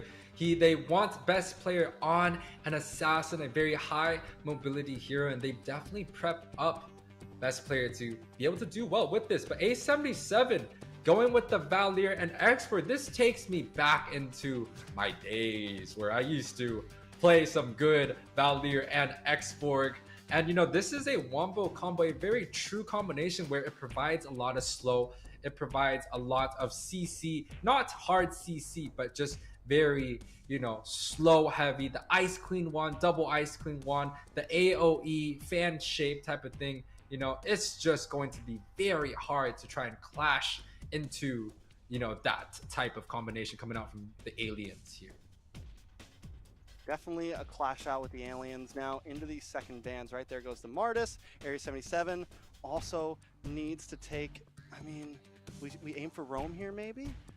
Maybe we just focus in onto Shark. We know how much of a threat Shark can be, and Hoon on the Valentina has always been dangerous, right? Like Hoon on the Valentina has always been a problem, and you match it up with Shark. I think the being something Grok. extra aggressive. The Grok, the Frank. I mean, Shark had some amazing Franco performances early on. So I mean, there's definitely a lot of possibilities. With Area 77, they're gonna ban out the Grok, and we just mark right into Hoon here. I mean, mark right into Shark here. Yeah, I think the Grok was a good ban because it does negate a lot of the CC that comes out from the Valier the early game. It also blocks the charge coming out from the Kufra. So honestly, that is going to be probably the best tank to deny away from Shark. And Shark loves these set tanks, but maybe something that we may see a Chow coming out, because a Chow can immune a lot of the CCs coming out from the Valier, from the Kufra. So that may be something that Ohio Brothers looking for, but Chow always comes with a big risk. It's a high pick priority, but it's also a high risk, and it's extremely hard to pull off, especially in a very high competitive game. Most definitely. Now, as we creep into this, Alpha gone. As we creep into this, I like another thing to point out is both teams really like just taking things slow here, right? No one's rushing it. I think both teams know how much is on the line. I think this is one of the slowest drafts we've honestly had. One last ban coming from Area 77 in the number 5 spot here. Do we make another one? Do we take out the Franco? Do we take out something for Shark here? We haven't seen. I mean, we haven't seen the Lolita yet, but it could be a possibility. Could definitely be a possibility here. I mean, we'll see. Denying the Angela away from the Ohio brothers. You know, unfortunately, I do think the Angela Lean combination is quite amazing, but putting Angela on Shark, where he is one of the more higher mechanic roamers out there, it kind of defeats the purpose. Like, you know, a lot of people can't play the Angela, so I do think Shark might be opting to go for a little bit more mechanical hero, but nonetheless, I do think that is a good strategy, a good ban coming out from A77. Ohio's brothers right now looking to go for a marksman or a roam, and chooses to go for the early game aggression marksman, that Brody, and we've seen it do quite well even in the world stages. Trex. I mean, and the Ohio brothers love the early game, right? They love to get in your face. They love to try to control mid and then move off to the sides, put as much pressure down as possible. So the Brody couldn't fit perfectly. And Zia as well, this is going to be his first show on the Ohio brothers, was a great marksman in the last season on the team of Ackerman, a great leader in the last team of Ackerman. So I think he's just going to do a great job here. And you pair it up with the Ling, lots of pressure all over the place. Yeah, Brody's definitely going to do good. Zia actually has been playing quite a bit of different tournaments throughout the whole entire North American scene, and to be put onto the Ohio brothers, it makes him stand out just even more and completes the all-star team. But A77 chooses to go for that X-Borg into the XP position to take care of that Terizla, opt to go for the Lancelot. So assassin versus assassin against one of the best assassins in the game, and you got that Beatrix scaling from the early game, mid, and into the late game. Wow, what a draft coming out from A77 completing it. Ohio brothers got to see if, you know, what they can do. Maybe even a Kai to kind of negate some of that Tyrant's Revenge coming out from the Kufa. I mean, definitely a lot of possibilities. I think anything to, I mean, Akai, Lolita. I feel like, Cho. Yep. Cho can work. Does his second skill, does his Immune. Nimpo go through the Valier wall?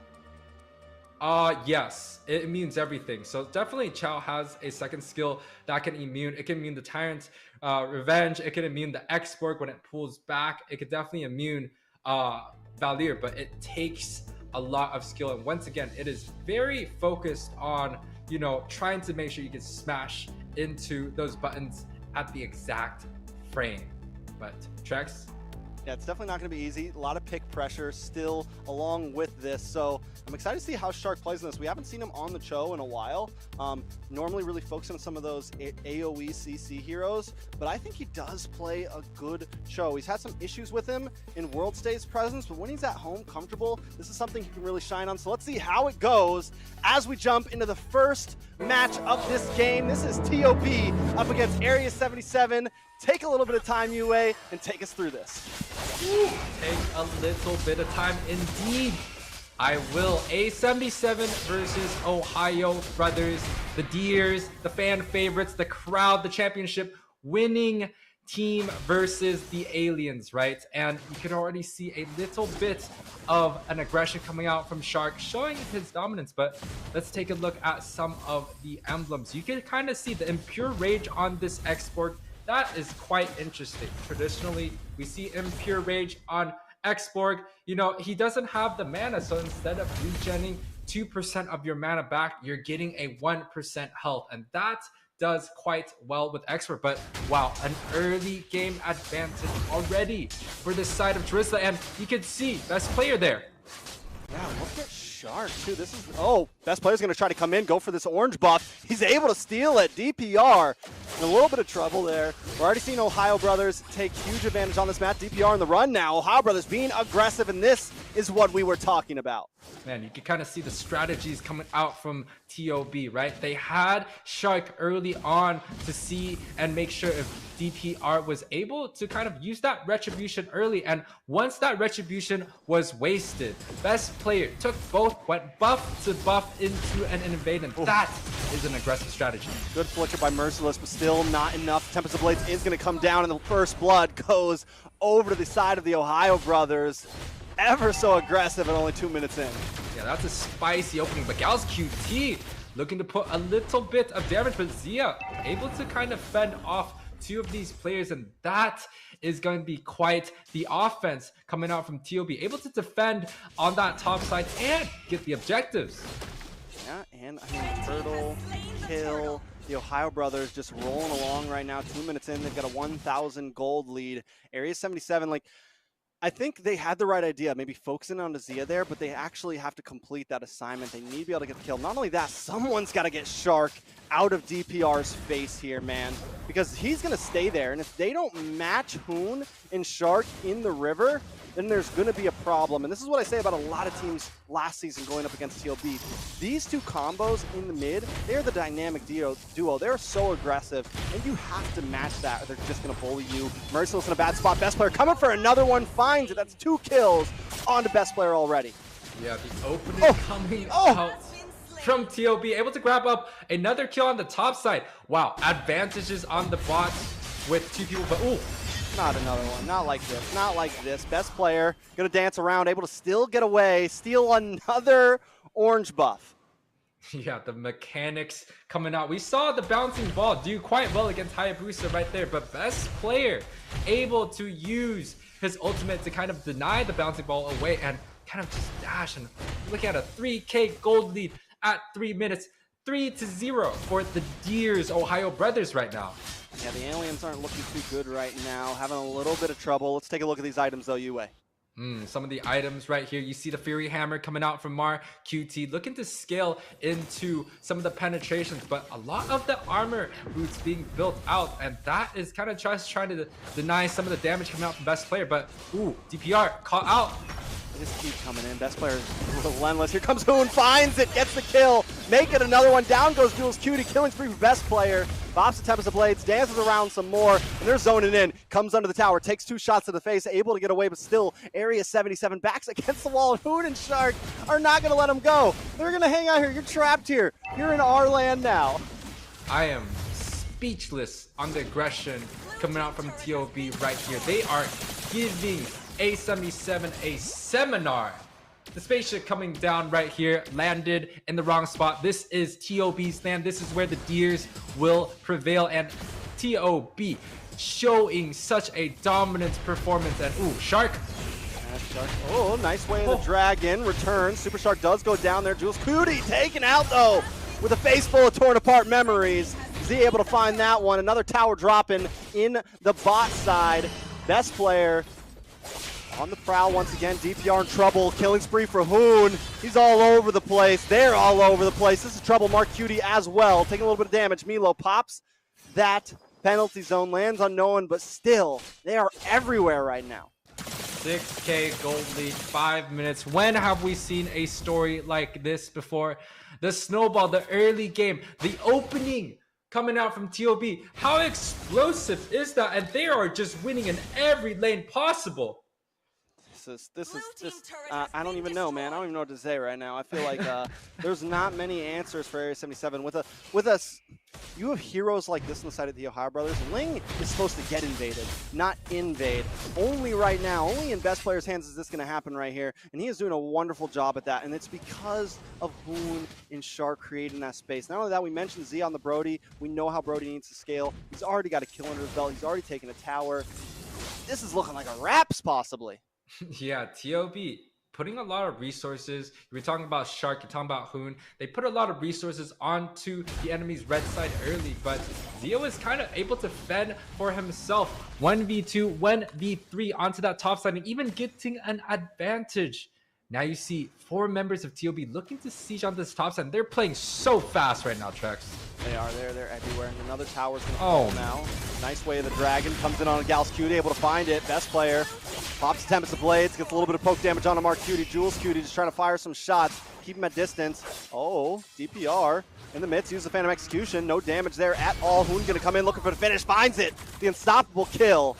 They're going to move on to the tier 3 in the mid side. Milo onto the backside, gets pushed back from the ball after a penalty zone goes wrong, but it's okay. Hoon dashes back in, he's not scared. He's taking some shots to the face. Out comes the last Insanity. Merciless forced to flicker, slide out of town. Galscutie comes in with a nice Tyrant's Rage. Shots land on Zia. Can they get the kill? Yes! Gals Cutie finds something, but will it be enough? 1 kill finally on the board for Area 77. Yeah, 1 kill is on the board. We're talking about 7 minutes, and this is almost about an 8K gold lead for the side of the D's. And wow, they're showing that this is their property right now. A77 is being kicked off. You know, I thought they had a pretty decent draft, but the Ohio Brothers are showing something completely different from any of the teams in NACT right now. They're showing such a strong standing early on in this opening game. Yeah, another turtle, 3 turtles down, 7.5 minutes in. The Ohio Brothers are just putting on a show on day 1. There was no rust. They were ready for this game. They were prepared. Area 77 on the back foot right now. Is there a way to escape this, Yuwei?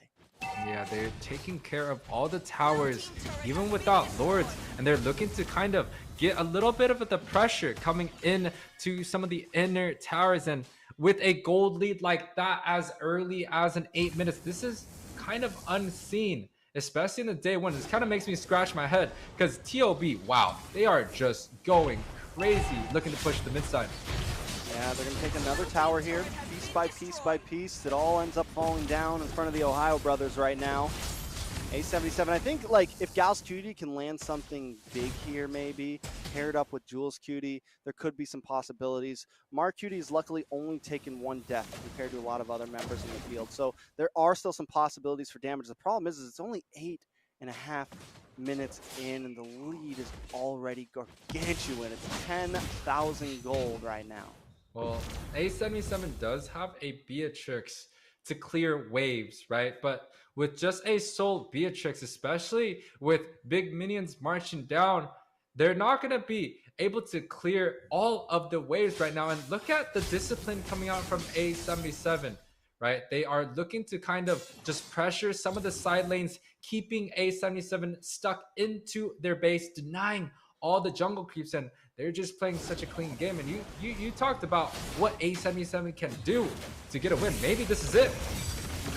Starts to be able to get away from this. Best player immediately moves on to the back line. Look for Mark Cutie, able to find a pop. Tempest of Blades comes down on top of Jules Cutie. Dances around. Zia comes in as well. Torn apart memories. Takes out Jules. Last insanity from Zia. Trying to survive here.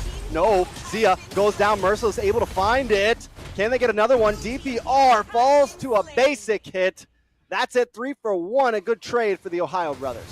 Yeah, this seminar is crazy. Best player on this link, 5-0-4, along with Hoon on a 5-0-4 on this Valentino. That's 9 out of 13 kill participation, running around the whole entire map. And with the Lord marching down onto this mid side, TOB looking to potentially sink these waves, but it does look like they decided to clear the mid side, so the Lord is going to be hit. And with this objective being marched down, I'm not sure if this is a good sync, so maybe good news for A77. I mean, Jules Cutie, oh, the damage from Hoon, though. That is insanity. The Lord will get melted down. Best player on the backside, looking for the final engage. Watching for Milo. He does pop the penalty zone, but now he's in a bad spot. They're going to focus in onto him. Jules Cutie able to pick up the kill, though. Down on the bot side, TOB waving out minions. Luckily, Area 77 do have the shred with Mark Cutie, but is it going to be enough? How long can they defend for? Yeah, but notice this, though. It is only a 10. Oh, wait, the kick.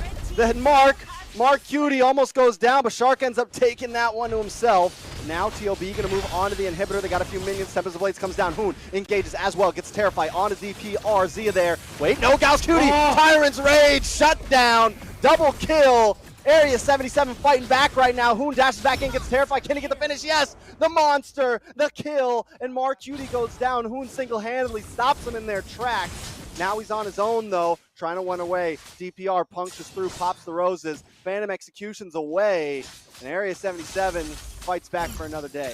Yeah, A77 able to kind of negate a lot of the pressure coming out from Ohio Brothers. I think it's due to the undisciplined sync coming out because, you know, quite honestly, we've seen games end before this 11-minute mark, and with the lead like Ohio Brothers had right there, the game should have already ended. But wow, take a look at some of the gold, right? You can see there is it's a big disparity between the junglers. You know, you see a 10K versus a 7K, but what's on A77 side is the Beatrix.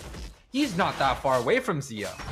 It's true. He's not that far away. And now that he's got the BOD, the Hunter Strike, we're starting to see that damage actually work a bit as he gets involved in these team fights. And if Gauss Cutie can land some more ults like we saw earlier, could be the game changer. Luckily, they didn't go down at that first Lord, so they have some time here. They didn't go down on the first Lord, but once again, that wasn't a Luminous Lord, and I can kind of see, hey, back then, we kind of had average games where we had Lords on Lords on Lords. Nowadays, a 14-minute game is quite average for even, you know, for some of the games that I look at myself. So OhioBrothers looking to kind of go into this 14-minute mark soon. The Lord is coming up in 10 seconds. Trex, what do you think A77's got to do right now? Maybe priority targets towards Hoon? I don't even know if they want to go for this Lord, honestly. Probably let them have it and wait for another Gauss Cutie set. Like we said before, they do have the possibilities to shred. I think you wait in the base and maybe lose one inhibitor. As long as you play your defense right, you know, you don't lose too much. And if the OhioBrothers bite off more than they can chew, you maybe pick up another kill. That's about the best they could do here. But this is quite beautiful. A77 is using a strategy where they're trying to keep the minions pushed onto their side, but they just decided to push all of it across. So OhioBrothers are definitely going to get a perfect sync because that minion at mid is going to make it where the mid is going to be shoved last. If they decided not to clear it, right, then the mid minions would be already pushed towards their base. So I think it's a small misplay.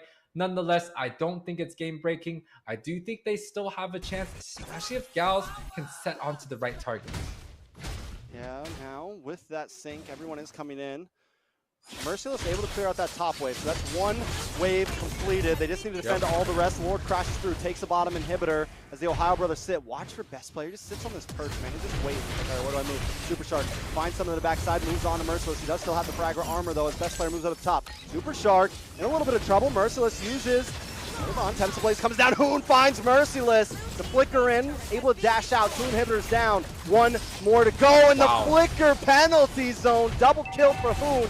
Gauss Cutie comes in, gets Tyrant's Rage though. On to Zia. DPR looking for the finish, trying to puncture through. Has to puncture out just to get away though. And that is the final inhibitor dropped.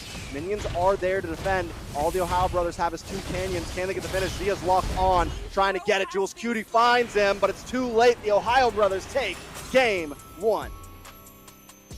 Wow. 14 minutes in.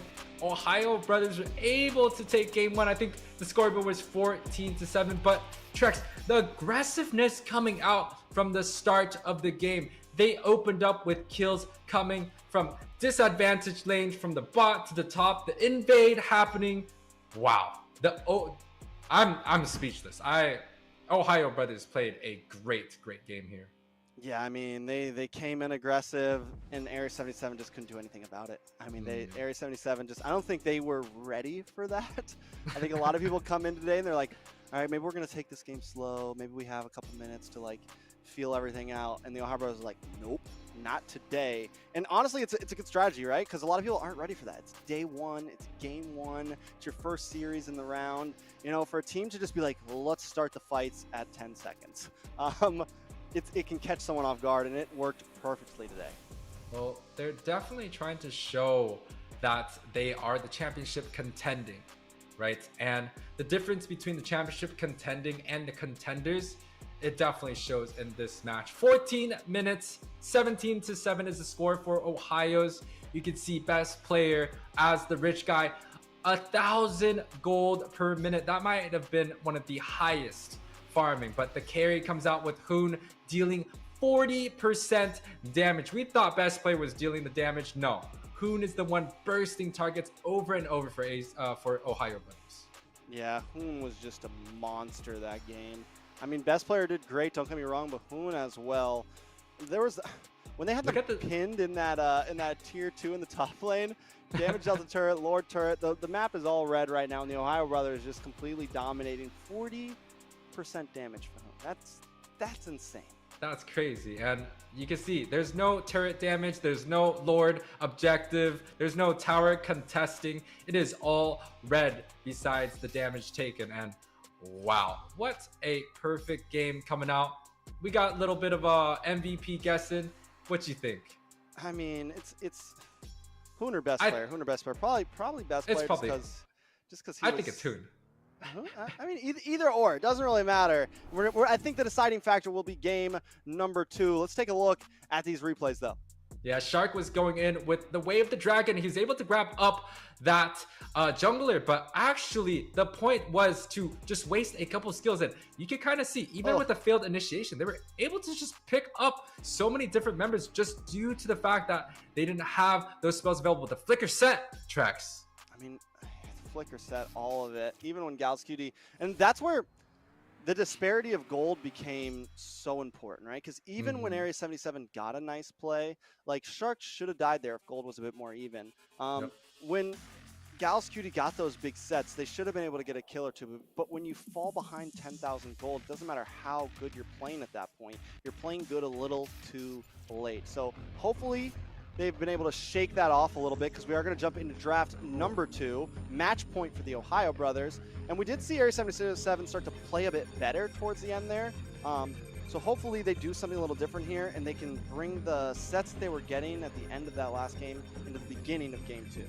Now, what I kind of want to see from Ohio brothers is a different set of bans. Why? Because I kind of want to see them play a little bit more of a different dimension. We know they're good with the assassins, right? We've seen them ban the Uranus. What about, opening the draft up or banning something completely different? Maybe, hey, focus on some of the mage bans, just like that. So Ohio brothers actually are not opting to go for one specific strategy, and you can kind of tell they have a coach, they have somebody that's helping them completely, changing up the whole entire draft and putting A77 on their toes. Definitely. I mean, but what happened if it ain't broke, don't fix it? I think, yes, I would love to see a different dynamic. That'd be very nice. But also, do they want to show any more cards right now? It's still early on. They have some bigger fish to fry later on in this bracket, if they beat Area 77, of course. So I think really they could stick the same. We could also see them just do something different, because the Ohio brothers, when they're up a game and they feel very confident, they like to have some fun. We'll just say that much, we'll say that much. They like to get a little silly, you might say. I hope that they don't. I hope they take this game very seriously. But the way that last one went, anything can happen. From the ban so far, they do look like they're taking this serious. They ban out the Terizla here, which maybe they want to pick something else up front. They also ban out the Valentina. So banning out some of their own picks here. Wondering what, maybe you're right. Maybe they're going to go for a completely different dynamic. Yeah, so if the Valentina is being banned out, it leaves a few options, right? The Eve first pick is very, very strong, especially with the Kadita being out. The Eve first pick is highly prioritized here. If not, they could try to go for the Kadita. Another pick that comes into my mind, the Uranus first pick that we've seen quite a bit in the tournaments, but with the Terizla being banned out, it's a very, very safe pick onto that XP. Definitely a very safe pick. Now, you mentioned the Eve, and that really could be the strategy for the Ohio brothers here. It's like, all right, because their first pick, so let's leave as much open as possible. And I think they feel very comfortable trading power picks, because they have they have some deep hero pools. They definitely have a lot of depth. And it's like, okay, fine, you want the Eve, we'll get the Ling, then we'll get this. And can you even play that? Can you even run that? To whereas Area 77 seem a bit more binded sometimes. Yes, they have some depth, but it feels like it's in the wrong direction. Like what we saw with the Export, like what we saw with the Valier. Can they go toe-to-toe? And there's your Eve pick.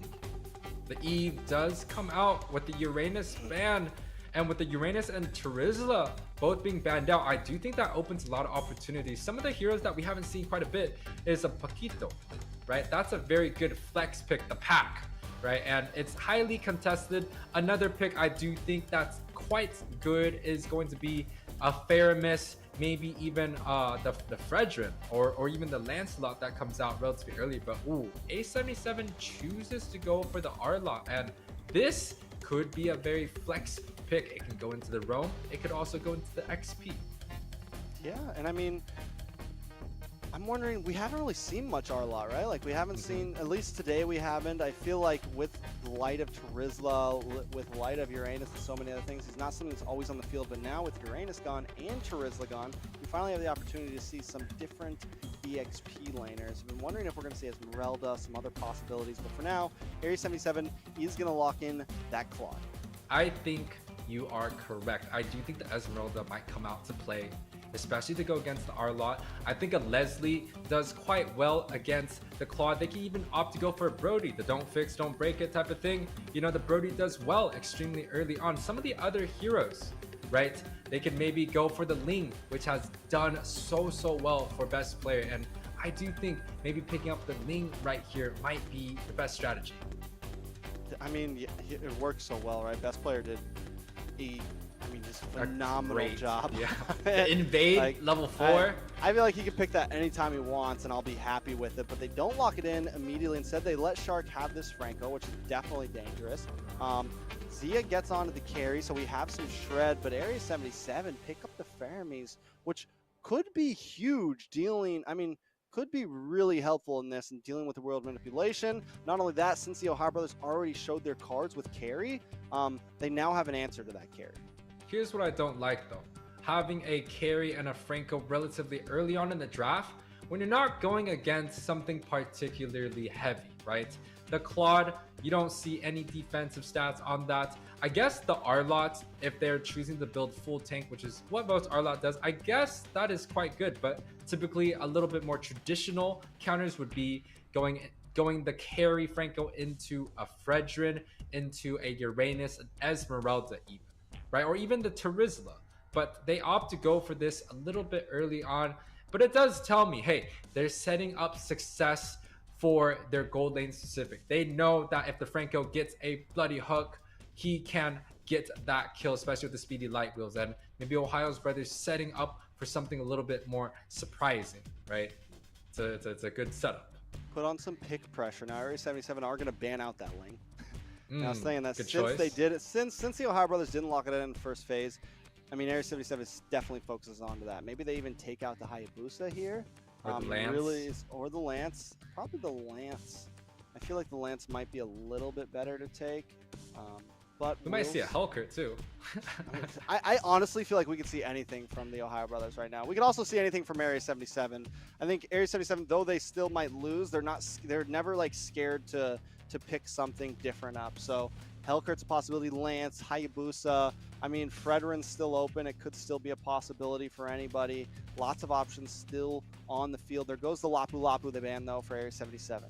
Yeah, I think the Fredrin is a decent option for A77, but when it comes down to going against the carry Franco or even the Eve itself, the slow, the CC, the true damage coming out from carry, it's just a little bit too much to deal with. What I actually think A77 should opt to go for, maybe an assassin, right? Maybe a fighter, maybe the Roger, right? We've seen Poggy on this Roger before, and that might be a pick, or Like surprise a us. Go Granger. I think a fighter could. I mean, I think any fighter jungle works well with the Fermis. The Keto could be decent. You got a nice punch. You got a nice amount of damage. You have some possibilities there. I'm wondering, is this Fermis going to be mage slot or is it going to be roam? Are we still going to see a roam get picked up? Obviously, the OhioBrothers believe it is, so they banned out the Kufra. They banned out the Minotaur. What can they... Grok is still open. I think you definitely want it, right? Because you're able to passive through the hook, things like that. You can kind of be a defense for the team. So, most likely that. I think the Grok, I think the Chow also does well, right? You have the hook coming in and he can immune it with that second skill. And again, Franco, especially in the early on, can get snowballed off of a Cho early on because the Cho has 3 spells. But I like this pick. We've seen it before. The Decimation King, the Savage plays coming out from the A77. They're able to pick up this Martis, and I completely agree. It negates a lot of the CC coming out from Eve. It also has an opportunity to cancel the Bloody Hunt coming out from Franco. Yeah, I mean, it's just stop a lot of people in their tracks. Zia now has to be very careful about how he engages into these fights, right? Like, watch out for your angles. I think Zia could end up having one of the toughest times in this game. I just don't really see a spot that Zia really fits in with. I mean, unless, like you said, Super Shark is like landing these hooks consistently. Zia doesn't really have like a lot of room to like shine here without some sort of support behind them. Whereas the Claude, can dance around, can kind of run on its own in the midst of these fights. And then you have this Fermis paired up with a Martis. It's definitely dangerous. Milo going to put the Fredrin into the EXP lane. Best player going to pick up the Lance.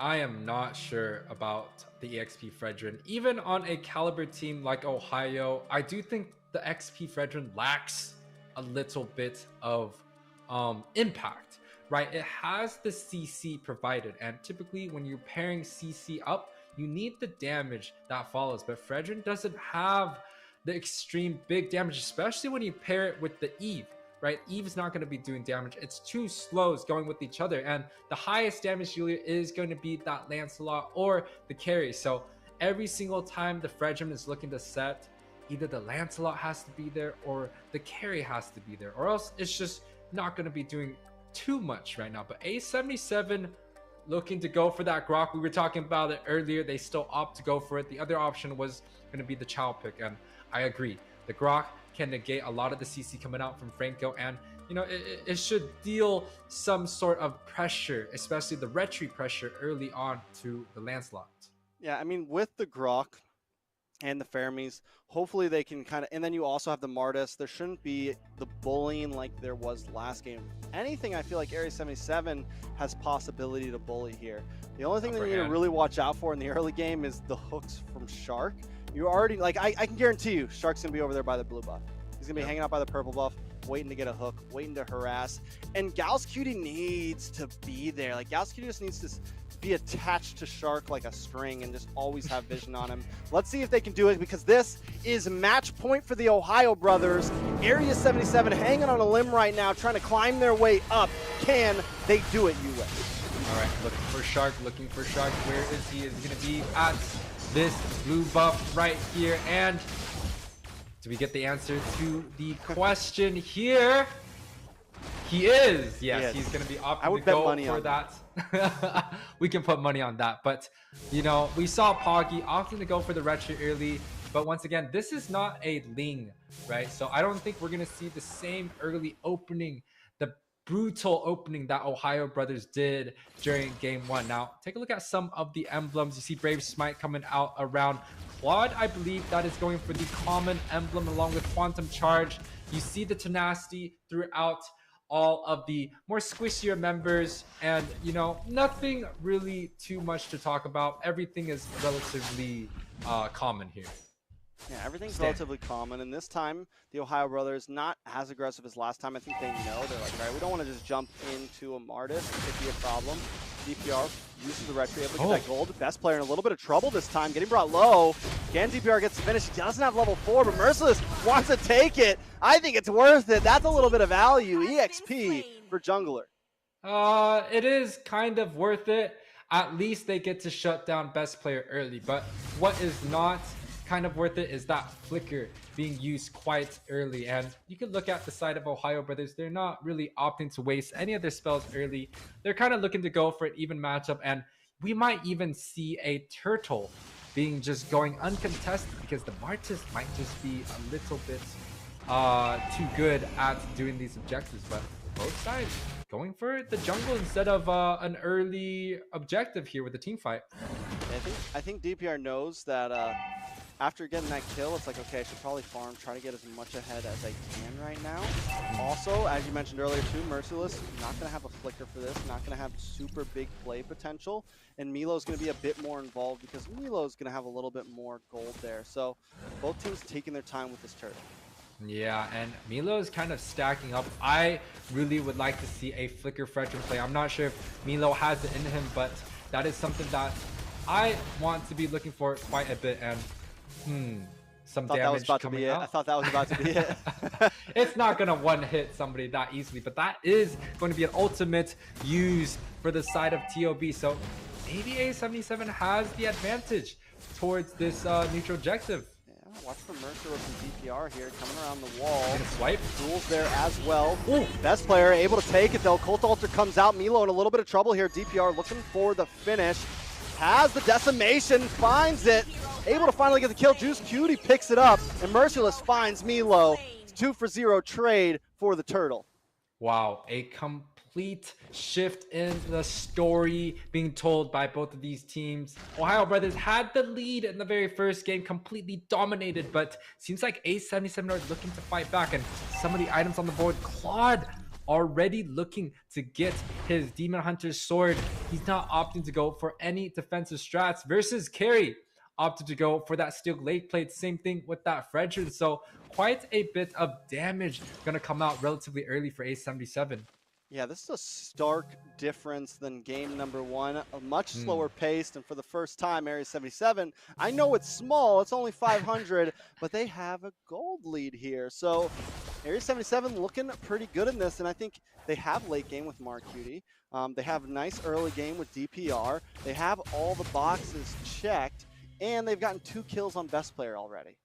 Yeah, I do think with this lead, A77 should be able to kind of just go even, and we see, ooh, Flicker. Oh, Shark comes in with the bloody hunt. Colt Alter comes out of the nick of time, but Hoon does drop the RWM. Cutie gets the knockup though, taking a couple shots from Zia. DPR's here. Marcutie with the blazing duet. Best player puncturing through. Big hook though on a DPR. Phantom execution executes him. DPR goes down, and now they're pushing the aggressive. Merciless gonna get taunted here. Fighting up against Milo, but the OhioBrothers find one.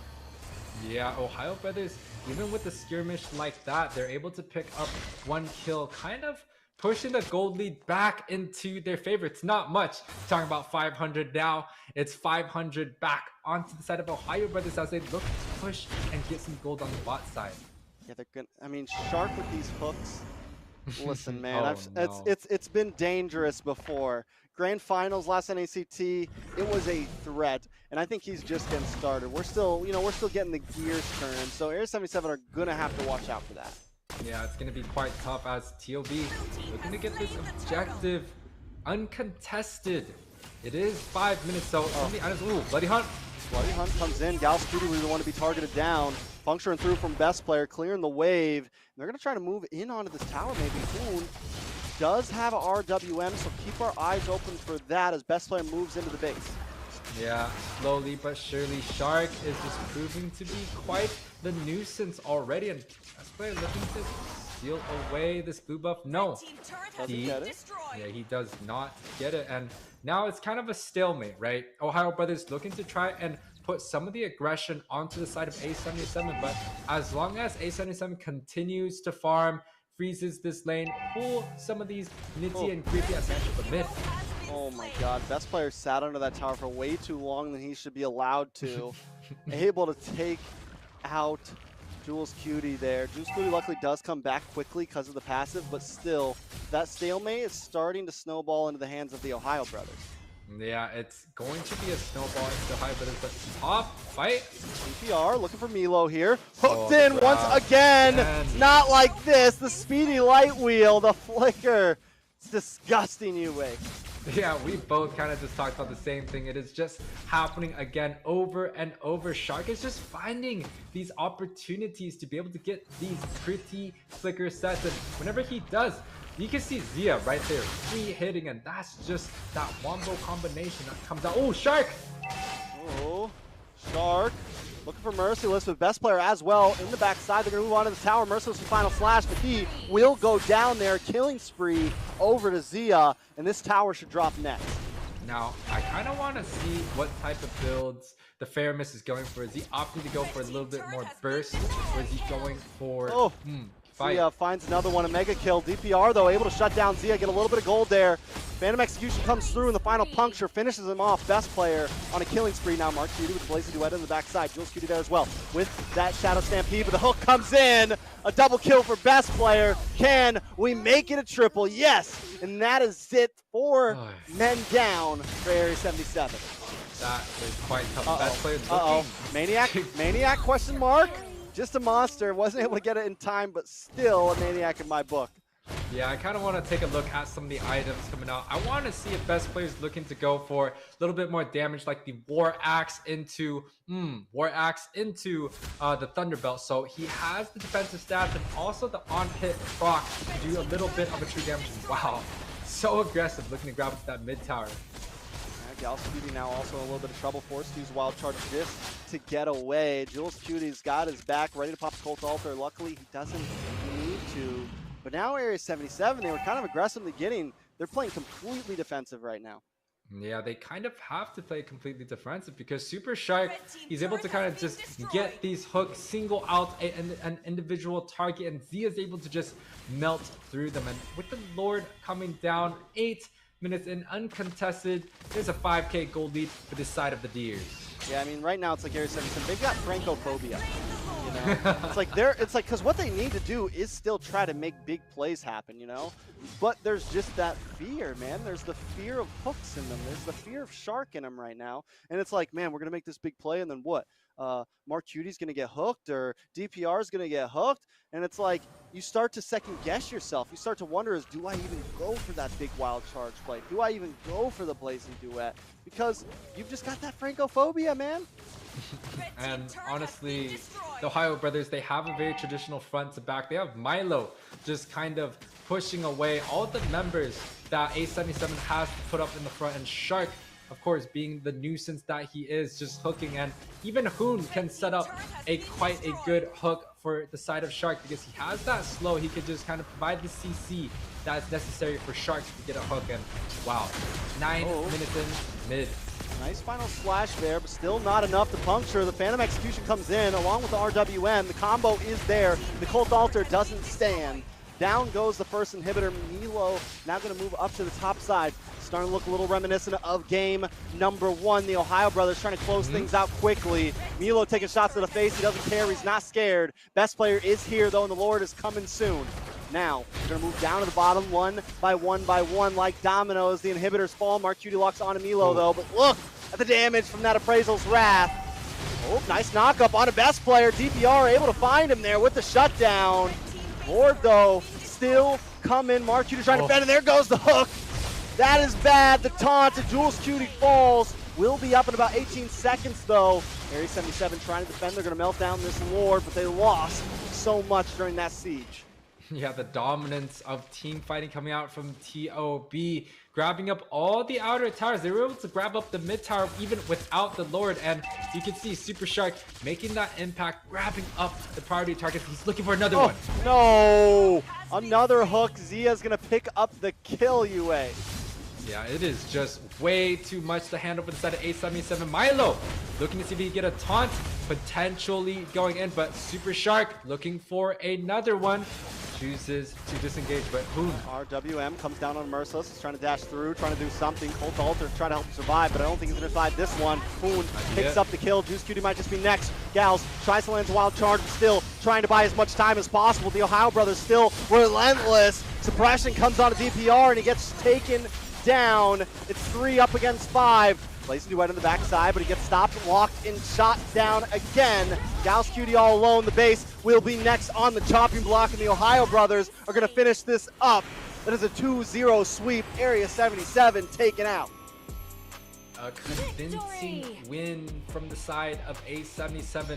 That was an 11-minute match. Now, the early game, they did not get the dominance. They did not get the opening that they had on the first match, but they were as eager and was able to close out just as fast, especially, I think, if not faster. They closed out on that very first Lord, didn't even need it, got all the inner towers, had a little small skirmish, and they just prevailed and got the game.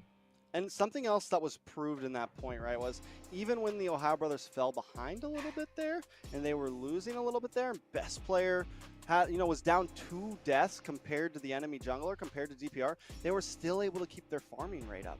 They were still able to keep that gold to not a big deficit, and were able to take huge team fights, which just speaks in volumes for them as we move through this first stage.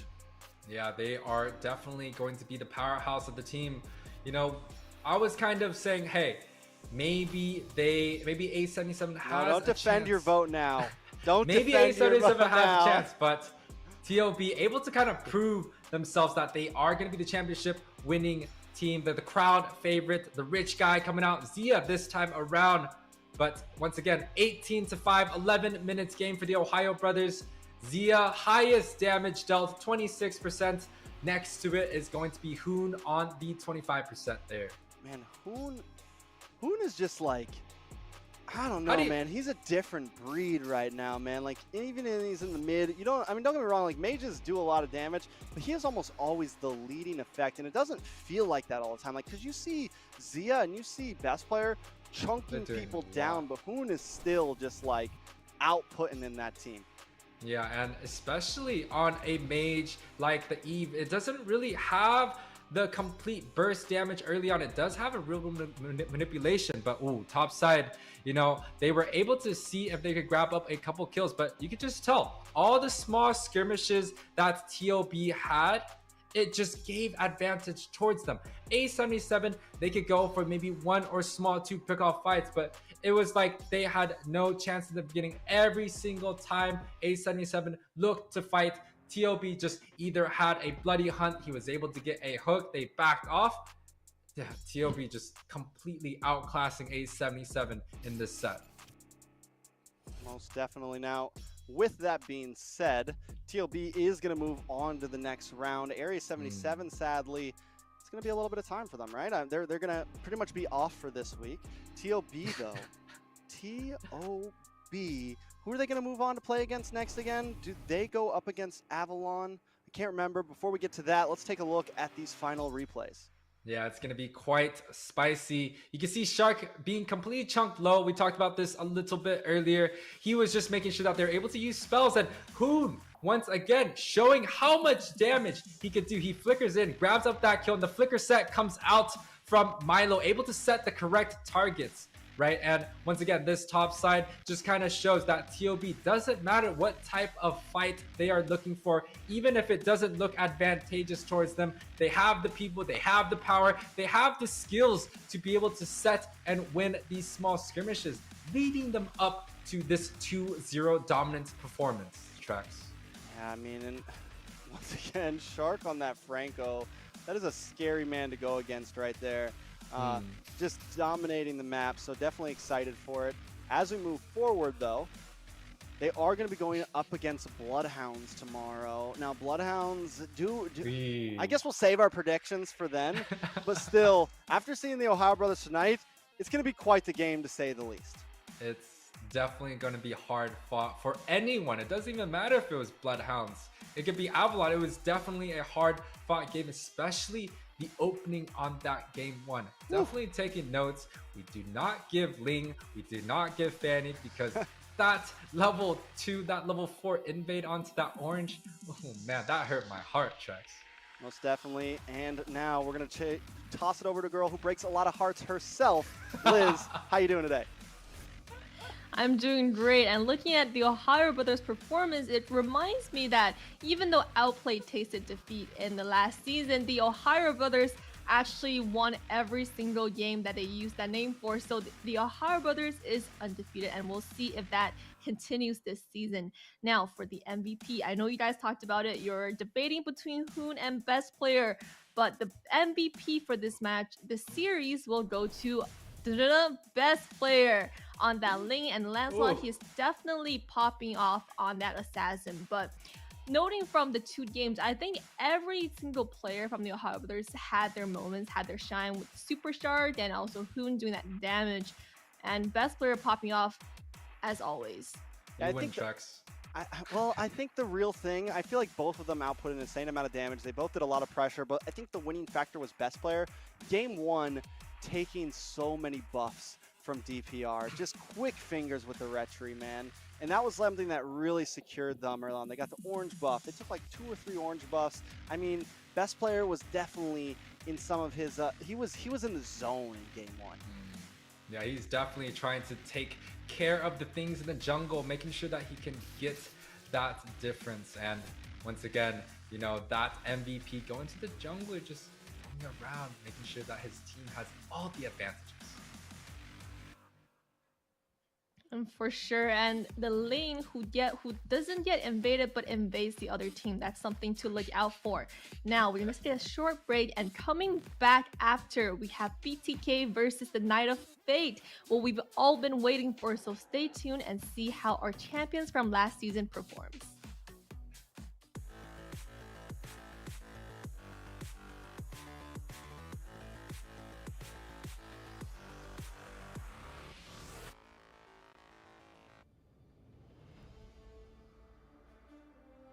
When upgrading your emblems, you will unlock talents at specific levels. Different emblems will unlock different talents.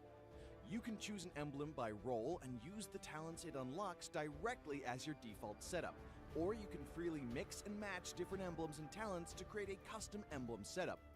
We're going to show you how to create your emblem setup for your heroes. Emblems. First, let's take a look at the revamped emblem system. There are now 7 emblems in the game, 1 basic common emblem and 6 role emblems. Different emblems can provide different attribute bonuses. It is recommended to use the emblem that matches a hero's role. Standard talents, Tier 1. After selecting an emblem, you can then choose from 8 standard talents at Tier 1. These talents provide mostly straightforward bonuses to heroes. Of the 8 talents, Thrill and Swift are good on almost any hero, while other talents are more catered to certain roles. Standard talents, Tier 2. At Tier 2, you will also have 8 standard talents to choose from.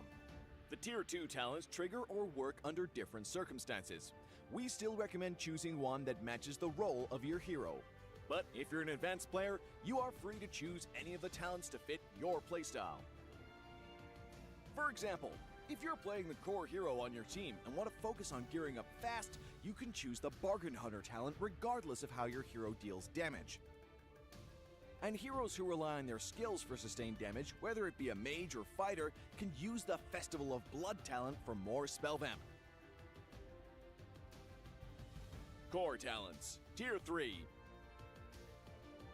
Finally, let's talk about the most important talents, the core talents. There are 8 core talents available in the game, and each provides a unique and powerful effect. We recommend choosing the core talent to match your hero's role and only use core talents from other emblems for advanced or unconventional tactics. The revamped Weakness Finder talent is no longer reserved for ranged heroes. This talent is now a viable option for any hero that relies on basic attacks and wants better laning and the ability to slow enemies. The Lethal Ignition talent now deals adaptive damage, making it a prime choice for any hero that has heavy-hitting combos.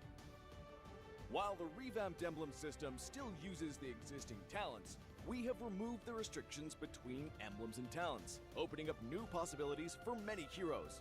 We look forward to seeing players discover new ways to play their favorite heroes on their way to becoming a legend.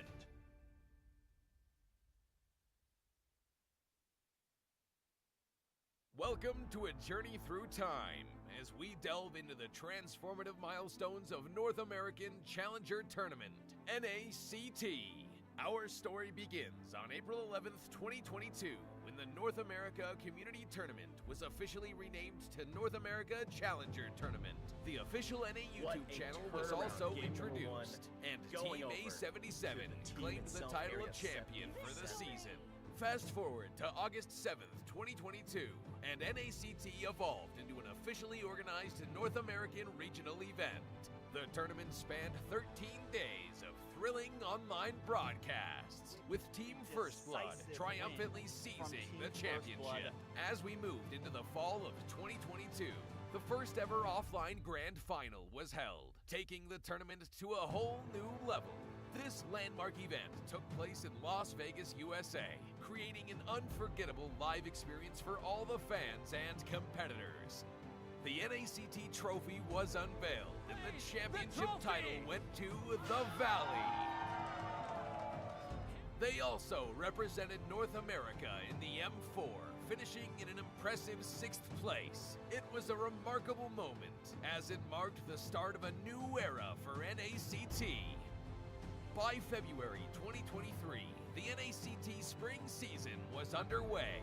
The offline finals took place on May 14th at the HyperX Arena in Las Vegas. Our livestream page was a sensation, reaching number 36 on YouTube's trending list.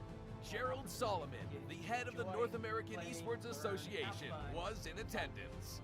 BloodThristyKings, who will represent the United States in the IESF.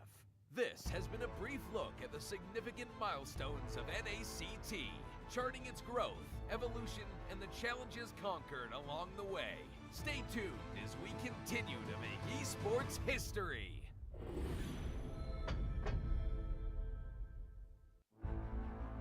In the world of esports, every battle is a chance to prove oneself.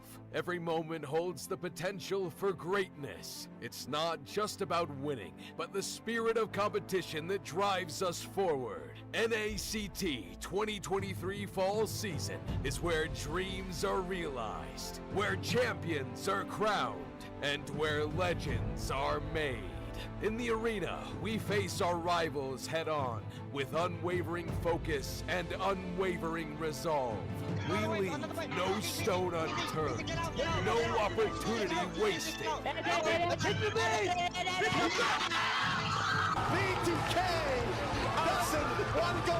Together, we create moments that will be etched in history.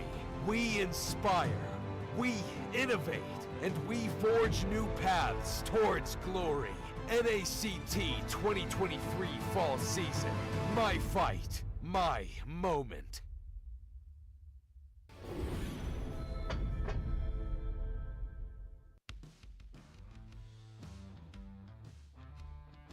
Hey everyone, this is Liz. Are you ready to witness some exciting changes this season? We got some fresh faces joining us in the caster teams, bringing in new insights and perspectives. Now, speaking of exciting changes, Trex, I heard you got some thrilling news to share with us about the prize pools. I couldn't have put it any better myself, Liz. What's up, guys? You already know who it is. Trex here with the beard this fall season. Now, we've reconstructed our prize pool to reward more teams than ever. And that's not the only update. Private Dancer, isn't there a few things you want to tell them about the tournament rules? You bet, Trex. Hello, ladies and gentlemen. It is I, the Potato King here, Private Dancer, bringing back that unique voice and unique sense of energy to each and every match. But this season, we are raising the stakes. We've revamped the tournament rules, aiming to make sure that each and every experience for you guys is more intensive, more captivating, more awe-inspiring for you, the viewers. But that's not it. StageⅠki here can tell you about what we can expect from the caster team this season.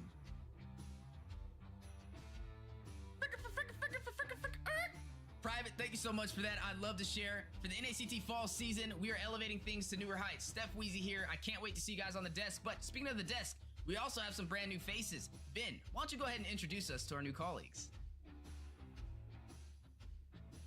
With pleasure, StageⅠki. Hey, I'm Ben, and we're delighted to welcome outstanding new talent to the team this season, Yuwei. He'll be joining us and providing exciting commentary and breaking out all the intense matches that are to come. Yuwei, I believe you have some insight about how this season is about more than just gameplay, right? Absolutely, Ben. Hi, this is Yuwei, and the NACT 2023 Fall Season is not only about showcasing the talent and the dedication of North America's top teams, but also about creating a vibrant community.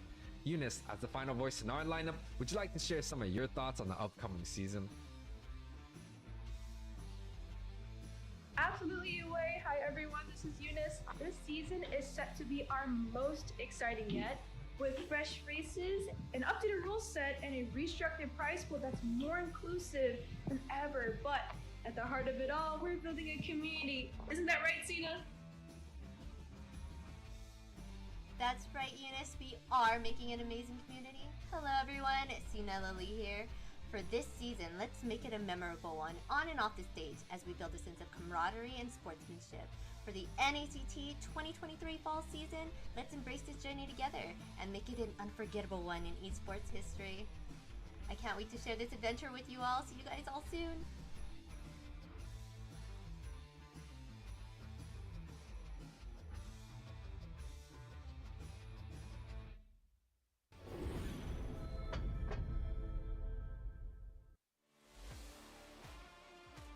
The upcoming tournament for NACT Fall. This is Mara Aquino wishing you guys luck, and I hope you guys do so well and you go to Philippines for the upcoming M5 World Championship, and you never know, it might be you that I announce as the winner.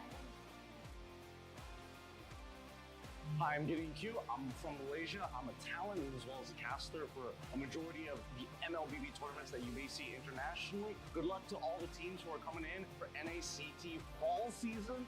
I can't wait to see potentially new talents coming out from North America. Obviously, we love the old, but some new ones would be great to see how the community is going to continue to grow, and especially when we're looking at the top 1%. Good luck to all of you guys, especially those who are prepared to deal with a giant crowd when you start flying over for the international. Good luck, everybody. Wait, sorry. Hi everyone, I'm Eterna. How are you guys doing? I just want to say a few good words here.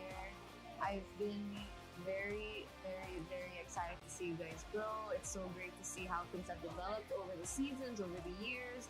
I hope it gets bigger. I hope you guys have more to say on the international scene, and I heard you guys are coming to ISF, so that's super great. Can't wait to see you guys there. Can't wait to see you guys rock the, LBB scene.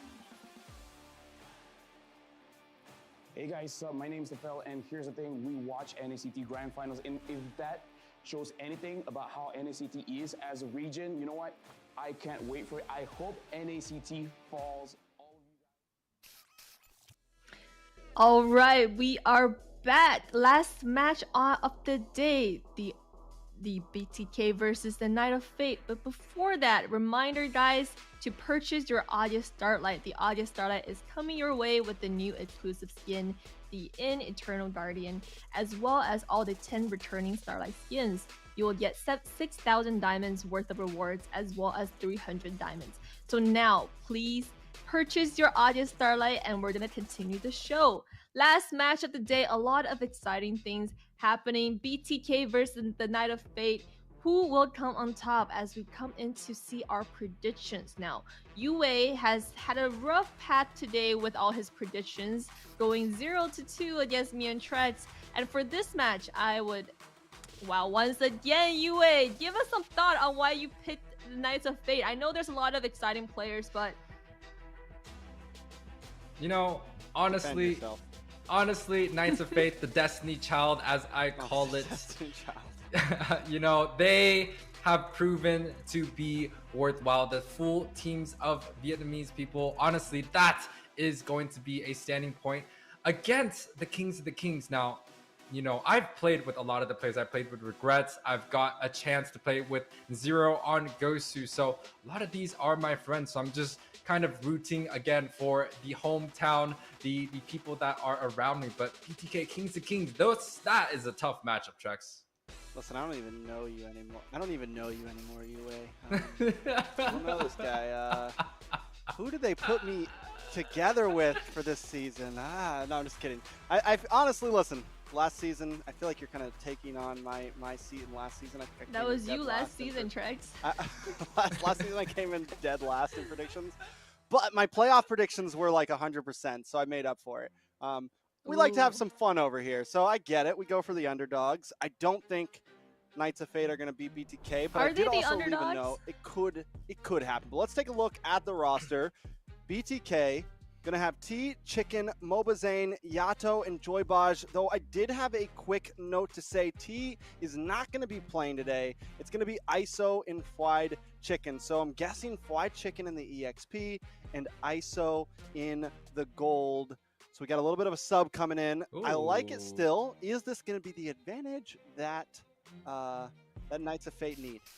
Yeah, but Knights of Fate coming out with a couple of more members right here. They have Zero into, I don't know where Zero's going to go, but they got Regrets, they got Powerless, Chow Pao, and also Kai. So these are definitely familiar faces across a lot of different NACT teams. Zero was on Gosu before, same thing, Regrets. And you also have Powerless, which is AKA formerly known as Ooga Booga, coming in from Wasians. And we saw the Hanabi being picked up. Trex got a little bit of a PTSD. I believe we might be bringing it back again, Trex. I hope not. Liz? Will it be Hanabi or something else, though? I hope not. It could be a Mio. What is the one thing that you do not want to see on the map? Absolutely not. The Valier. No, I'm just kidding. No. Listen, man. Those were epic moments last season. Ooga Booga, even though the Wasians like lost, he had this huge fan base. The people loved that guy. and they were still able to get wins. Not to mention as well, I know Yuwei was talking a little bit about Knights of Fate possibly pulling like the double fighter off lane, that old school meta. So that might be something we're in store for as well, Liz. And now for the Knights of Fate, a lot of unfamiliar faces for this season, but they're definitely not unfamiliar in the pro scenes as they've been there for all this time. And we'll see how they perform against our champion last season, BTK, as we go into game 1 of this series. Game number 1. This is draft number 1. BTK up against Knights of Fate. Now, you said something earlier. You said Chow Pow. Chow Pow. Can we just call him Chapow? Like, can his name just be like Chapow? You know? Well, or do we have to call him Chow Pow? Are we sure that's the correct pronunciation? Like, are you positive? I mean, the CHA you definitely pronounce Chow and the Pow is a Pow, but you know, a lot of these names is a little bit tough for us to pronounce. Yeah, it's tough for me. That's what I'm gonna say. I'm reading it as Chapow. But yes, we got the Kings of the Kings, the championship winning team, the caliber, the best of NA. Mobazane-led team, BloodThristyKings versus the Knights of Fate, the Destiny Child, the Destiny Warriors, as I like to call it. An easy opening, something we've seen before, the Fanny ban, of course, coming out to respect Zero. But what we have not seen before, Trex, a Claude early ban, kind of tells me maybe they're looking to protect stationary mages like the Eve, or maybe the Farsa, or maybe that's just something that they've seen ISO been playing quite a bit. I mean, it's definitely, like, I know we haven't seen the greatest performances from the Claude today, but either way, a lot of big teams consider this a prio pick. And I think right now, going up against a team like BTK, maybe definitely something we're already seeing some of these draft changes, like BTK knows. And these are some of the picks that we haven't seen like banned or picked up tonight that much, or haven't like, but they are meta. They are things that you're gonna have to be careful for. And BTK, it's like, this is something we don't want to go against. And it also comes back to what we were talking about at the very beginning of tonight, is every team is probably gonna ban a little bit differently, draft a little bit differently in the beginning stages of the NACT. Yeah, and definitely why they're being a little bit more careful in terms of their drafts and their disciplines is because this is going to be a single elimination, right? It definitely means that if a team comes out of a loss tonight, they are going to be sitting, watching from Cancun for this Sunday's match. And that is a lot of pressure. And that pretty much expects perfection. You got to be winning this game in order to get onto that next stage. Yeah, now the Arlot ban coming from Knights of Fate. BTK gonna ban out the Kufa, so like, a lot more is open than usual, I will say that much. Valentina's still open, Yeve's still open, Kaja open right now, unless Knights of Fate decide to ban that out. Ling open right now. No matter what, some things are slipping through the cracks here, which means we're definitely gonna have an interesting game 1. I mean, both of these teams, I have excitement for both, because I'm wondering how BTK is going to do with White Chicken now in the goal. I mean, in EXP right now. How has their compositions changed with the meta chain? Like, what are we going to see Mobazane on? It's not going to, like, I know he's been favoring the alpha sometimes, things like that. So is that a possibility? And then Knights of Fate, Zero, man. Like, the Hellcurt, Assassins, so many different things.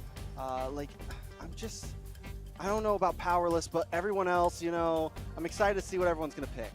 Well, BTK traditionally, they like to go for an early mage or even a roamer. So in terms of their first pick, I definitely think they're going to look for something like the Kaja, but eating my own words, Trex, they go for the Uranus first pick, and I wouldn't be surprised if the counter matchup is going to be Charizla? Charizla. Of course, the Charizla. Yeah, but We've fried seen chicken. it This is like a fried chicken special right here. You get this for $3.99 at fried chicken store every week, and he serves it to you fresh. So the Uranus is definitely a good pick for him. I feel like, again, he's an OG EXP laner, man, and I got a feeling it should do well in his hands. I'm talking like deep lane cuts.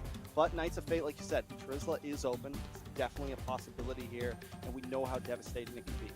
Well, what I think can be used towards the advantage of the Knights of Faith is maybe grabbing up a suppression into a carry, right? Completely countering out that Uranus, but they choose to go for the Eve, and I like the Eve because BTK Zane, he's not that type of user to go for a lane. Right, and to have the backline being protected, that is quite nice. But Alpha, but there's your Kadita. That is my Kadita, but Alpha is something we haven't seen quite often. I do believe in MPL ID, they just got the very first pick yesterday, and they did extremely well on it. Maybe it's going to transfer through into our NACT. It's a steal. It's a steal from Zane. I think it's a steal from Zane. I think it's like, yo, we already know what you're aiming for here. We're going to take this from you. I honestly believe that. I've seen him. I've been watching the streams. The man's been spamming Alpha a lot, but instead they go. Now, this could also definitely be a jungle Basha right here, switched over to Mobazane. Maybe not, like possibly not, but I got a feeling it is. But also, you mentioned Backdoor Tide. They answer that with the Kadita. Like, a lot of heroes open right now, and this was what I was wondering about. We're literally getting to see a bunch of heroes that we haven't gotten to see all night so far because the hands were just so different. So Yeve here, Alpha here, Export here, Kadita here. We're seeing a very different style of play from these two teams compared to the previous 6 teams.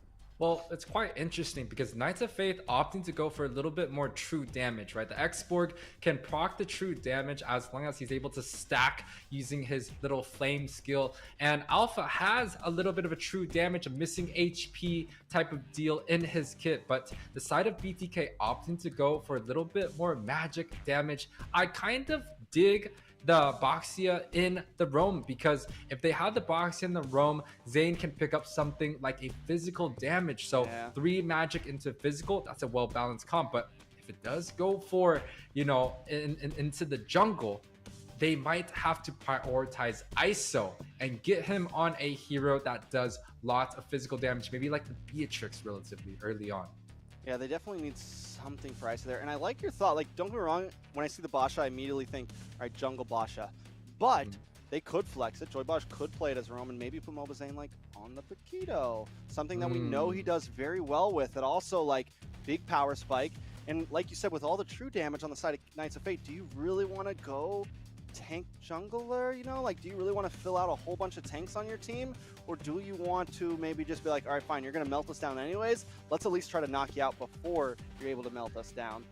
So it's going to be interesting. Knights of Fate, though, are going to ban out the Kaja, are going to ban out that Cho, and BloodThristyKings also firing out with roam bans. So the pool is getting smaller and smaller and giving even more reason why that Basha could get swapped over. Yeah, and you know, you talked about kind of the true damage to go against these tanky heroes. Now, I kind of only think that true damage works if it's a carry, where it's based off of their percentage of health. If it's an Exborg and Alpha, typically when we see heroes that do true damage, for example, a Leslie, we like to build health. So actually these tanky, you know, more you know, tank heavy compositions work pretty well against some of the true damage coming out. But a lot of roams being banned out. You talked about the Kaja, you talked about the Chow. Now we get to see the Minnow being banned out. But yes, that is going to be a tank shredder being taken away from Knights of Fate. The carry being banned out by the Kings of the Kings. Both teams really focused in. I like the bans in that second phase a lot. Now, Knights of Face on the gun this time. They're going to pick up the Leslie. Oh, so my. even now we have both true damages. What? How about now? You know, Yeah. we've How do you literally like me picked now? all 3 of them. So now it's like, what are you even picking? All right, no. Joy Bosch is going to be on this Franco, which means Mobazane will be on the Basha. So still, we're keeping it bulky, but we have a lot of pick pressure here, right? We have the Kadita, we have the Franco now, and even the Basha, man. Basha's so mobile all over the place. I'm thinking just like early level 4 ganks onto gold lane, level 4 ganks onto EXP. Just try to literally put as much pressure as possible onto these off lanes. Now, he's definitely going to be rolling into that gold lane relatively early on, denying a lot of the scaling potential from that Leslie early on. But a pick? I don't know if I completely like that. Now, we haven't seen 1-1 do too much, but 1-1 is still a very, very high-skilled, high mechanic, and still a very, very good pick, even in the professional scenes. But what I don't like is the physical damage output coming out from BTK. 1-1 requires time to scale. He needs that DHS, and with the Basha, with the Kadita, you know, Athena's early into maybe an even matchup, they're gonna do quite well and scale quite well against the Kings of the Kings. Okay, before I jump on that, real quick note on to 1-1. I feel like 1-1, in my opinion, has like completely fallen off. Even like when you get the 3 items in, the damage is still kind of low on that crossbow Tang. So that's point number 1. It could work well against, you know, the X-Borg and some of these fighters, but hold on a second, because we got ourselves a Hylos. Hylos, so is Hylos offline? No, Hylos Roam. No, Hylos Roam. Alpha Jungle. X-Borg EXP. Interesting. I mean, you do. Don't get me wrong. The skill, you have a lot of answers for Fried Chicken on this Uranus. I'll say that much. You have a lot of damage over time. A lot of like slight shard, like real DPS, not like burst DPS, but like DPS, like small damage per second, which works good against someone like that. A lot of CC, but let's see how it goes. A lot of unpredictable picks here. This is the last game of the night, and it looks like they're going to give us a good one. This is game number 1 in a best of 3. The current champions of NACT, BTK, up against the new faces, Knights of Fate. Yeah, Kings of Kings versus the Destiny Childs. We can say a little bit of a level 2 rotation, but kind of want to talk about this Hylos going into that 1-1 matchup. The Hylos is kind of a sitting duck. It doesn't have a dash, so the 1-1 might have a very good time getting that procs, but an early aggression on the bot side. Yeah, a lot of early aggression from ISO there.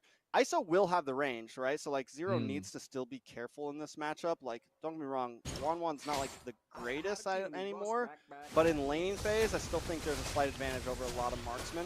I'm just wondering how ISO's gonna work as we creep into mid to late. Yeah, so take a look at some of the emblems right here. Leslie opting to go for that Quantum Charge. Very standard all around. Concussive Blast coming out, but bot already a small skirmish. Very aggressive. Puts a little bit of damage on Joybaj, nothing too major though, but back to what you were saying, Yuwei. Yeah, exactly. Mobazane got that Concussive Blast, helps with the jungle quite a bit, and it does pretty well in the jungle. We see all the other emblems, a lot of sustain, a lot of Raise Smite, so both teams kind of looking to siege and sustain onto the side, but Zane taking a small peek onto Mikasa, but sees that 2 different HP bars and, you know, kind of backs off.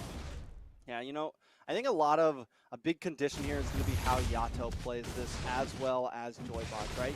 Both of them are going to kind of be the big playmakers here, I feel like. Can the hooks be land, and can Yato get these knockups paired up with the rough waves? The burst is there once he hits level 4, and we're already seeing, you know, him playing smart, hiding out in bushes, and that's what he needs to do. He needs to, you know, play like an assassin, essentially. Down at the turtle pit, though, Mobazane able to secure it. A lot of damage still coming in on a White Chick, but the hook lands from Joybaj.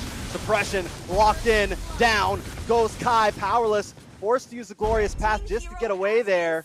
Will be able to pop to get away, but Mobazane pops toward his Poisons, and now Yato there as well. Watch out for the hook from Baj, decides not to throw it though. Yeah, but you know what's crazy? Zane opting to go for rollout strategies into that Retribution, and you typically don't see, but Zero getting caught relatively low, but wow.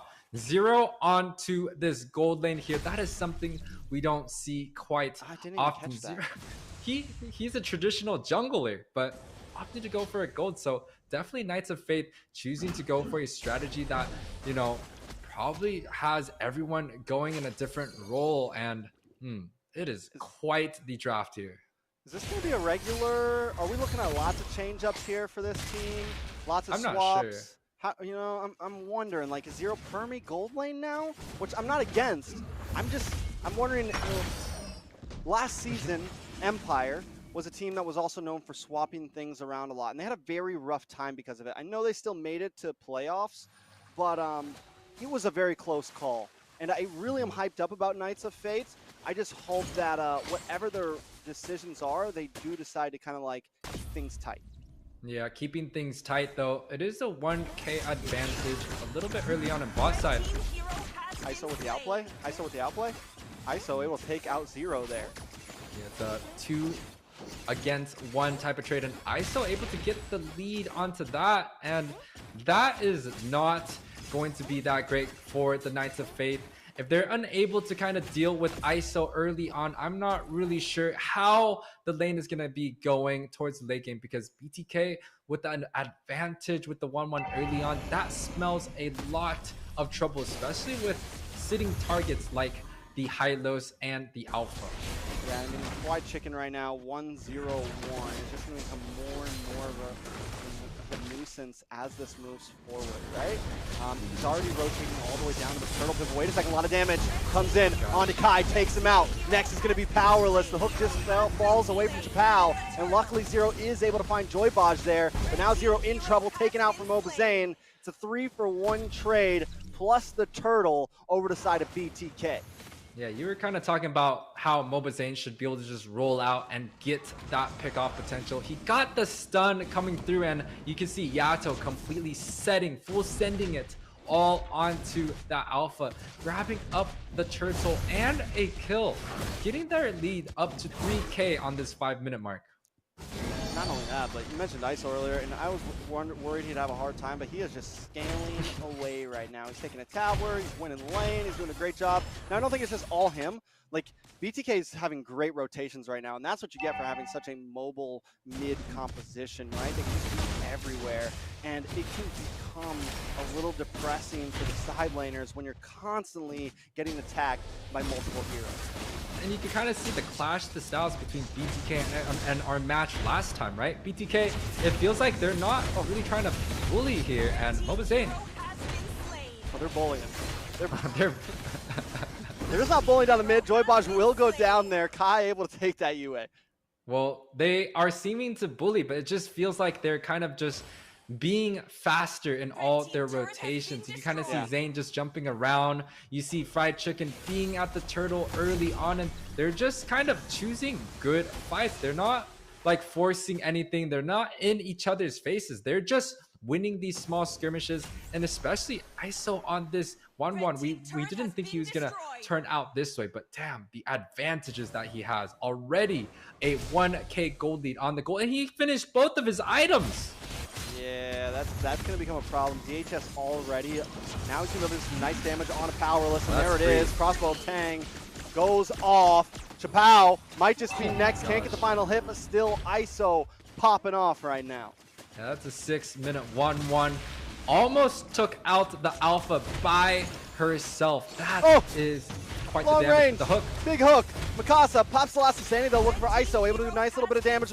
Obazane to the backside, shredding things up. Able to find Kai. Mikasa, Chappelle, and Zero just cornered under these two towers. BloodThristyKings coming in from everywhere. Yeah, the BloodThristyKings are coming from everywhere. Oh, the flicker! Oh my god, another hook on to Mikasa. White Chicken able to pick up the kill. Powerless drops Glorious Path. Can he get a finish? Zero flickers in, able to find ISO, Elise, Joybaj, taking too much damage. Zero finally popping off. Powerless picks up the kill, but here comes Mobazane. Powerless goes down, and Elise evens it up 2-2. Yeah, that's quite the trade coming out. It's a 2-for-2, but again, a 2-for-2 trade on the side of the losing side is always advantageous. And Knights of Fate looking to bounce back into this game a little bit more, but unfortunately, even with the objectives being taken, Zane just completely shutting down that neutral objective, getting that turtle and having the rollout ability to just catch up onto the mid side. And take a look at some of the gold and the items right here. You could already see a very, very huge disparity, especially from the junglers, the marksmen, and even the XP lanes. Powerless, I'm wondering, like the Hylos, I get it. You get some guaranteed stun, you get some chip damage onto everybody, but still it hasn't been anything major. Knights of Fate seems to lack some big CC. Unlike Yato, gets a knock up and takes out Powerless. Kai tries to come in with the Alpha Spear, but Mobazane's still able to get away. White Chicken being a nuisance as always, just harassing Kai. The hook just misses, but here comes ISO as well. Kai forced to run away using the Alpha flickers in. White Chicken finds him with the mega kill. BloodThristyKings taking everything, leaving nothing. Yeah, 6k gold lead, 8 minutes in. A lot of the items already being completed, especially the core items from BTK. They're kind of snowballing away from this game. This is kind of what we've seen before between the championship contending teams and the contenders. And BTK looking to sweep even more advantage with just Zane on the top side. Yeah, I mean, I like the way, because Mobazane has such mobility, he's really able to just kind of do his own thing everywhere, while the rest of the team works as a unit, and we're seeing this, right? It's like 4 in the bot, or it's 2 and 2, and then Zane's just kind of moving around the map, getting vision. A slightly different role than what you see from some junglers. And with the slight different role of the junglers, the playstyle is a little bit different too. And BTK kind of just playing really Another hook onto Powerless. Crossbow Tang about to go off. There it is. On to the next one. Chapow gets Chapow to double kill for ISO. Mikasa might just be next. Forces the last Insanity. Able to just get away, but still nobody on BTK goes down. Yeah, it is a very, very clean game coming out from the Kings of the Kings, and they're looking to get even more of an advantage. They got that blue buff, looking to possibly grab up this Lord, and ISO on this top side, along with Joybaj, they kind of have this wombo combo synergy going on. Joybaj grabs and targets 1-1, gets the marks coming in, and they're able to kind of sweep these team fights. So BTK's strategy is quite well prepared in this match. And there goes Lord. Knights of Fate, they're at a 10,000 gold deficit. Is there an answer for them right now? Can they shred down this Lord? Is this going to be GG's right here? Well, look at this sync right here. Zane is already heading onto that top side. He's giving his blue buff to Yato. Wow, that is very, very self-sacrifice. Not many of the junglers would actually do that for themselves, but 10k gold lead, 10 minutes in, relatively, I guess, standard play coming in from a one-sided match, but Zane looking to push a little bit more on the mid side. Lord is going to finally get here. Mobazane holding down the front. Nice knockup coming out from Yato. Hook just misses, lands onto a cannon minion. Lord finally melted down. BTK hasn't been able to take a tower just yet, and I don't know if they're going to be able to. Maybe. I think with ISO right here onto this mid side, they should be able to push quite in, but BTK also has to be careful.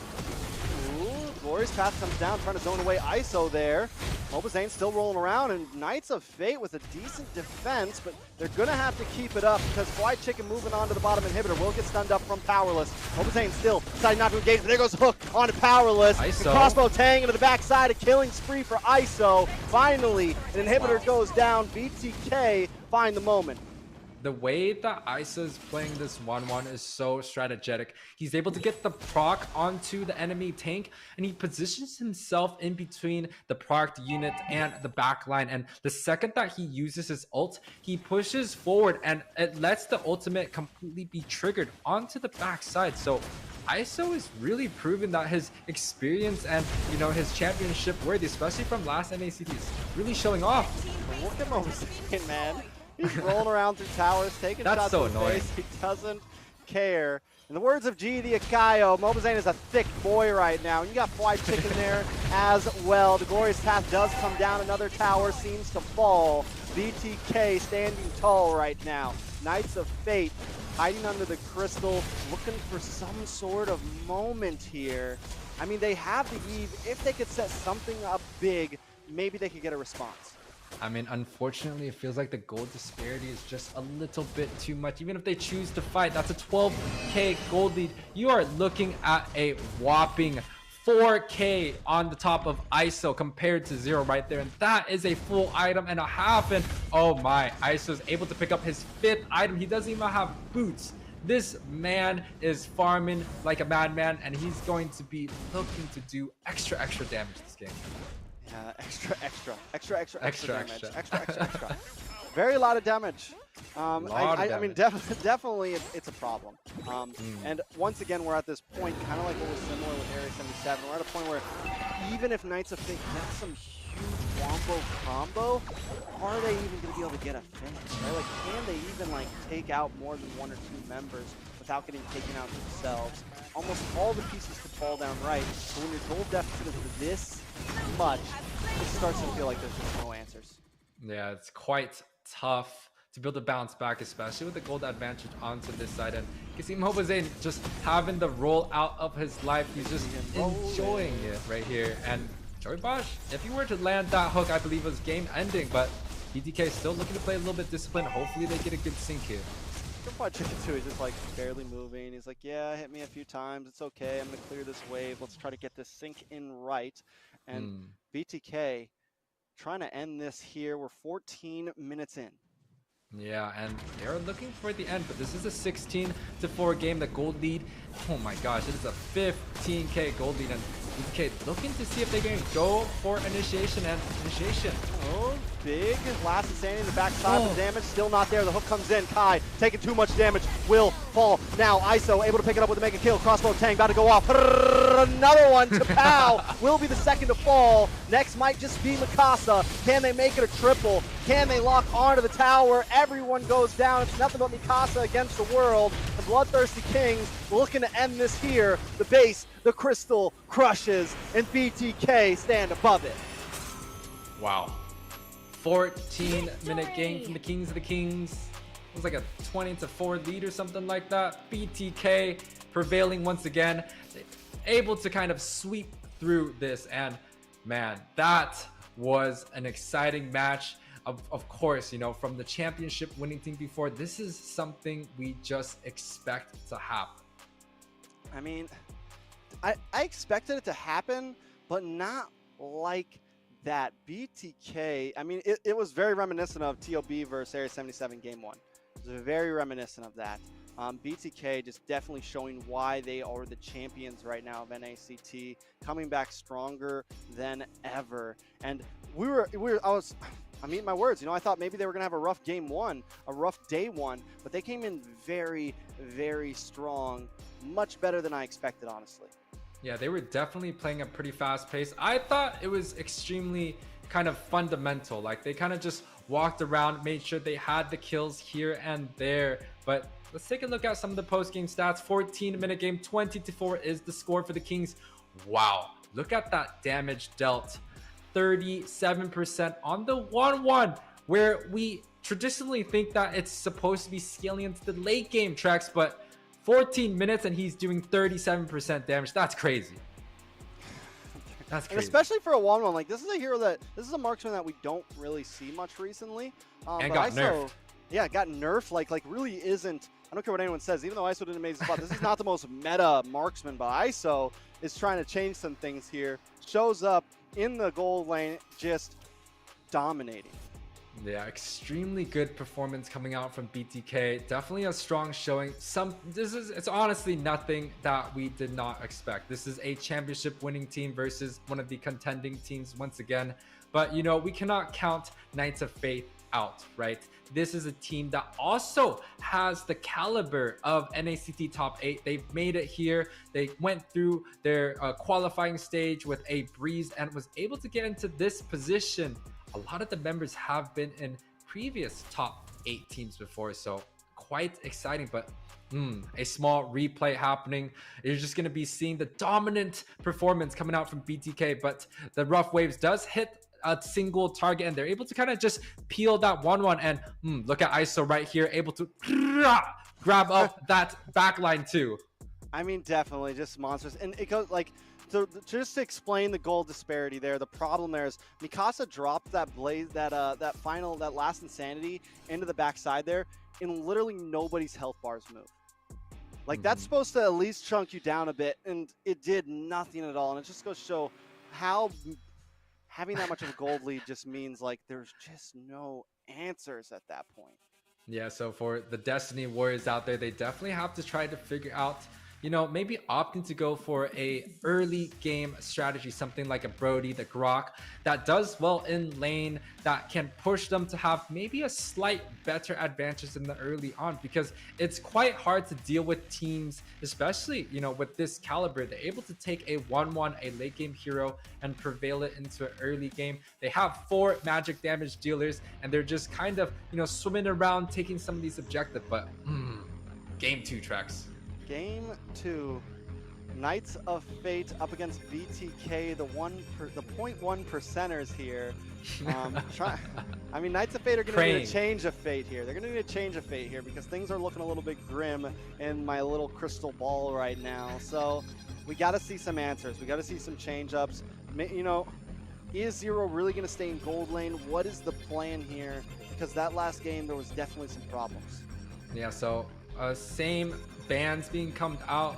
You know, it definitely feels like Knights of Fate have a certain strategy. They don't like to go against that Claude, and they want to make sure that this Arlot is also banned out. But what's interesting is Knights of Fate, they decided to choose Leslie, and Leslie is traditionally good against Claude. So it kind of makes no sense, in my opinion, where they pick up this Leslie either early or late into the draft, if it's a comfort, if it's something that they've definitely practiced, and opting to go for a Claude ban, because it just doesn't make sense here.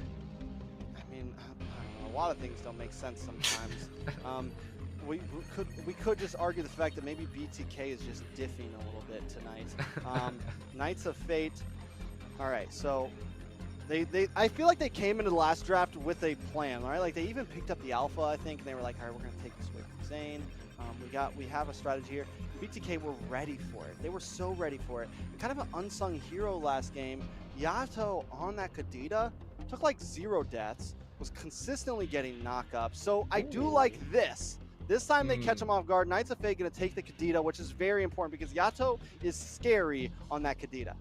Now, a bully way type of draft is if BTK would choose to, hey, they see the Kadita, they're like, oh, let's just go Eve with Purify and demoralize you, right? That would be quite the story, but I do think there's other heroes that do quite well against Kadita. Faramis, you know, you could go with a Purify. That does pretty well. The Kaja is still available also, and maybe they opt to go for a Faramis Kaja where they completely win lane, but no, with the Uranus banned out, they opt to go for Terizla, and I would not be surprised that we see that triangle matchup, that X-Borg being used into that matchup. I like it. And now, so White Chicken already showed us the Uranus. Now he's going to get to show us the X-Borg. The Terizla. Sorry, I had a stroke there for a second, but I'm okay. Joybaj, though, on a little bit of a signature pick here with the Cho. This is something that he gained some glory for before he ever joined BTK, so I'm excited to see him on this. I think at this point, it's like, let's have a little fun this time. Yeah, and I think a good pick to counter out the Kadita could also be the Akai, and I was kind of sad that they didn't try to flex that earlier, because I do know that Joybaj has been practicing the Akai, especially to go against the Kadita matchup, and Moba Zane also has an extremely good Akai. But let's talk about what Knights of Fate can do here. Diggy counters out both of those heroes, and wow, a power pick coming out. It's going to be the Ling and the Lapu Lapu. Ling and Lapu Lapu. I almost expected maybe we were going to see an Angela. I thought we might see it from Knights of Fate, just because we saw BTK ban it last time. So we know that's something that they feel as a possible threat, but this time BTK gonna take it, and this allows for so much here. This Moba Zane now has a lot of freedom. He can pick up the Martis here. He can go for the Basha again, and it's gonna pair well with this Angela. Not only that, if Yato wants to lock on to White Chicken, if Yato wants to lock on for whatever gold lane or ISO picks, there's just a big threat here. That little doll girl right there is dangerous. Let me just tell you this. Yeah, the Angela is definitely a good pick in the meta. It's shown quite a bit of versatility even across seas. I'm sure you could probably even bring it to the gold lane, the XP lane if you really wanted to, but BTK has this draft open. Now, one thing that I do kind of wish to see, right?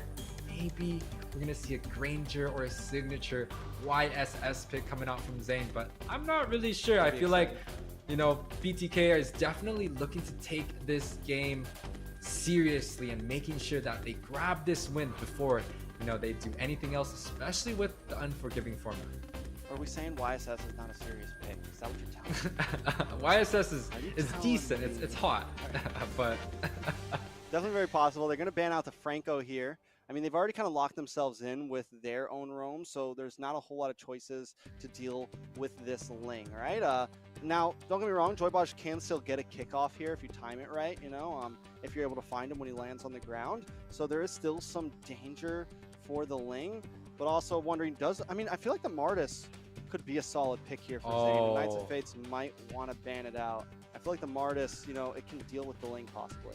Just thinking about what Easy Peasy did on the Martis. Yeah. If Zain was able to pick up this hero, if he wants to, right? It almost seems like Zain can choose anything he wants at this point. But if he chooses the Martis, man, the decimation coming out, that is going to be a sight to see. And Martis is so good against the Kadita. Yeah, I think it's a solid pick here, very much so. I mean, I feel like it has to be picked here, right? I think so, too. Pick up the Harith for ISO in the gold lane, so that's definitely interesting. Still a lot of options, and so far we definitely see, like, we've seen the Wan, now we see the Harith. ISO not showing too many meta cards, I would say, or kind of just still enjoying this, having some fun, and I feel like that is another one that could pair well with this Angela compared to like other marksmen, right? Because Harith wants to get up close and personal, right? He puts himself in a little more danger sometimes because he wants to drop the Zaman's Force and get in the middle of everybody and just boom, boom, boom. And when you got the Heart Guard on you, you're able to do that much more. So it definitely makes things interesting. Knights of Fate, I think knowing the position they're in, need to find an answer. They got to pick a roam, and that could be the answer. We're going. Oh, oi! We're going. Hold on, we got double fighter offlane. We're going for the old school funnel strat here into this Ling, and then for BTK, talking about old school, Mobazane on the Granger. Signature Granger pick on Mobazane. This is what the fan wants. This is what everyone wants. And, you know, I like the Harith pick. I like the Granger pick. But from Knights of Faith, it's the element of surprise. They're choosing to opt for a Mincetar gold lane, and we've seen it do quite well. Mincetar has the ability to chunk down towers quite a bit, but powerless on a power pick. We've seen that Grok do so well throughout this whole entire day one, and it provides that early game that maybe they need to go against, especially the Kings of the Kings. That first skill and the second skill, he could choose to block the minions, he could choose to opt to go for a defensive strat. But Trex, take us in. Here we go. Game number 2, match point for the 0.1%ers. BTK holding the lead. Knights of Fate trying to fight back. And BTK opted to go for blue, and the same thing with the Knights of Fate. They are going to be kind of going in the opposite direction. Now, a small... Oh! The blue buff does get taken away early on by Powerless. Yikes. Yeah, KOF, Knights of Fate, I like it. And this is going to be one of the problems with BTK picking up this Granger. He is very prone to bullying. I'm wondering if Ty's going to get aggressive as well. But one thing I do not like is Grok on a support emblem, right? You could go for the tank, you could go for the common emblem, but support emblem provides a lot of utility, a lot of heal generated, but Grok does not benefit at all from that. So I do think it's a small mistake, but a little bit of a push off from BTK, making sure that they can secure and push away the members of Knights of Faith on the bot side. Yeah, now, I mean, I feel like with the Granger, BloodThristyKings can't be as aggressive as they normally are. Like Joybaj and Yato need to maybe not get too far away from Mobazane, right? Because you got this Ling prowling around. You have a lot of things that can be a threat to Mobazane. So I think we're going to see them a bit more tethered together than usual here. Yeah, but what I do like from BTK is they're opting to kind of go for a double roam mid. They got the Angela, they got the Chow. So those are two kind of roam-ish like support heroes. And they have the magic damage dealer coming in from that gold lane. But the counter matchup is the Mincetar against the Harith. So that might be quite good. But you can see this objective already. Mobazane does not have the advantage. He's only level 3, 2 minutes in. Definitely a little bit of a slow start for him. After losing that purple buff in the very beginning, it's definitely a problem, and we're seeing it now. Joybaj, though, keeping vision for his team, and that's going to let them know is they don't need to try to rush this turtle, right? They know that Ling is just getting there, meaning Zayn had time to get his own purple before starting this. It's going to be a little bit of a 50-50 here. Wide chicken to the backside. Mobazane coming in. Heart Guard does land on Joybaj there, but no, it doesn't pop. It doesn't connect. They cancel it, and down goes Mobazane and Joybaj. Plus, they lose the turtle. Yeah, unfortunately, we get a good, exciting draft coming out from BTK, but the bot side. White Chicken in trouble. Wait a second. No, Yato in trouble. Heart Guard leaves him and gets taken out. Now, that is a little bit tough. You're talking about 3-0 kills for the side of Knights of Fate, along with the turtle. So BTK kind of already losing out on this early game, but we don't really count out BTK, right? These guys, they've done this, they've been here, they could definitely come back from something like this. But some of the items on the board, the gold disparity, 600 gold from the side of the junglers from both sides, but honestly, the gold is still pretty even. The XP, about 400 gold. I don't know, man. BTK in trouble. Mobazane goes down. Knights of Fate with the pick off. They were waiting for him. They were waiting for him there, and he just walked right into it. You mentioned that we don't count out BTK, but right now, it's looking a little rough. Next will be Joybaj on the chopping block. Now they're going to try to defend this tower. Powerless is here. Luckily, he doesn't have that wild charge, so he can't make a huge play happen. Joybaj with the kick. Zero looking for the hook, not able to land it, but Joybaj gets the knock up, and now BTK backing off. Yeah, you're talking about rough. We talk about the rough waves coming out from the Kadita. A little bit unfortunate, not able to connect onto anything. It is a 3K gold lead on this 4-minute mark. But once again, the story is that BTK, you know, the kings of the kings, it's hard to make these guys fall. And with a good early lead. Yeah, very good early lead. Demon Force does drop along with the Heart Guard. ISO trying to face on 3, looking for Zero. Gets knocked up though. Zero still there. Finally finding the finish. Yato able to pick up the kill. Kai finds another one though. Joybaj goes down, and now the knock up to Petri, and ISO taken off the map. Yato is the only one that stands left. It's 2-for-1 to the favor of Knights. Wow, beautiful gameplay coming out from the Knights of Fate. Flicker. Oh, Zane, this is going downhill quick right now. Knights of Fate should be able to take this turtle. Fly Chicken just going to leave it to him. And with the objective being given to the side of Kings of Faith, or Knights of Faith, honestly, it does look like Knights of Faith have the ability to snowball away, but the kick. Nice way of the dragon on a powerless there. ISO going to be able to pick that up. When the kill into his pocket, something definitely needed.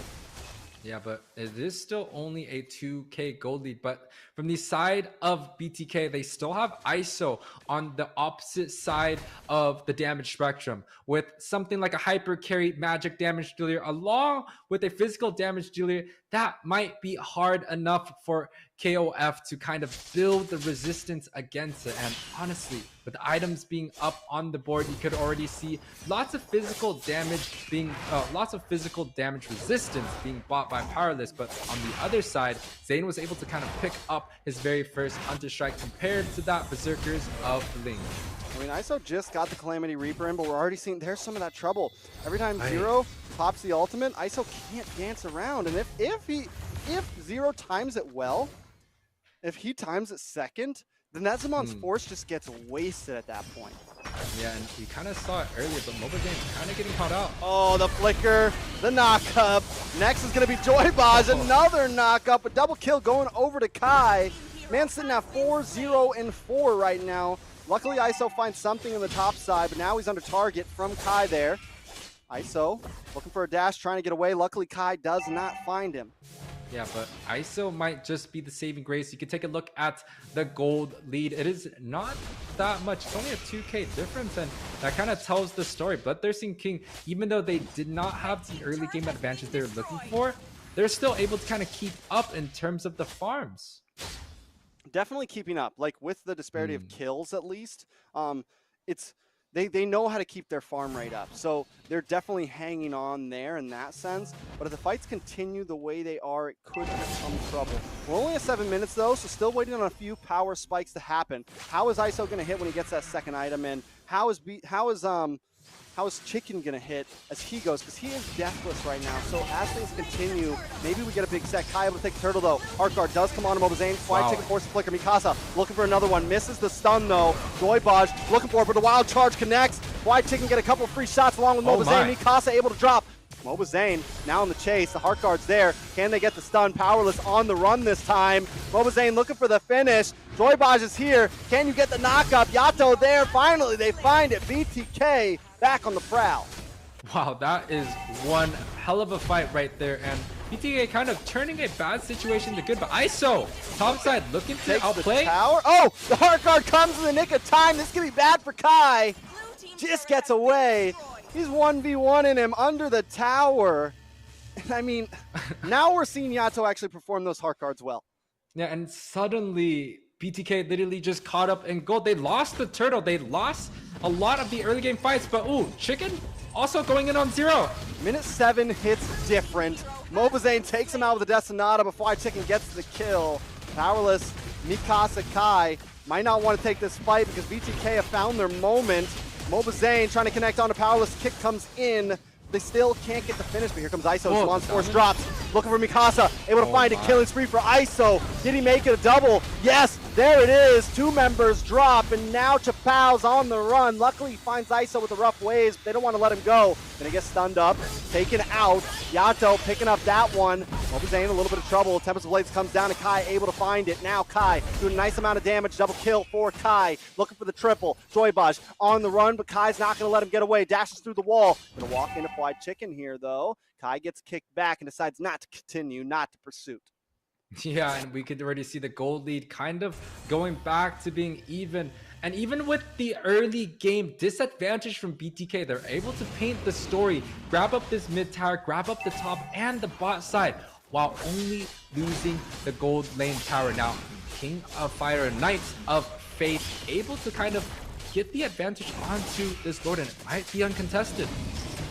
Ooh, Fried Chicken with the penalty zone, plus a big knockup on 3 members of KOF. Chapao able to take the Lord, though. Mobazane firing off some long-range shots. Heart guard comes in, but wait, the stun. Fried Chicken goes down. Mobazane in a little bit of trouble here. Can he get the finish? The counter, looking for Mikasa. That shot lands, and down goes Mikasa. Mobazane not giving up. It's 1 versus 2, and here comes Joybaz along with ISO. Samon's Force drops, looking for 0. Able to find the Powerless next in the chopping block, and there it goes. Yato picking up that kill. Might have been a steal, but that's okay. A 3-for-1 trade.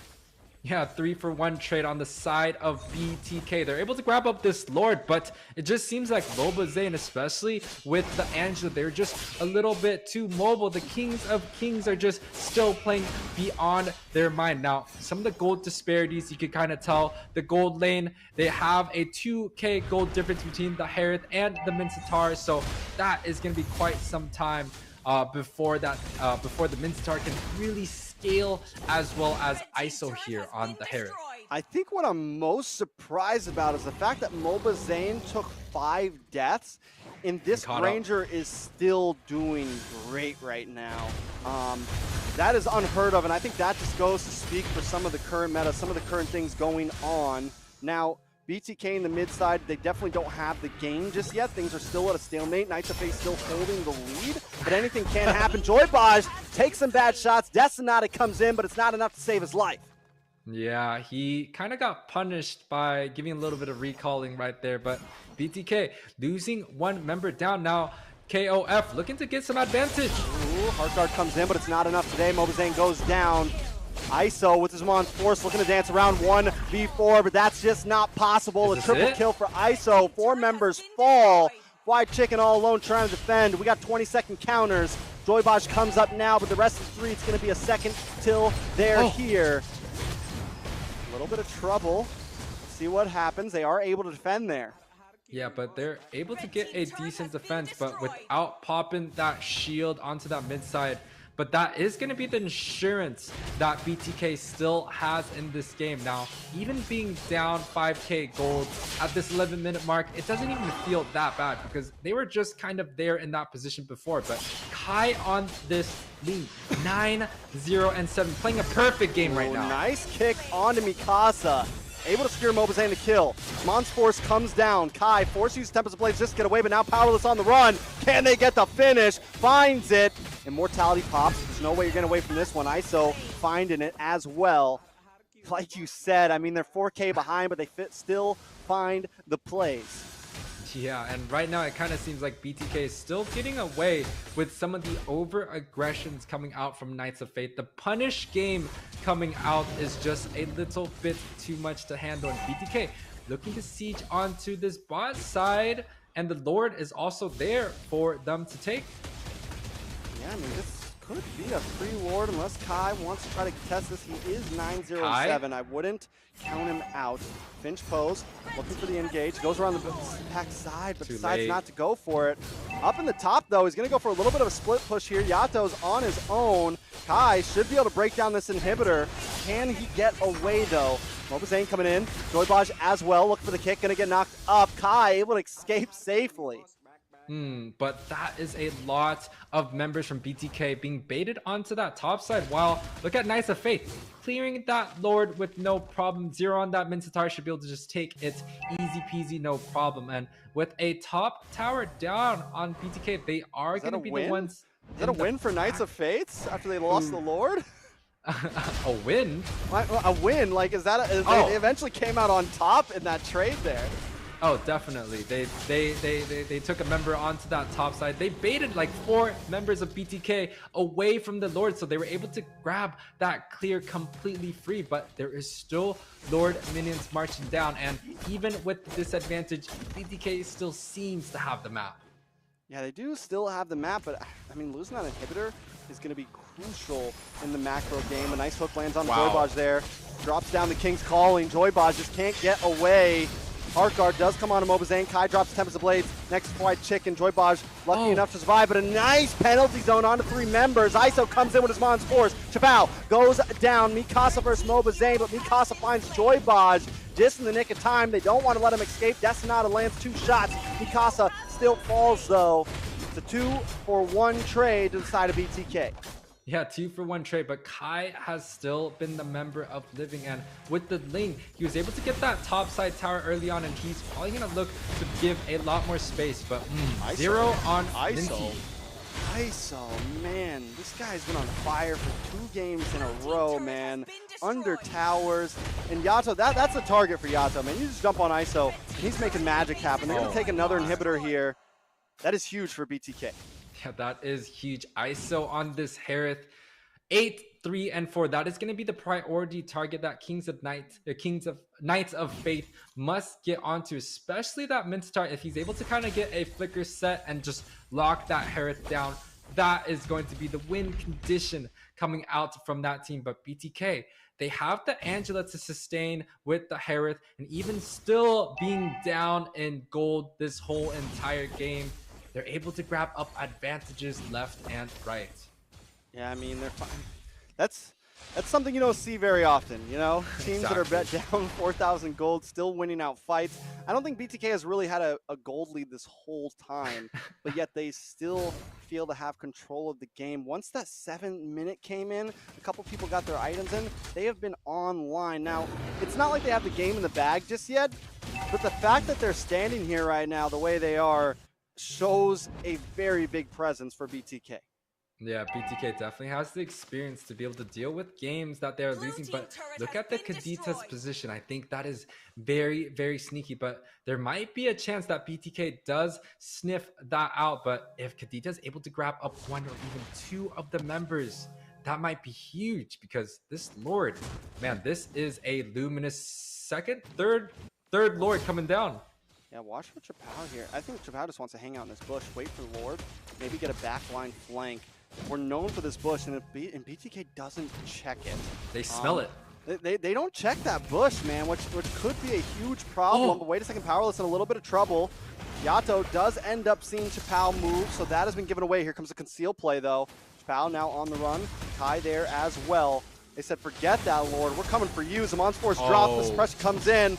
Luckily, the winner Truncheon goes, but Chapao still doesn't escape. White Chicken waiting at the door. Zero able to find Mobazane, though. Kai looking for something. Brought very, very low as ISO has the Heart Guard. Still gets the stun on Mikasa there. Immobilized. White Chicken, ISO, Yato looking for the mega kill, and they get it. It's a 1-for-2 trade. BTK comes out on top again.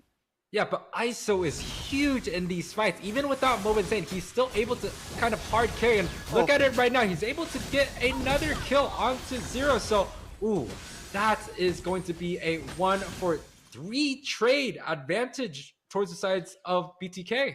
And he just got the penetration in. It's 10, 3, and 5 right now.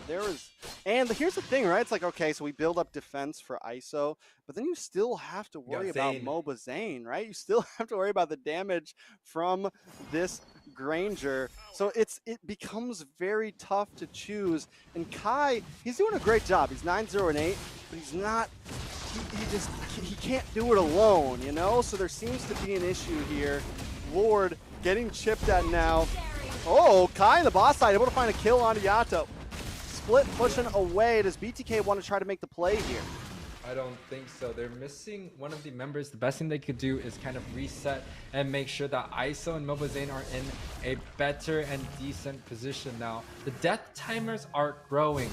You see Yato on a 25-second death timer, so this is kind of the timing that Knights of Fate are looking for, and if they don't grab this opportunity, it might be hard, and Zane zoned away. Yeah, Knights of Fate gotta force this. Without Heart Guard, BloodThirstyKings is definitely not as scary. White Chicken misses a big penalty zone. They move on to MOBA Zane. He goes down. Now ISO might just be next. Tempest of Blades drops. He gets stunned, but ISO still with the outplay. How does he do it? The double. Able to find two. Kai and Mikasa both drop in the midst of a Tempest of Blades. The man stands the storm. So zero flicker ultimate. Joy.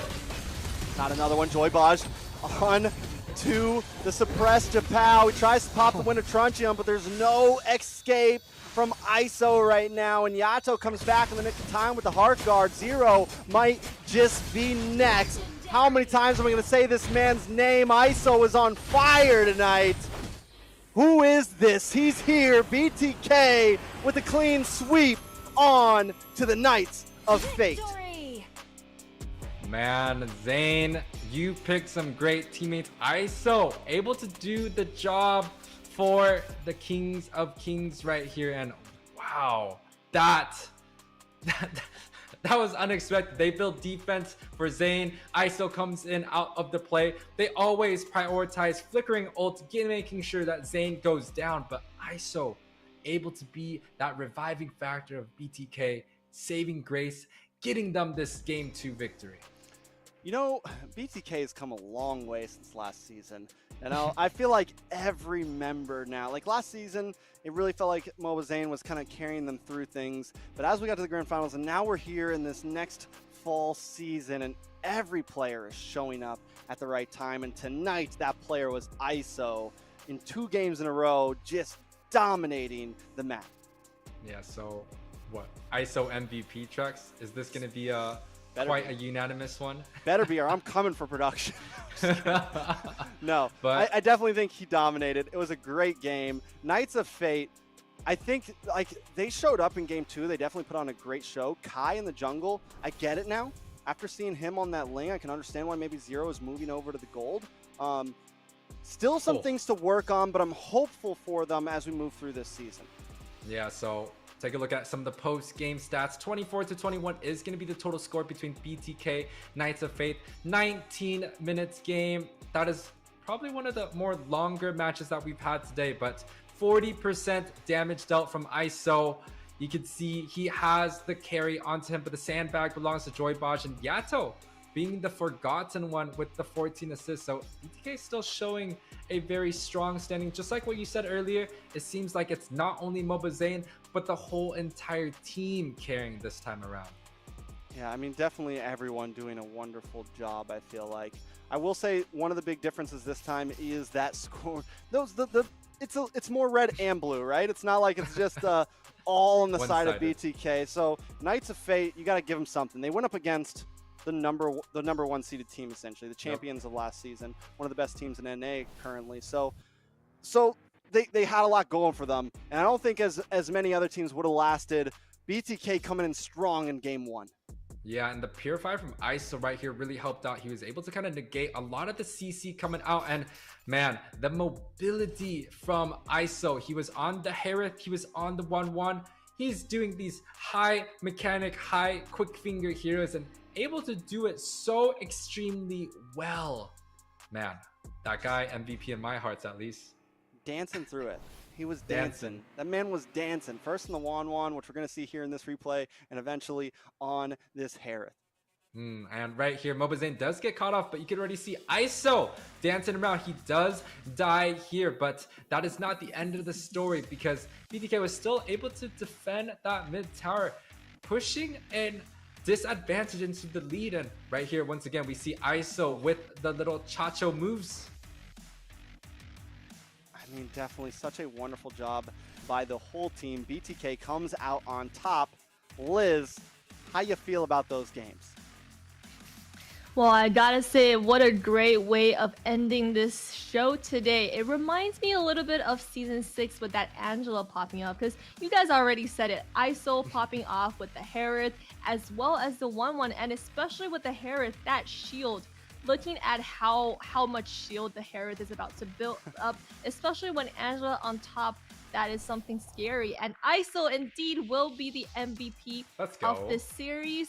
And you guys talked a lot about the Herod and doing so well with that damage, but looking at this season with the Angela and the emblem buff, what are some things that the support is providing for this Herod? Trex? I mean, with the Herod, I think the Angela just works well with so much, and I stated it before, like, Angela works even better on the Herod because he wants to get up close and personal with you, and like Yuwei said earlier, with the Purify, it buys him just enough time to keep on going, and we saw him without the Angela still having a huge amount of shield after 1 or 2 dashes. So let alone you pair the Heart Guard on it, and he becomes so hard to kill. Yeah, no, absolutely. But game. Yeah. Go ahead, Liz. But guys, is this the Euro season? Are we gonna see more Angela coming from these pro players as well as coming from our own players in the NA region? I mean, have you been playing more, Liz? Because that's like your favorite hero, isn't it? Well, Angela is not my favorite hero, and I haven't been playing more, but the Valir buff really makes me want to join the game again. But now, day 1 has ended. Let's take a look at the bracket so far. The TheOhioBrothers coming on top, moving in tomorrow against the BloodHounds, and then BTK against Avalon tomorrow. So a lot of exciting things happening tomorrow, and unfortunately for the teams who lost today, they will have to wait until regular season stage 2 to come back for their victories. Now, this is a single elimination bracket, so a lot at stake. And for the teams who won today, just a reminder, every series that they win, they do get $100 extra. So that's why I think a lot of the teams haven't been putting out any surprise picks, besides maybe the Hylos and Powerless with his usual mix, but everyone else seems to be very serious. And yeah, this season a lot is at stake, a lot of money, a lot of pride, and that's just how we made it. And guys, what are some thoughts after the first day? Like, a lot of things has changed from last season, and Yuwei, obviously you join us here. How's your first day of casting? Oh, I mean, it is absolutely spicy. Right, we saw so many beautiful matches. We saw the kings of the kings. We saw, the underdogs. We saw the newcomers coming in with a warm welcoming. We saw TOB completely disintegrate the early games, right? And, it kind of just proves all these teams are so good, and there's so many different elements to watch out for. It's not just about one person now. It's really about the whole entire teams. And even BloodHounds, they were able to prove that it is more than just a single player. It is the whole entire team. I mean, the fact that this is just day 1? Day 1! We still got a lot more days to go. This is just the beginning of the road to M5 for all of these teams. So I'm just happy to be here, happy to be a part of it. Glad to have Yuwei and Liz by my sides on this very hyped day. Absolutely. And we saw so many teams pop out, so many new faces, as well as our returning pro players joining us at the table. And today is only day 1, and so much more is going to happen tomorrow. These 4 teams are going to come back at the table and join in with more games until we evaluate and see which points they come in at and what their ranking are. And that is only stage 1 of the regular season. We have 3 stages in total. So the regular season 2 and 3 will be double elimination style. But the first week, I gotta say, it puts a lot of pressure for these players, but they pulled it through, and I can't wait for more. And thank you everybody for joining with us here today. And yeah, tomorrow come back at the exact same time to see which team out of these 4 will come on top. I know we saw our last champion BTK pulling it through. We saw the TheOhioBrothers seemingly undefeated. So who will come on top? The fight of the week is coming in tomorrow. So be sure to tune in, follow us on our social medias, and we'll see you tomorrow.